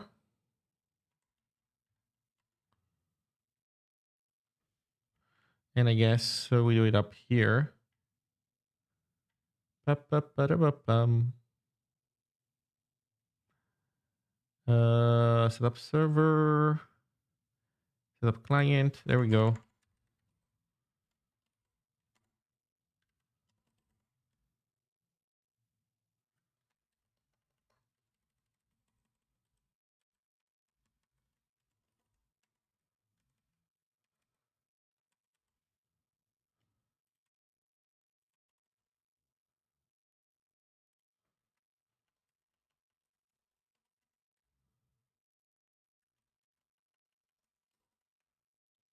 Okay.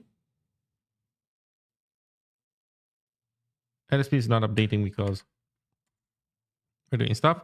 Oh, folder is also now it's different.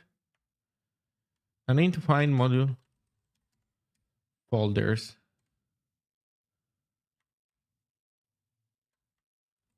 Right, because it's known folders.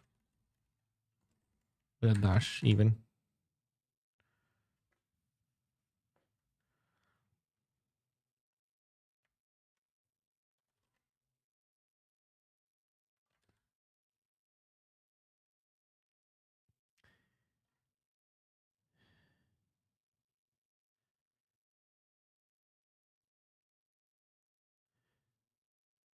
Link library opus underscore tools.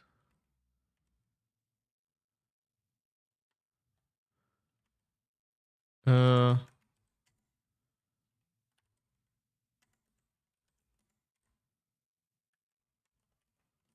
opus dash tools.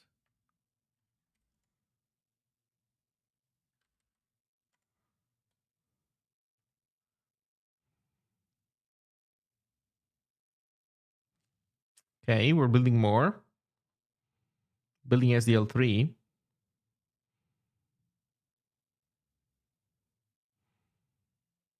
Okay.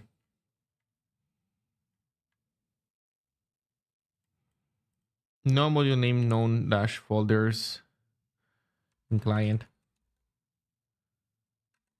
Yes.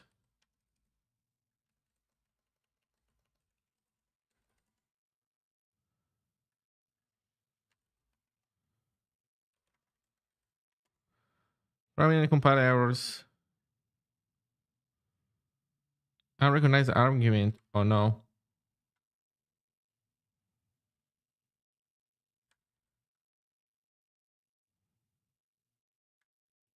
What do you mean? What do you mean unrecognized argument?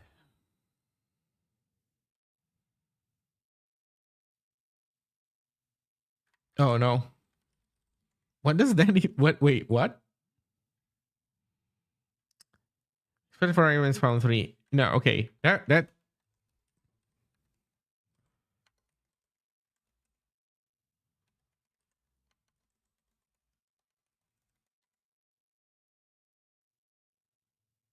Oh no, this is not prominent compile errors anymore. I'm getting zigged.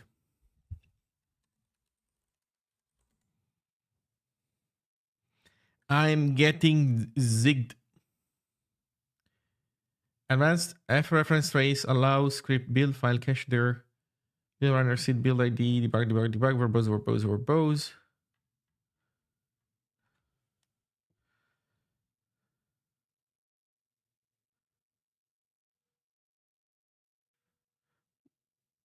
Multi-line errors.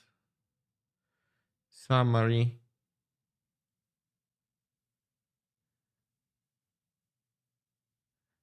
Here's watch. Oh no, did I get zigged hard? What did MLAG do?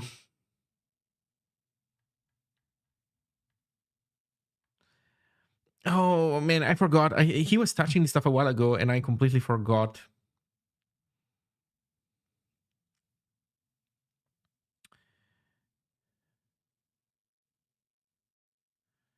Oh, I think it's arrow style.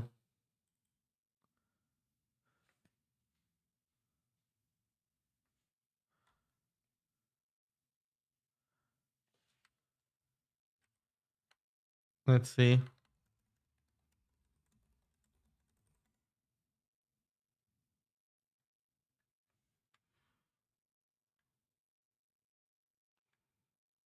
And with space.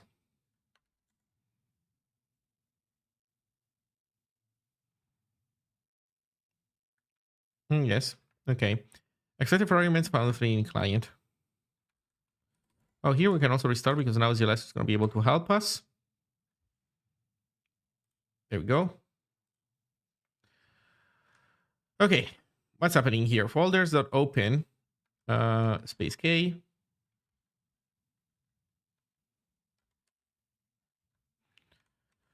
Open once IO. Oh, Jesus.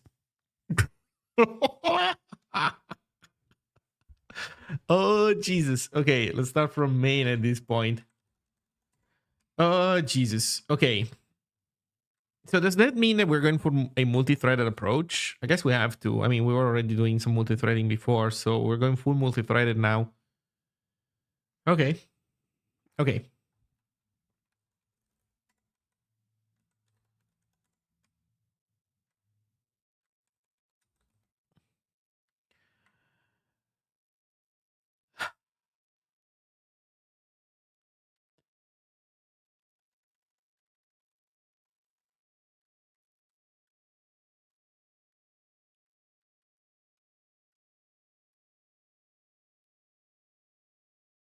I think the UI is completely different now. Ooh, did Helix got an update? Yeah, actually, Helix got a huge update. And it's actually they even have a new website, so I recommend you upgrade fast.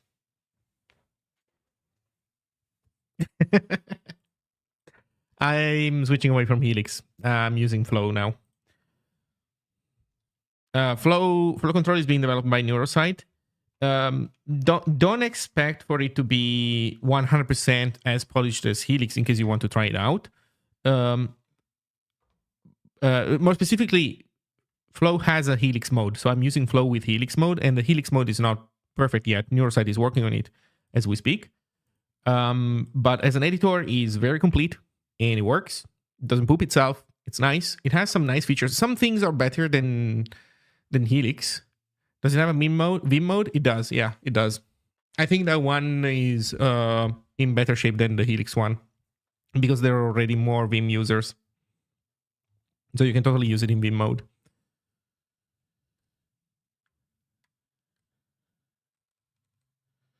Okay, I think that for the VUI, the API is probably completely different. So we're doing a bunch of stupid shit for it, but whatever. Anyway.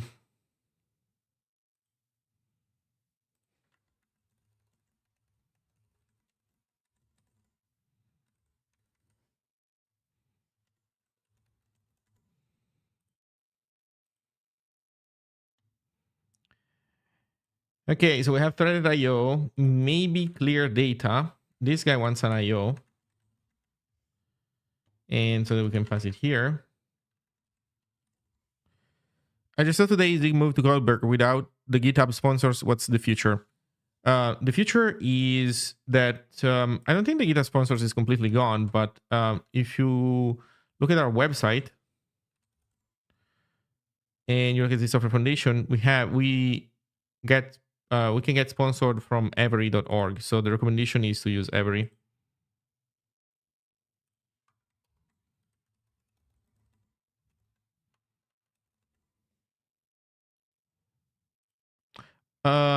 We were doing fine. Yeah, Diablo, you're very opinionated, but we were getting about $10,000 a month from GitHub sponsors. So, yeah.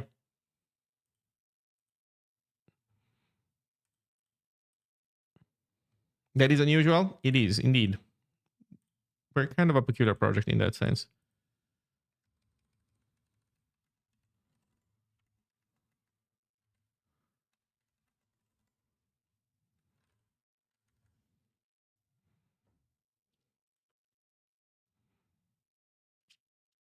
No, field name and function delete 3. No, don't tell me we don't have that stuff anymore. io.dir.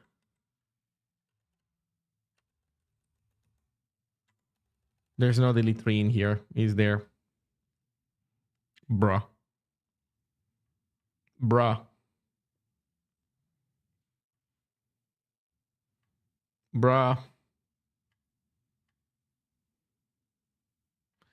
So we need to make an FS path.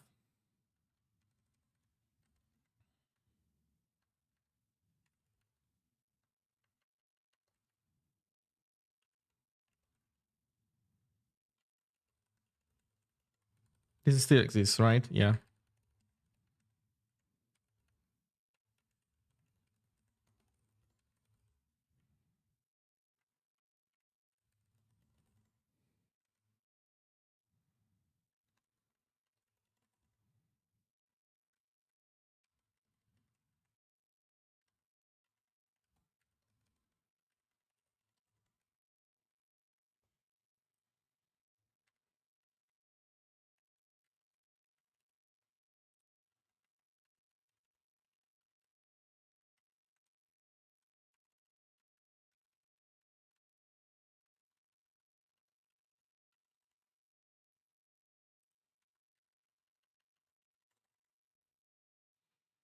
Okay. This we survived. Root source file struct d2 has no member process init networking. Oh yeah, I killed this function. Goodbye.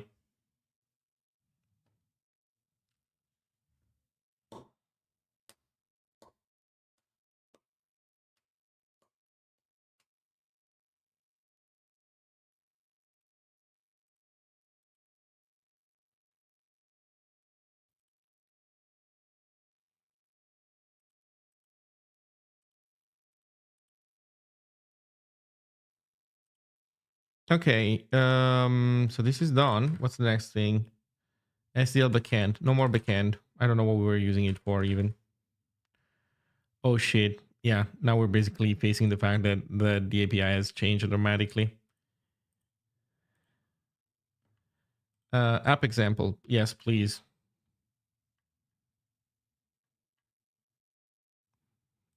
To be a DVUI app or not to be a DVUI app? That is the global constant question.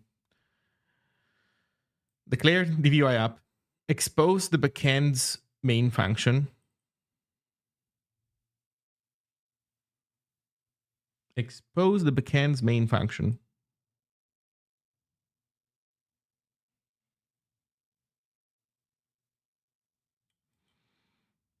Oh, DVUI now controls our main, and now we're existing in its life cycle management stuff. I see.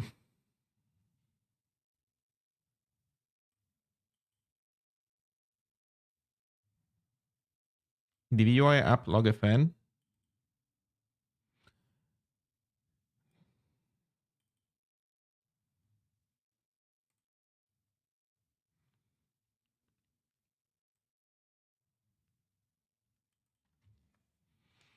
App init runs before the first frame. After backend and DVUI window init runs between win begin and win end.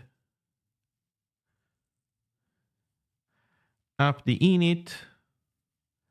App frame.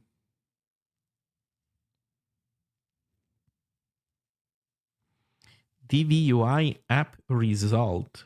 Return close. What do you return when it's not close? Return okay.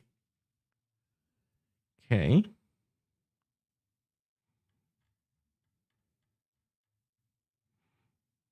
Yeah, this is very different.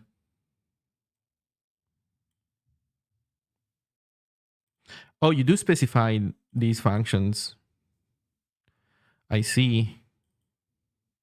So they don't have to have those names. I'm actually curious why this is called app frame. Why he's using like uppercase letter names, and then this guy calls this guy.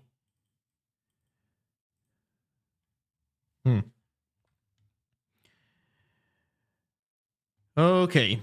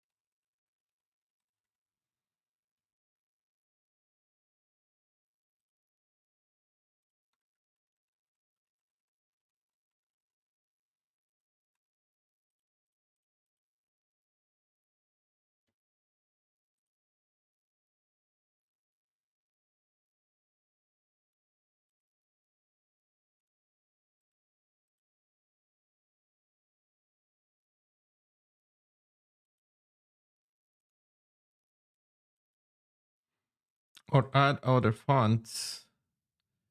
If false, if you need to set a theme based on the user preferred color scheme, do it here. Okay.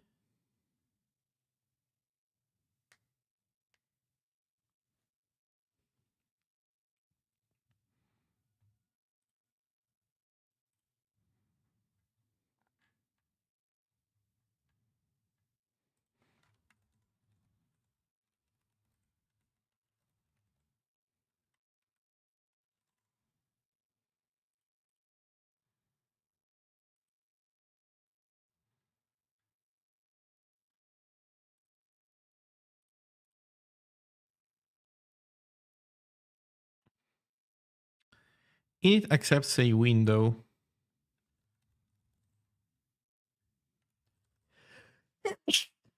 Sorry.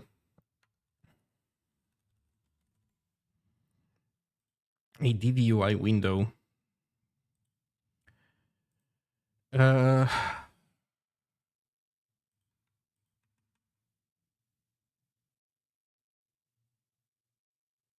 wait, who's making the IO stuff then? Does window contain an IO implementation? It doesn't look like it. Oh no, it does. It does. I saw it. I saw it. I saw it. Okay. Um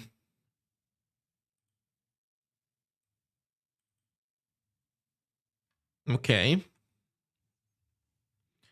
So it means that this main is the one that picks the IO.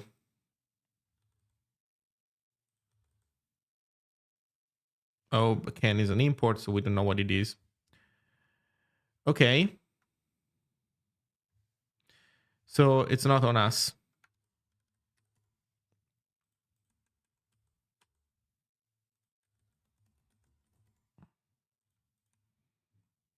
Oh, these were the sizes that we were using.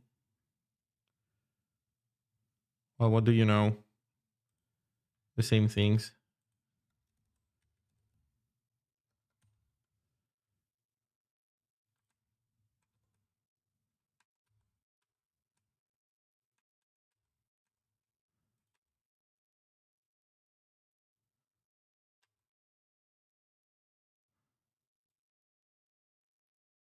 And this is the frame render stuff.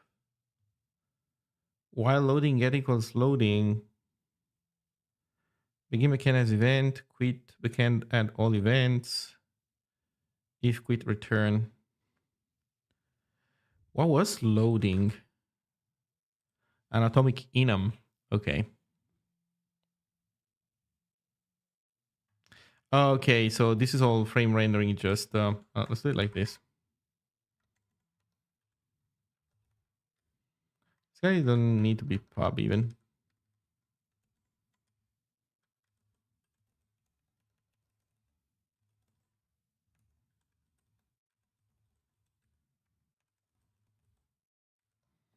And it's not void, but it's instead the UI app result.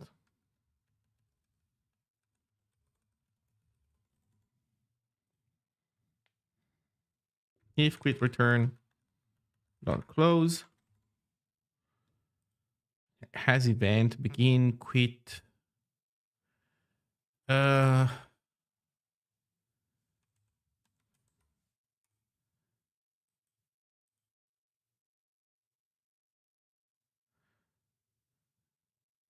If quit, who tells us when it's time to quit now? Oh, actually, maybe we don't even control this anymore.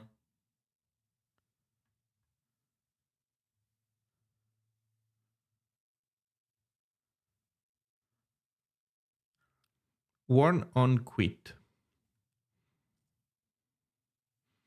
For the VUI.events,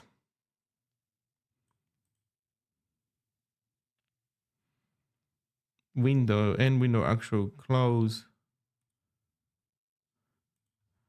Okay, I don't know about this part.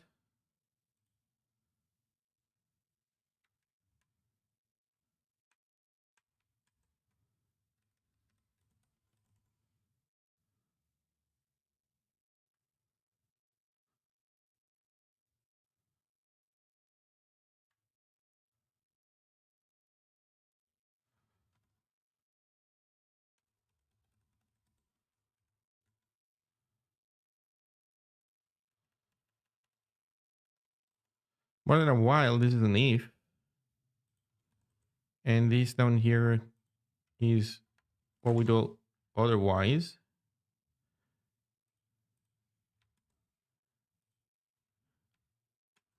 Mark the beginning of a frame. We don't do that anymore because we're inside the callback.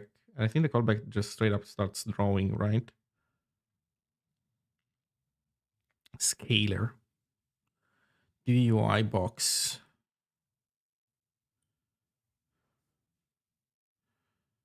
Yeah. Box, menu, label, blah, blah, blah, submenu. Okay. Okay. So we don't do that either. GUI frame. Oh.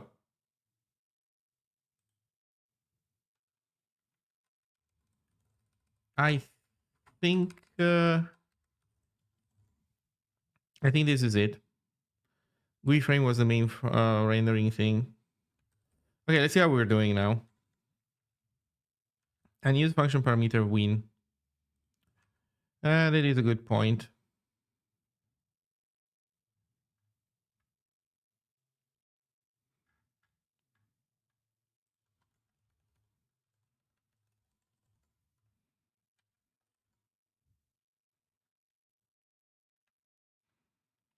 Expected type any error result found.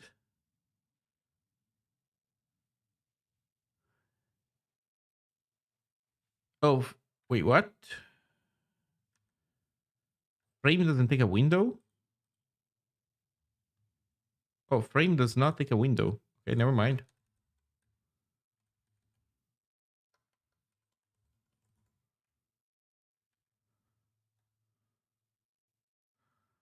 Oh no, import XEV now. Okay.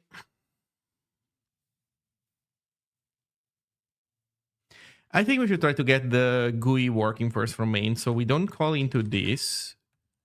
We leave that code unreferenced. Let's see how far we get.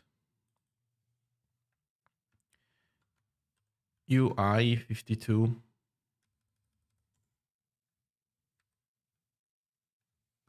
Exit type node found pointer. Okay, so we got to a point where now it's the DVUI logic that is not okay.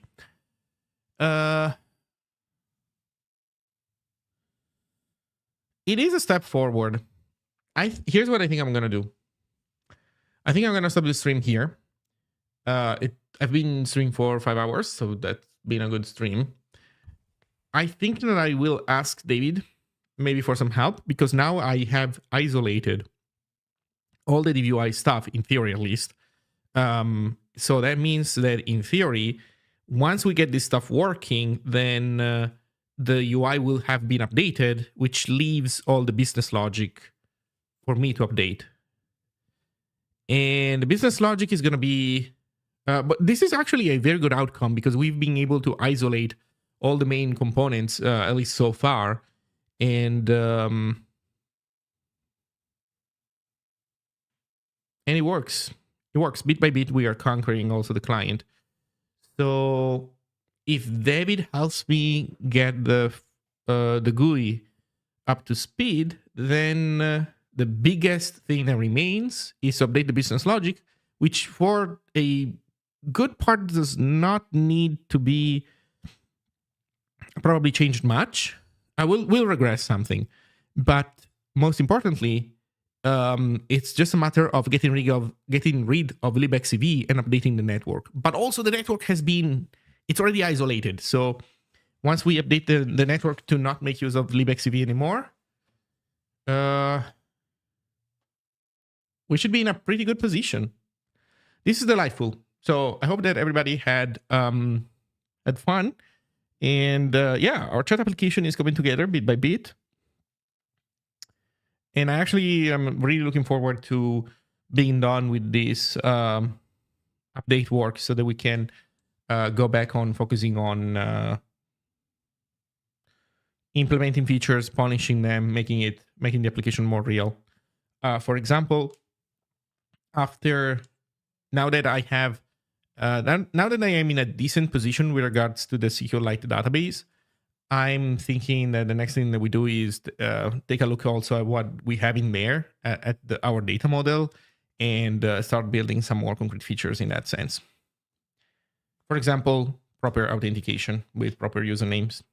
Not necessarily the final design, but something that allows you to log in as yourself, because because right now there's no way of doing that. Also, how do we sign up new users? Like, we have to design an invite system. We currently don't have this concept, so something to think about. Let me see who we should raid. Oh, nobody's doing Zig? Really? Come on, man. C++? No.